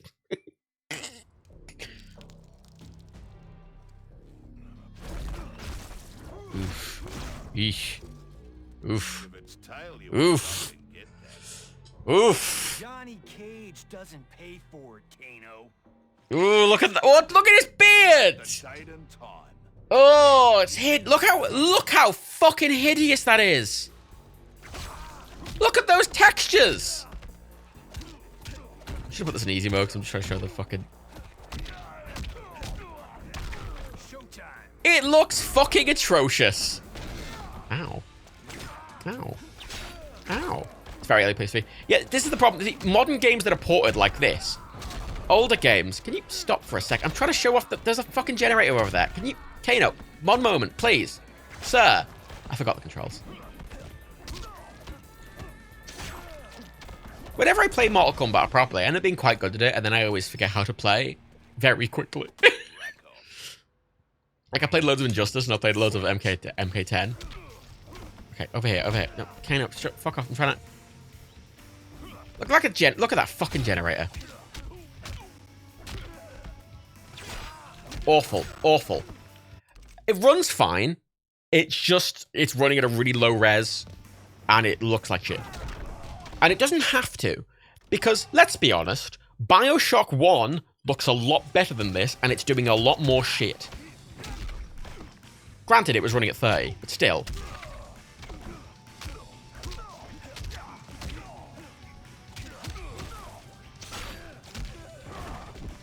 Is it time to talk about the install size? Get fucked. Oh yeah, let's talk about the install size, shall we? Because this is a game with a lot of these very ugly looking maps. And that's it. That's it. That's all, right? Let's go, actually, very quickly. Let's, that one. I don't know what comes up in system settings. I just want to make sure my email doesn't get shown or something. That'll be fine, yeah. Yeah, it's ugly. I can get around it because I think the gameplay is fine. This is what I mean about the Switch. I can deal with them being ugly, but it annoys me because a lot of people talk about the Switch being like, games are ugly because the Switch isn't powerful enough, right? That's not the reason. The Switch is it's a bit less powerful than I think a PS4. It's between a PS3 and a PS4, right? Like, it's capable enough, and it's only running games at 720p. It can manage. Right? It can manage. And as you can see from a game like BioShock, you can make a game look quite nice. It's just when modern games get ported, they often modern games are tuned to modern systems, and obviously they have to do a load of shit to make it run on the Switch. Because the Switch has a very different architecture to the other major consoles, and it's doing its own thing, and it requires such a different port, and a lot of times the ports are very quickly done by a small team who, you know, in this game, they said, oh, it has to hit 60, and that's it, and they just did it as quickly as they can to hit 60. And you say, yeah, that's a good point. Yeah, modern engines, a lot of times they struggle at lower reses, but even then, games... A lot of times they just lower the texture resolution and the background textures significantly. It's like to the point they look like mud because they don't want to really optimize it. Let's go into the software. So I have a 400 gig SD card. Mortal Kombat 11. Look at that. 32.5 gigs for that. What the fuck are they using it on? Because it's not fucking textures. What the fuck? What are they using the space for? What the fuck are they using all the space for? Breath of the Wild's 15 gigs. Like,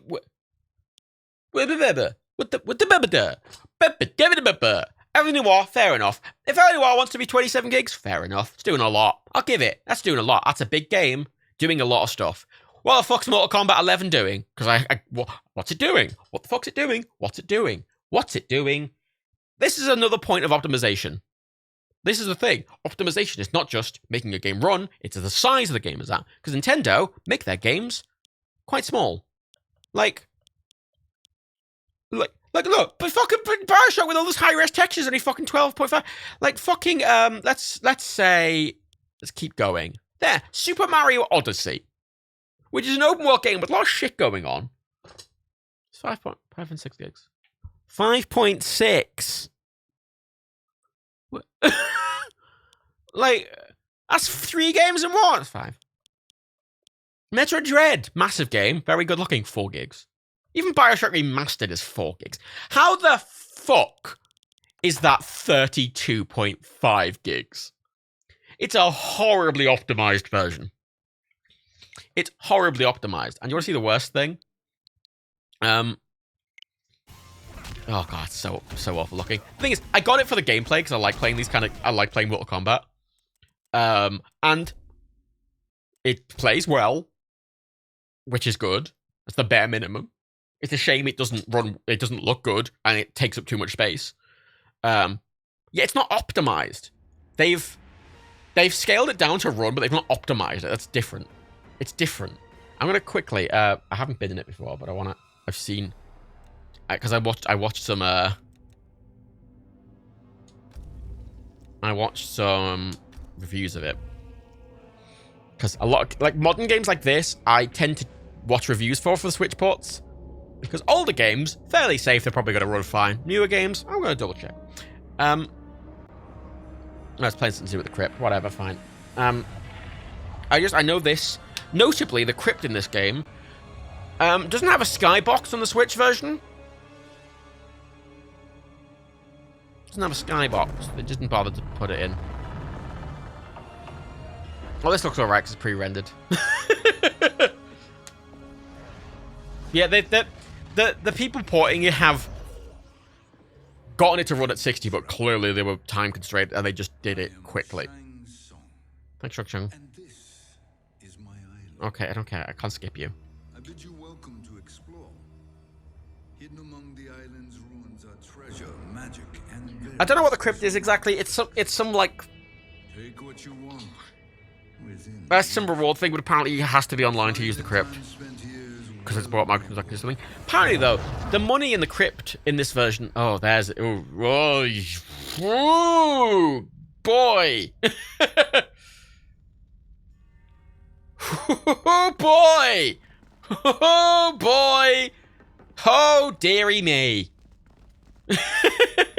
Oh, dearie me! Oh!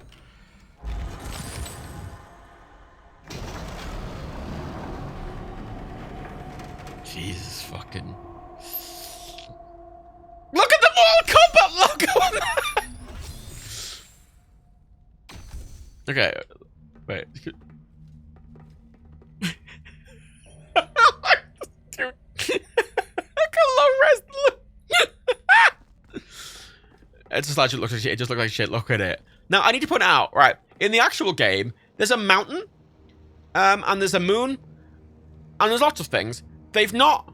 Actually, I do think there's supposed to be a skybox, but I think it's just they've increased the fog to lower the draw distance, but not had the... Because of that, you can't see the skybox at all. So in the main game, there's like stars and planets, and there's like a moon and like loads of mountains around you. Nah.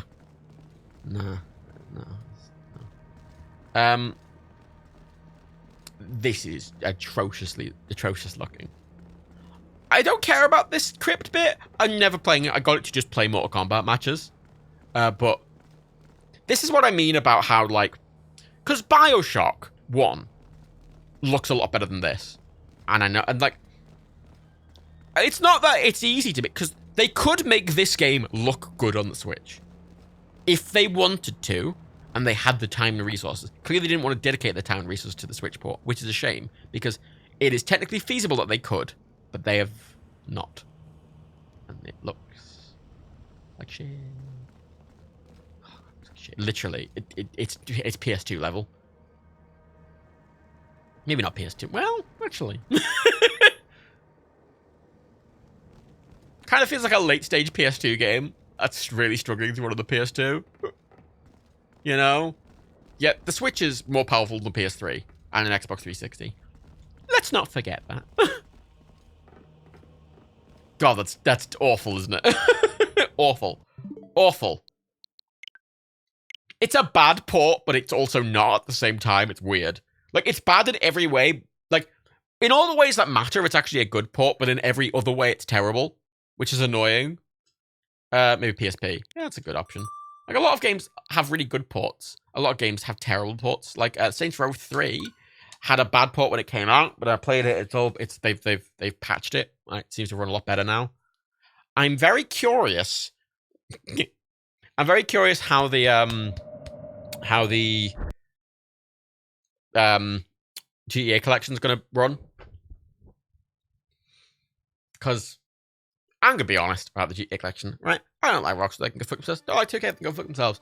The GTA collection is literally the one game I've wanted on the Switch since literally day one. It's the game that every time I talk about the Switch to anyone, it's what I say I want. I am desperate for that. Oh my god, I want to play San Andreas on the Switch so fucking badly. I cannot express to you how much I want that. But I'm curious because they said they're doing it on Unreal. And in theory, there's no reason. Oh fuck.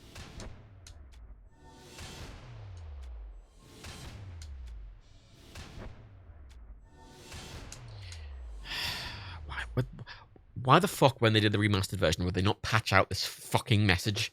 All of these messages telling me you've installed this DLC. It's the fucking remastered version. There's no option to buy the DLC. It's all included. Get rid of the fuck. Get rid of this.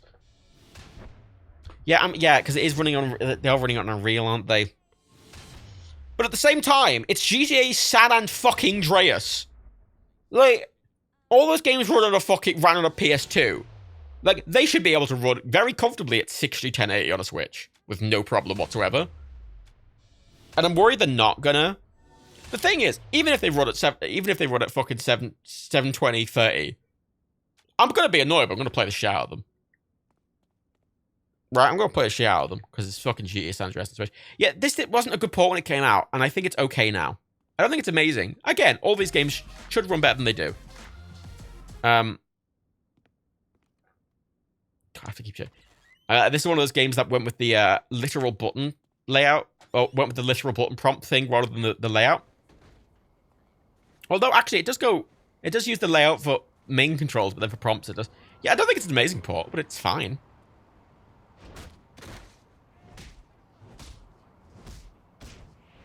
That was enjoyable. This port is awful.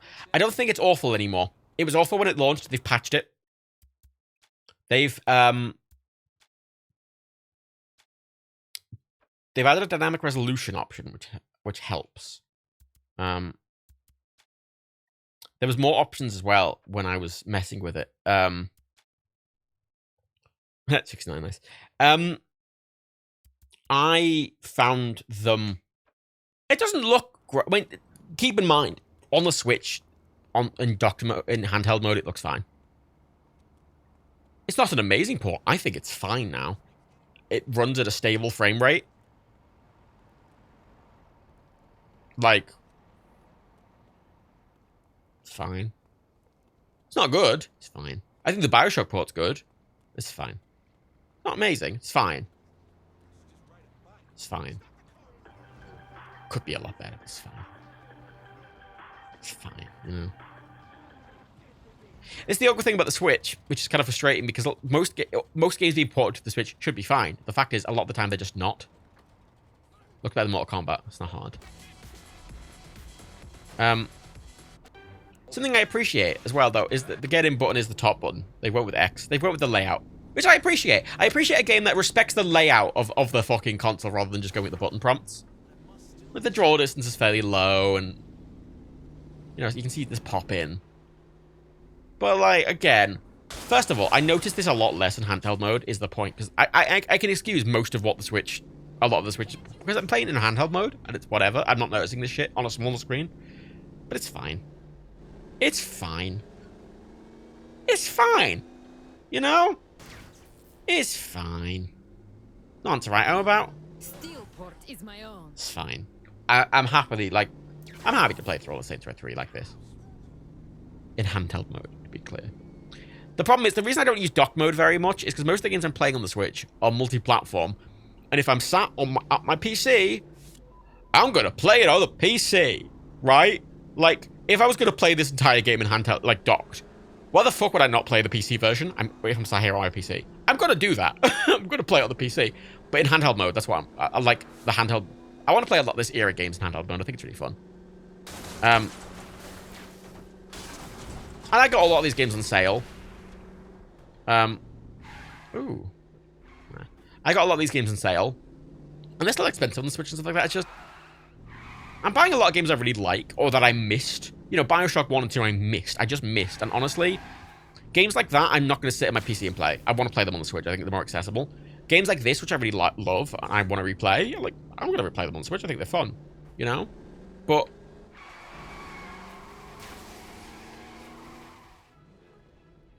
everything else, you know, it's fine.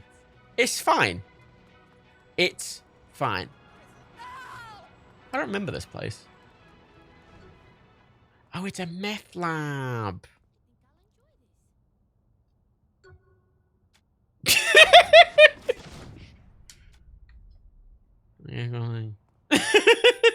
Would you like to purchase a meth lab? I sure would. Next to a police officer. Yeah, I think it's fine. It's fine. It's fine. Yeah. I don't think it's a good port. It's not a bad port. At least not anymore. It was when it came out. This is the problem I think it's important to keep up with when you're looking at Switch stuff.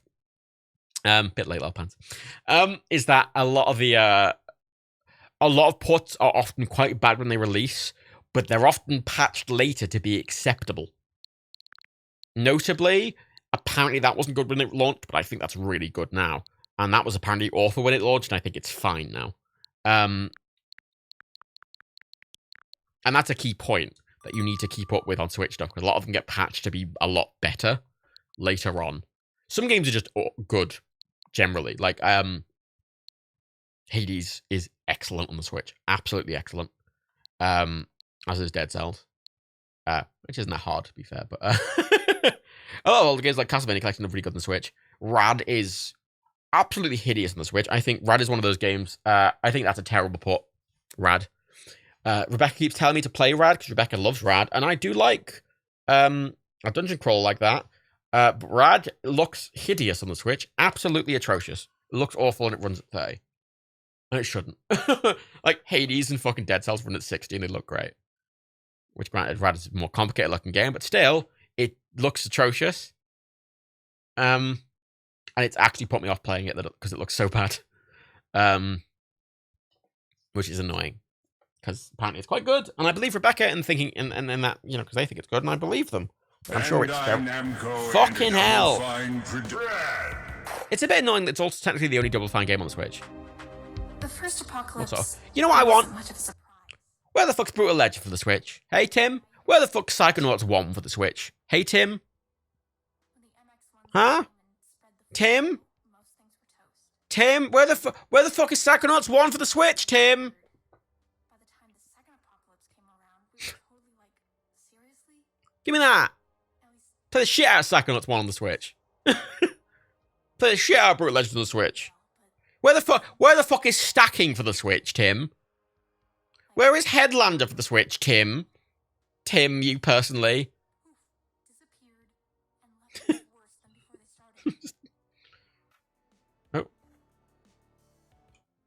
started. I just, honestly, there's so many games I want for the Switch that I would happily buy at a premium. Because if they released Brutal Legend for the Switch and like, oh, it's 30 quid. Well, 25. But honestly, I don't really care about Brutal Legends. I want Stacking for the Switch, and I want Headlander. I really want Headlander for the Switch. And I want Stacking really badly for the Switch, and I'd love Psychonauts 1 for the Switch. Ah. Eee. Ugh. Ugh, God. Ugh. Fucking hell. Oof. Oof. Oof. Oof. Eee. Eee. Oh, God. Ugh. Ugh. Eee. Everything's a very... Honestly, playing this game feels like I've just got Vaseline literally inside of my own eyes. Because here's the thing, right? I will take lower res textures as long as it's smooth and crisp looking. This game just looks really blurry. This game is aggressively blurry looking, which is really annoying because it's a very simple game graphically. It's a very simple game. Why the fuck does it look this bad? Why does it look like this? What the fuck? Why is it running at 3 pixels? What's that about, eh? What's that about? What's that about? Looks like shit. It looks like shit. And it's one of those games where this definitely does not look any better in handheld mode. It looks just as bad.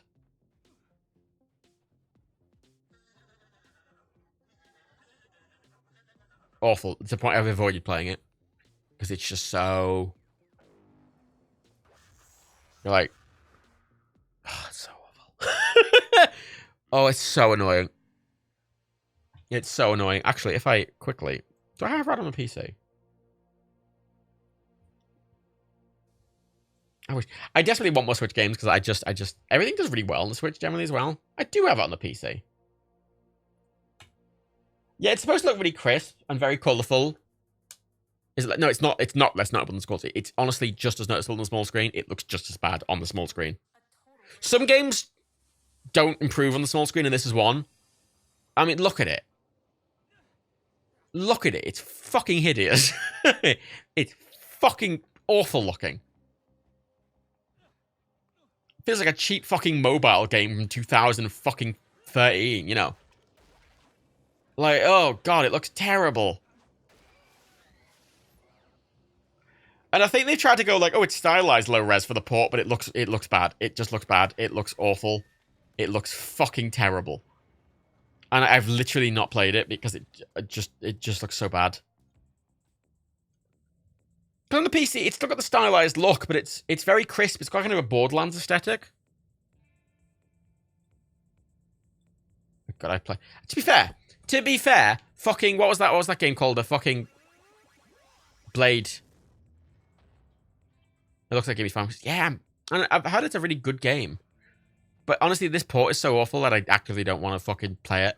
Because it just...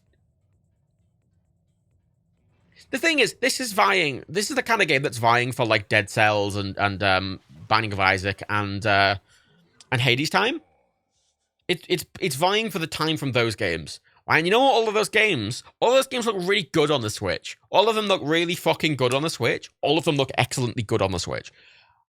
And Rad looks like shit. And no. I don't want, no. No, no. No. And a lot of games on the Switch, when you blow them up to this resolution, they look, because on the Switch's display, Hades looks so incredibly crisp. It's actually the only game where I notice, or I can notice, the lower pixel density. It's the only game I notice the lower pixel density of the Switch OLED. Because obviously it's a bigger screen with the same pixel with 720. And in some of the UI elements, if I look, I can notice the aliasing, but it's not even aliasing. It's just the resolution. Actually, you see at the left there, you see that little thingy, the little doll, the top left. Can't remember what it's called. Little doll at the top left. You can see it looks a bit low res in this one, but on the Switch, at native res, it looks really aliased, but it's running, it's like pixel level alias, not actually in game. And you have to look close. You don't have to look that close, but you can notice if you're looking for it. I don't notice it when I'm playing, but like that's one of the few areas I notice. Man, I think this is great on the.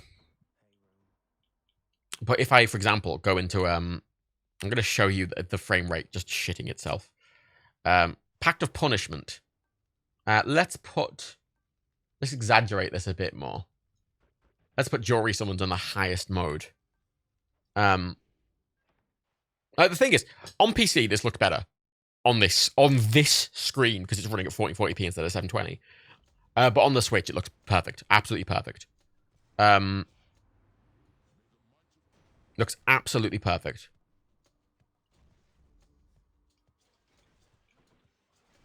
See if I go when I go into a room in a second.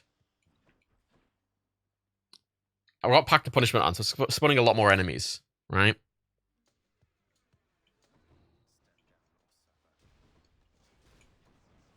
This room's not doing too bad. There's some rooms I've been in which spawn like 40 people all at once, and the frame rate just absolutely shits itself. Pact of Punishment. I'm trying to do Pact of Punishment 32. Yeah, I'm trying to get that last statue. I haven't been able to do Pact of Punishment 32 yet, to be clear. I should be doing lower ones. I got up to like Pact of Punishment, I think 12 normally. But I skipped to 30 because fuck it, I want that fucking statue, and then I'll lower it.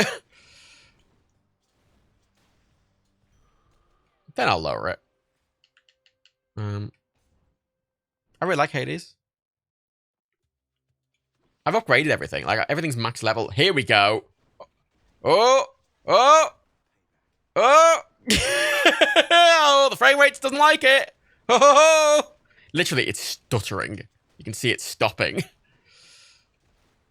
The witches aren't too bad if you keep dodging and you keep firing these multi-thingied arrows because they will destroy them in midair. But you can see, look at the... Oh, it's just... Oh, it's stuttering. Ugh, this is where this... Honestly, it runs at a perfect 60 most of the time, and you get to a room like that, and it goes... shits itself. Absolutely shits itself. That's the biggest problem with the Hades Switchport. But that only really happens when you have really high-end Pact of Punishments, which is actually kind of annoying because it's, on these higher-end Pact of Punishments is where the frame rate randomly stuttering and freezing is the most impactful. That is very debilitating when you're doing Pact of Punishment high-end.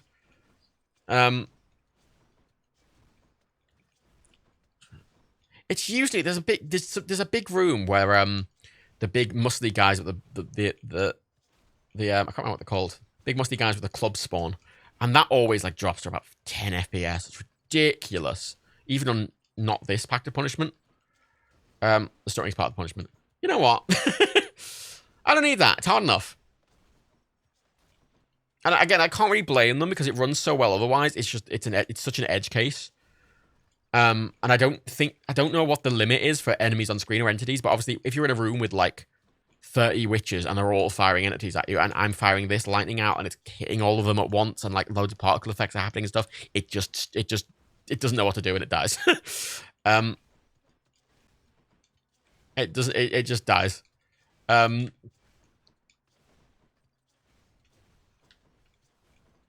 Isaac looks pretty good. I don't really play Isaac that much. Because every time I kind of want to play a game, I play this in Dead Cells all the time. Because these games are really fast. I've got a proper dodge button. Where Isaac is, I wouldn't say it's not fast. It's just, these games have a lot of movement-based mechanics and Isaac doesn't really. And Isaac, you kind of have to aim. And these, you don't really. And I like it because it's more about the movement and the ducking and dodging and dashing, which I really enjoy. Ow, ow, ow, ow.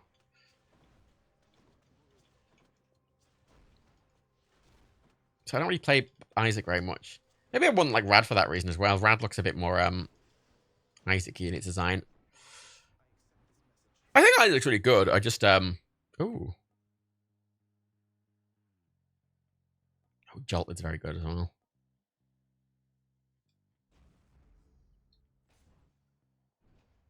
I really like Isaac. I just go to Hades. And Dead Cells. Hades and Dead Cells. Play Dead Cells a lot. I go to Dead Cells more now because Hades I've sort of done.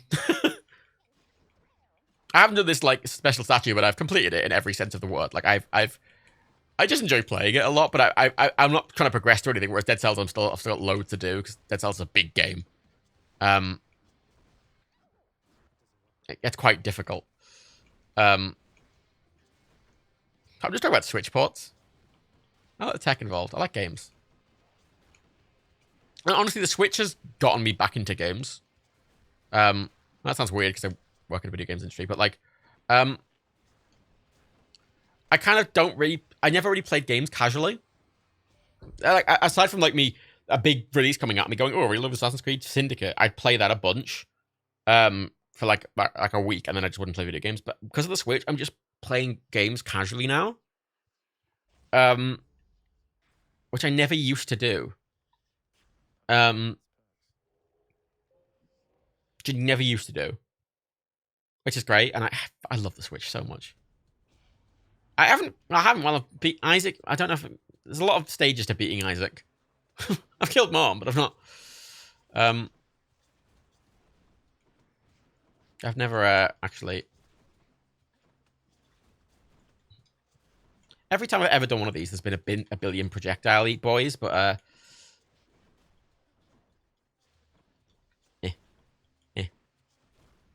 yeah, I've never played Isaac enough. I don't know. I find Isaac really fun and rewarding. I just don't find the gameplay that engaging. So it's a weird thing. In this, I always feel like I'm fucking on the edge of my seat because I'm ducking and dodging so much, and it's so fast.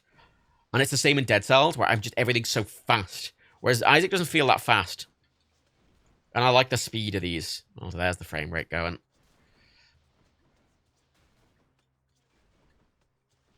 All this is me just trying to show the frame rate dying at certain points in the game. Because you can only really get it to do this when you've got Pact of Punishment. When I played through the normal game, it never lagged.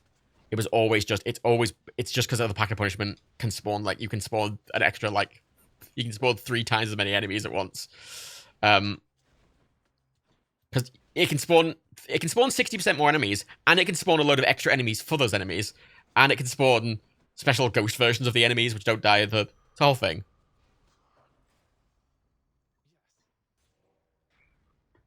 Yeah, Oblivion, I see I like the story of Pace of Isaac. It's a nice game to play while cooling down. That's a valid point. Yeah, I like that. That's not really what I go for. That's not real. Ooh! Hello.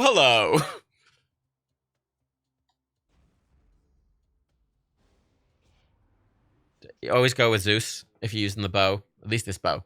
Because of the fast little speedy boys. Ow. Ow. Ow. Ow.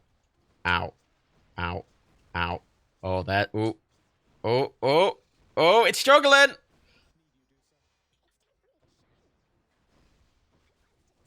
It's rare I get a legendary because with the Pact of Punishments, it disables all my boosts that boost whether I get a legendary. Because by default, I've got a load of things that basically make it way more likely I'll get a legendary or a rare or whatever, but with the Pact of Punishments on, it disables my lower end, my higher tier perks. So the likelihood of getting them is really low. Ow.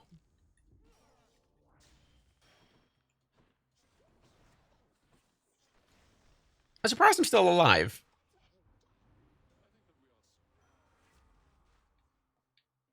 Ooh. Ooh. That'd be good. That'd be good as well. I kept there was one of the Pact of Punishments basically lowers that. So I got less choice that I couldn't re-roll, but I ended up finding that made everything so much harder, so I had to rejig it. This room's gonna like to shit. This room's gonna like to shit. Oh, it is doing that.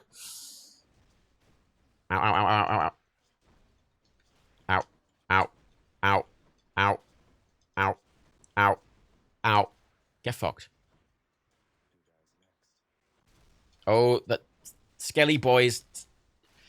The heads when they spawn them. Fuck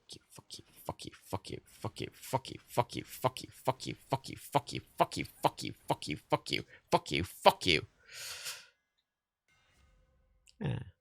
That's the one I want! Wait, this run's going really well. I don't want to fail it. I was doing runs repeatedly, trying to... Uh-oh, I didn't mean to do that. I thought that was a purchasing chest. Uh-oh. No! If I die here, I'm going to fucking be so angry. Yeah, I was doing runs repeatedly trying to get this build that I've got now. Actively, very intensely trying to get this build. And failing every time. And now I am doing a fake run to demonstrate something. And I've actually gotten the build. And now I don't want to die because this build's a lot of luck trying to get it. Ah, that's annoying. What's up with the game audio? What is up with the game audio? Is it really quiet? It is really quiet. Why is it so quiet? I don't know. It's turned up quite high. Whatever. There is no audio. Which means no audio.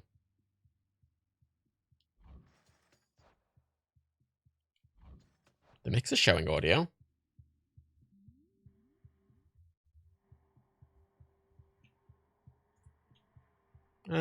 Mix is showing really high audio. Oh. Ow. That's really loud for me. That's odd. Oh, look how fast it kills everyone!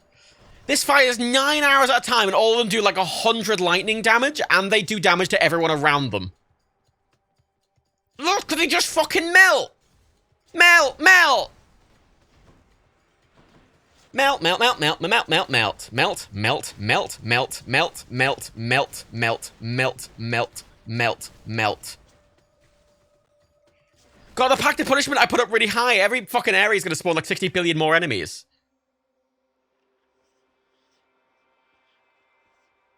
Sister first, give me some fucking health. Thank you. Thank you. Goodbye. That was fuck all health, Jesus. Pact of Punishment gives me a lot less healing. Oh! Ooh, can I afford both of those? I can afford both of those. Yes. Hi, Sharon. Can I beat the bitch? I've never beaten a bitch on the Pact of Punishment 32. I've literally never gotten past this boss with Pact of Punishment 32. But I do so much damage now that hopefully... Oh, that's a very intense murder. Very intense Zagreus. See with this, it stops all of her attacks when she's firing, all of her projectiles. And it does loads of damage to her. And with my increased dodge chance, like, oh, look how much health I've gotten off her already. She's got to do the fucking thing where she teleports. Yeah. This makes this... She's the worst one to get in this fucking mode because you can't fucking dodge it.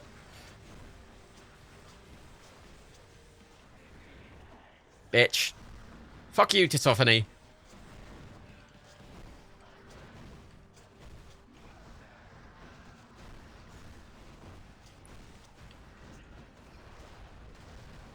Oh, please let me second get this.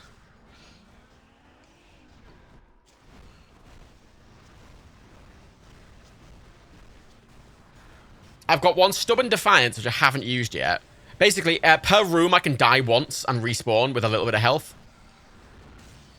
Oh my god, I did it! Oh my god, I've gotten such a good build. Oh, I've actually gotten a really good build, but I put my fucking Pact of Punishment up really needlessly high to demonstrate a single lag problem. And now I've gotten... Oh, I can't... God damn it! Why the fuck did I have to get my fucking ideal build right now? I'm so angry. I'm not angry. I'm actually quite pleased, but also I'm very angry at the same time.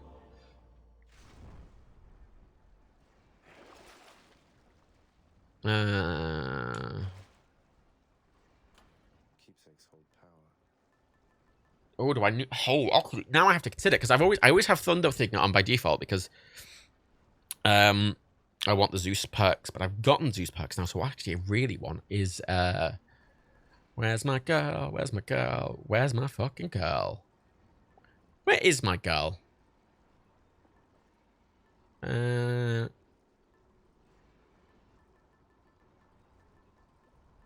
Excuse me? Pardon me. Very sorry. Where the fuck? Fucking... What's her face? Yeah, Athena. So, I want there's a perk which shields you when you dash. So when you dash, it completely shields you from damage and it deflects everything. With that and this, I'm basically invincible. It's an amazing build. It's my favorite build. It's amazing. I love it so much. Holy shit.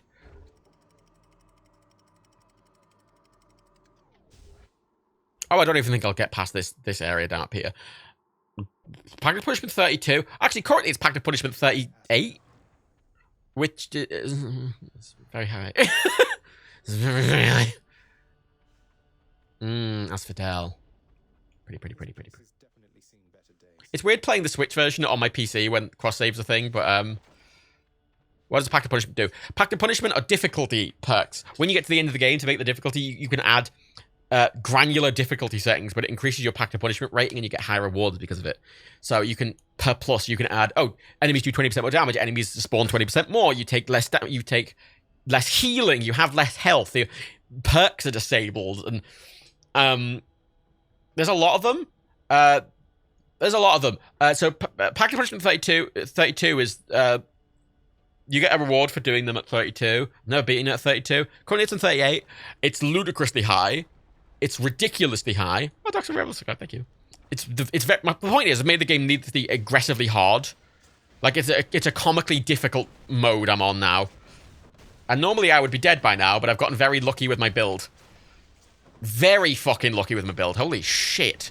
God, it just minces everything. Look at it. Mince.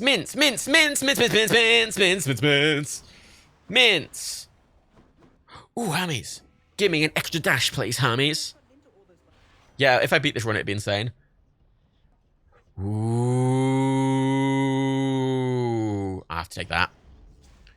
But basically, I use this as a rapid-fire machine gun, effectively. And it's firing so many things, and all of them do ridiculous lightning damage. Oh my god.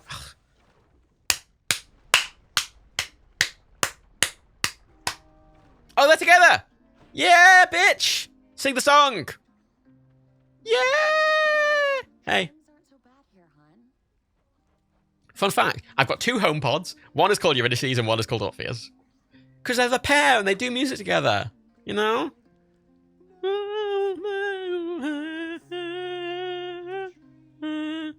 I want that.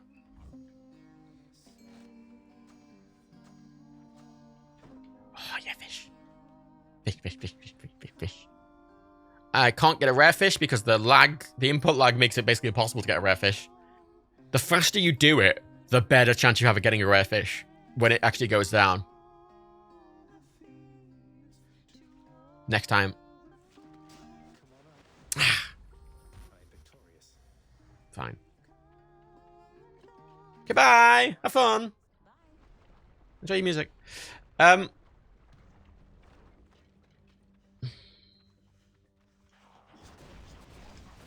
You know, this game is going with its own version of history. I'm fine with that. I like this version of the Greek history. God, I love Hades so much. It's one of my favorite games I've ever made. Easily. Oh, I can't deflect their attacks. Ow, ow, ow. The nice thing about Stubborn Defiance is I got a perk from Ares that if I do die with Stubborn Defiance on in a thing, when I respawn, I do even more damage for that round. Ooh. See that lightning strike?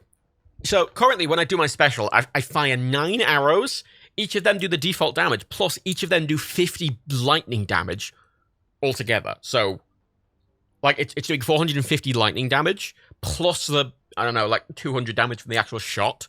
And then the lightning damage is not only striking the person it's hitting, it's striking all the people nearby, and the arrows chain to multiple enemies at once, so I can fire them and hit, like, 5 enemies at once with literally 600 damage per shot, and I'm doing those shots, like, every second. And they chain them up, and it links everyone together that you're hitting. So if I'm only hitting one person, but everyone else is linked, it'll still do damage to those other people. 20% of the base damage it'll do to everyone else. This build is ridiculous, but it's very... I've never gotten this... I've only gotten this build a couple of times, and it's ridiculous. And now I finally got it, and I'm very excited. We'll do that, because that's only 6 damage per shot, but that works out quite a lot of extra damage per thing. Ooh, I need you. Thank you. I need your shield, please. I desperately need your shield. I need it for the deflection. Like those enemies, if I had the shield. Oh, no, it's you. I hate you. I hate you. Oh, you bitch. Ah, you fucking bitch. Fuck. Yeah, I'm gonna die here. I'm 100% gonna die here. Ah! See, yeah, he does. I have to dodge across that damage. Ah, and yeah, I'm dead. Fuck! Ah! 34. Fucking hell. Pact of Punishment level 34. Not a word of this to do, sir. Ridiculous. Yeah, that was a special run. Sadly. Yeah, thank you. That's very Pardon the interruption, everyone. the triple-headed. Important thing on the PS5 version of this, when you pet Cerberus, the vibration uses haptic vibration to make it sound like the dog is breathing while you're touching it. So it makes it sound like you're actually touching a dog because you can feel its fucking lungs. If you want a good reason to get the PS5 version of Hades. But did the game lag? It did. At certain points, it did lag quite significantly. Look at what I can't show. No, I got really lucky on that run. I got really good luck. Keep in mind, every time I've done Pact of Punishment 32, I've never even gotten past the first dungeon. I've never gotten past the first area. I've never gotten into Rasfadel on Pact of Punishment 32. Pact of Punishment 32 is ridiculously hard. Because I want this. I want this. I want this. I've yet to earn the right to look upon whatever this is. It's definitely just another statue of him, because those two statues were statues of him. But it's the only big unlock I have left in the game, because like you can see, I've got max rank with everyone. I've got an what's the button? There we go. I've got max hearts with everyone. I've done my relationship the best with every single person. I've got the proper ending, the secret ending. Like I'm not like when I talk to people, they don't have anything else to say to me aside from "Good luck, Zagreus." like I've done everything. I've learned to play the fucking whoop. I've learned to play the lute. All right.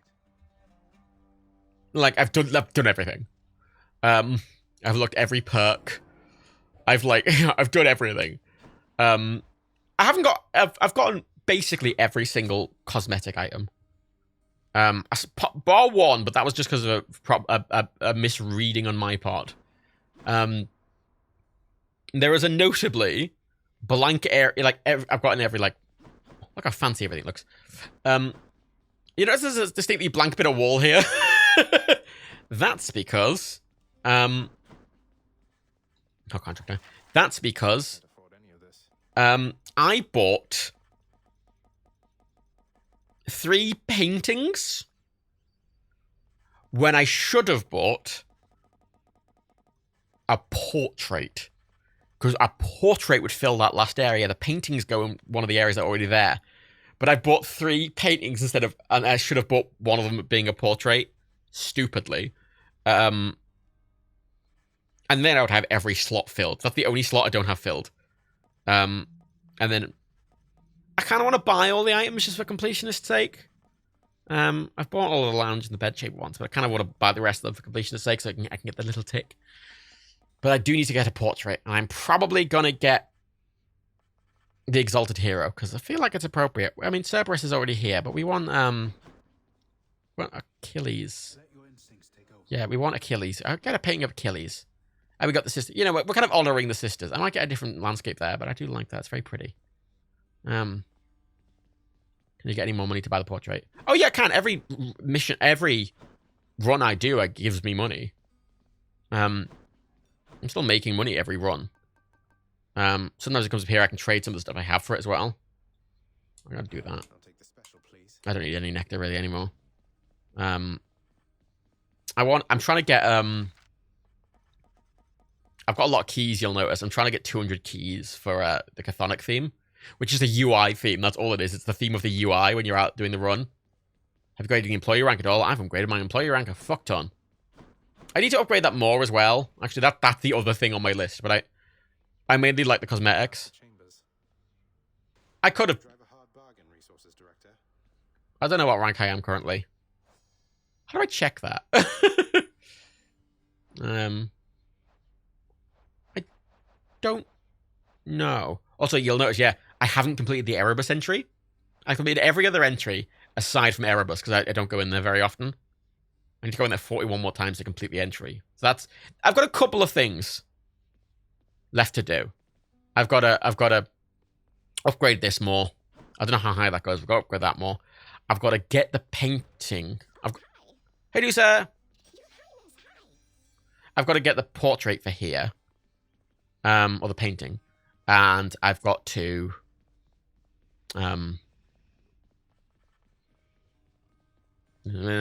But you get the point. God, look how pretty it is. I love how it's very pretty when you first get here, but when you upgrade it, it just gets so complicated and beautiful and just layered. And look at how much texture there is everywhere. It's so weirdly detailed. It is just gorgeous. What's cooking? And this looks amazing on the Switch OLED. Absolutely wonderful. Let's get a bird's eye view, shall we? Or a bat's eye view, more specifically. Free bats. Yeah. It looks so good. Obviously, you can change it. I can change the painting behind him. Hades has a new throne. The entire central thing is different fireplaces. You can also change the colors. Like, there's lots of different... you can have different colored drapes and different... You can have different weapons on the wall here. I went with swords out the sword. You can go with a different art above your room. You can go with different drapes and different candles and different pillars. And you want a different kind of fireplace. Or you can have different kinds of petals. And I put towels there so I can dry off. I love Hades so much. It's one of my favorite games ever made. Like, absolutely. Let's some stats, shall we, about my runs. Let's see some numbers then. Oh, that was that last attempt was my 200th run. Perish and Tartarus, dead and Tartarus, dead and Tartarus, dead and Erebus. Dead and Tartarus, dead and Tartarus, dead and Tartarus, dead and Tartarus, dead and Tartarus. Like, you see, these are all the attempts of me trying to do the Pact of Punishment 32. And then look, see, Pact of Punishment 4, escape, 5, escape, 32, and every single one since I've put Pact of Punishment up to 32, I've died in Tartarus. Like, very quickly. Because Pact of Punishment 32 is very hard. These are all my normal runs. Ouch.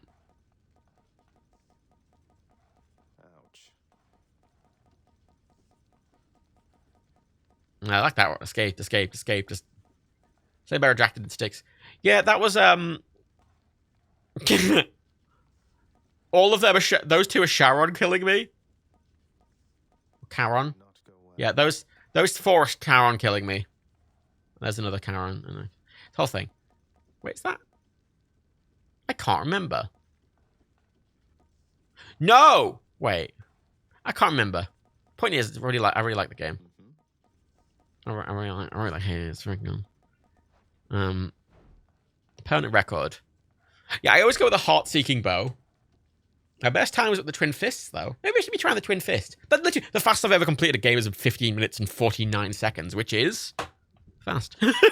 I think completing an entire run in 15 minutes, 49 seconds is very fast. But I've done most with a bow.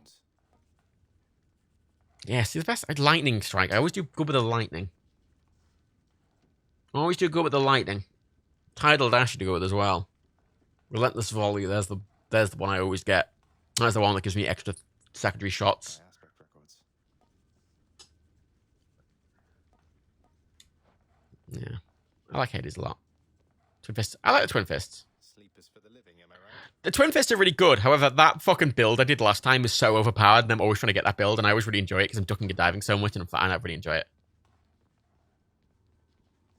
Okay, bye, everyone. I like the hands. I don't know what they're doing, but they're having a nice time.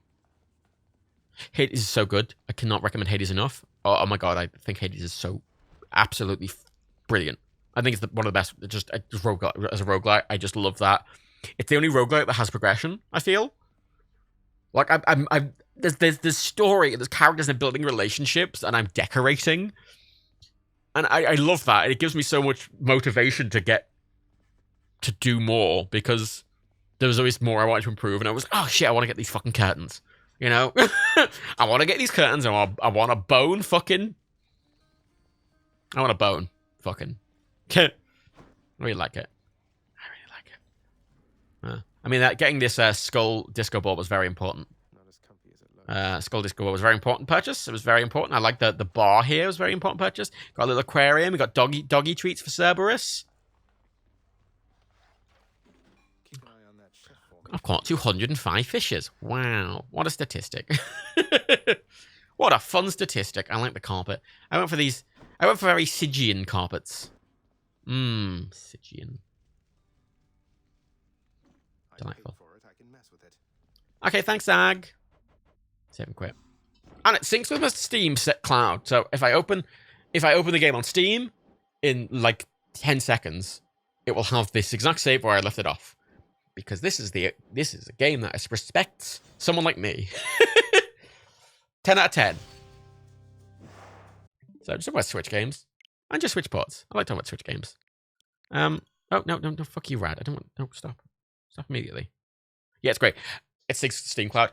Witcher 3 can sync as well, but it's a manual thing. You have to go in and dedicatedly like click like sync transfer save, and you have to do it. It doesn't do it seamlessly like Hades does. Hades does it very much the idea that you'll play it on the Switch while you're out and about, then you be at home and you're like, oh, I want to play it on the Switch, and it just, you don't need to think about it. Whereas a lot of other games do. Toem's great on the Switch, by the way, as is Townscapers, a great Switch port. I got the Amnesia collection. I don't know why. I was going to try them. They were cheap. I haven't played Islanders on the Switch yet. Hold on. Yeah, Broken Age. Broken Age and Rad are the only two Double Fine games on the Switch, which is annoying. I want to play Limbo on the thing. I haven't tried that yet. I keep meaning to. Minute's excellent. 60 parsecs is really good. I made a point for installing everything. I need to buy the first Neo. I haven't played the first game, but I own the second because I got code for it. I desperately need to play the first one. Heave Ho is an amazing sort of party game. Oh, Chris. By the way, there's a lot of these on here that I realized, because there was a lot of games I hid from my library on here that I just got rid of completely, that didn't display, that I don't have in my GOG, so I haven't tracked for the purposes of the backlog slug. So I'll have to go through and check, but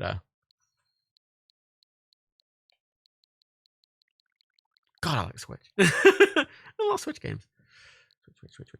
I need to play Bayonetta. I got Bayonetta 1 and 2 to keep me into play. I want to replay Bastion. I want to play Transistor. I've never played Transistor. I loved Bastion, and Hades is one of my favorite games, so I need to play Transistor. That's my favorite.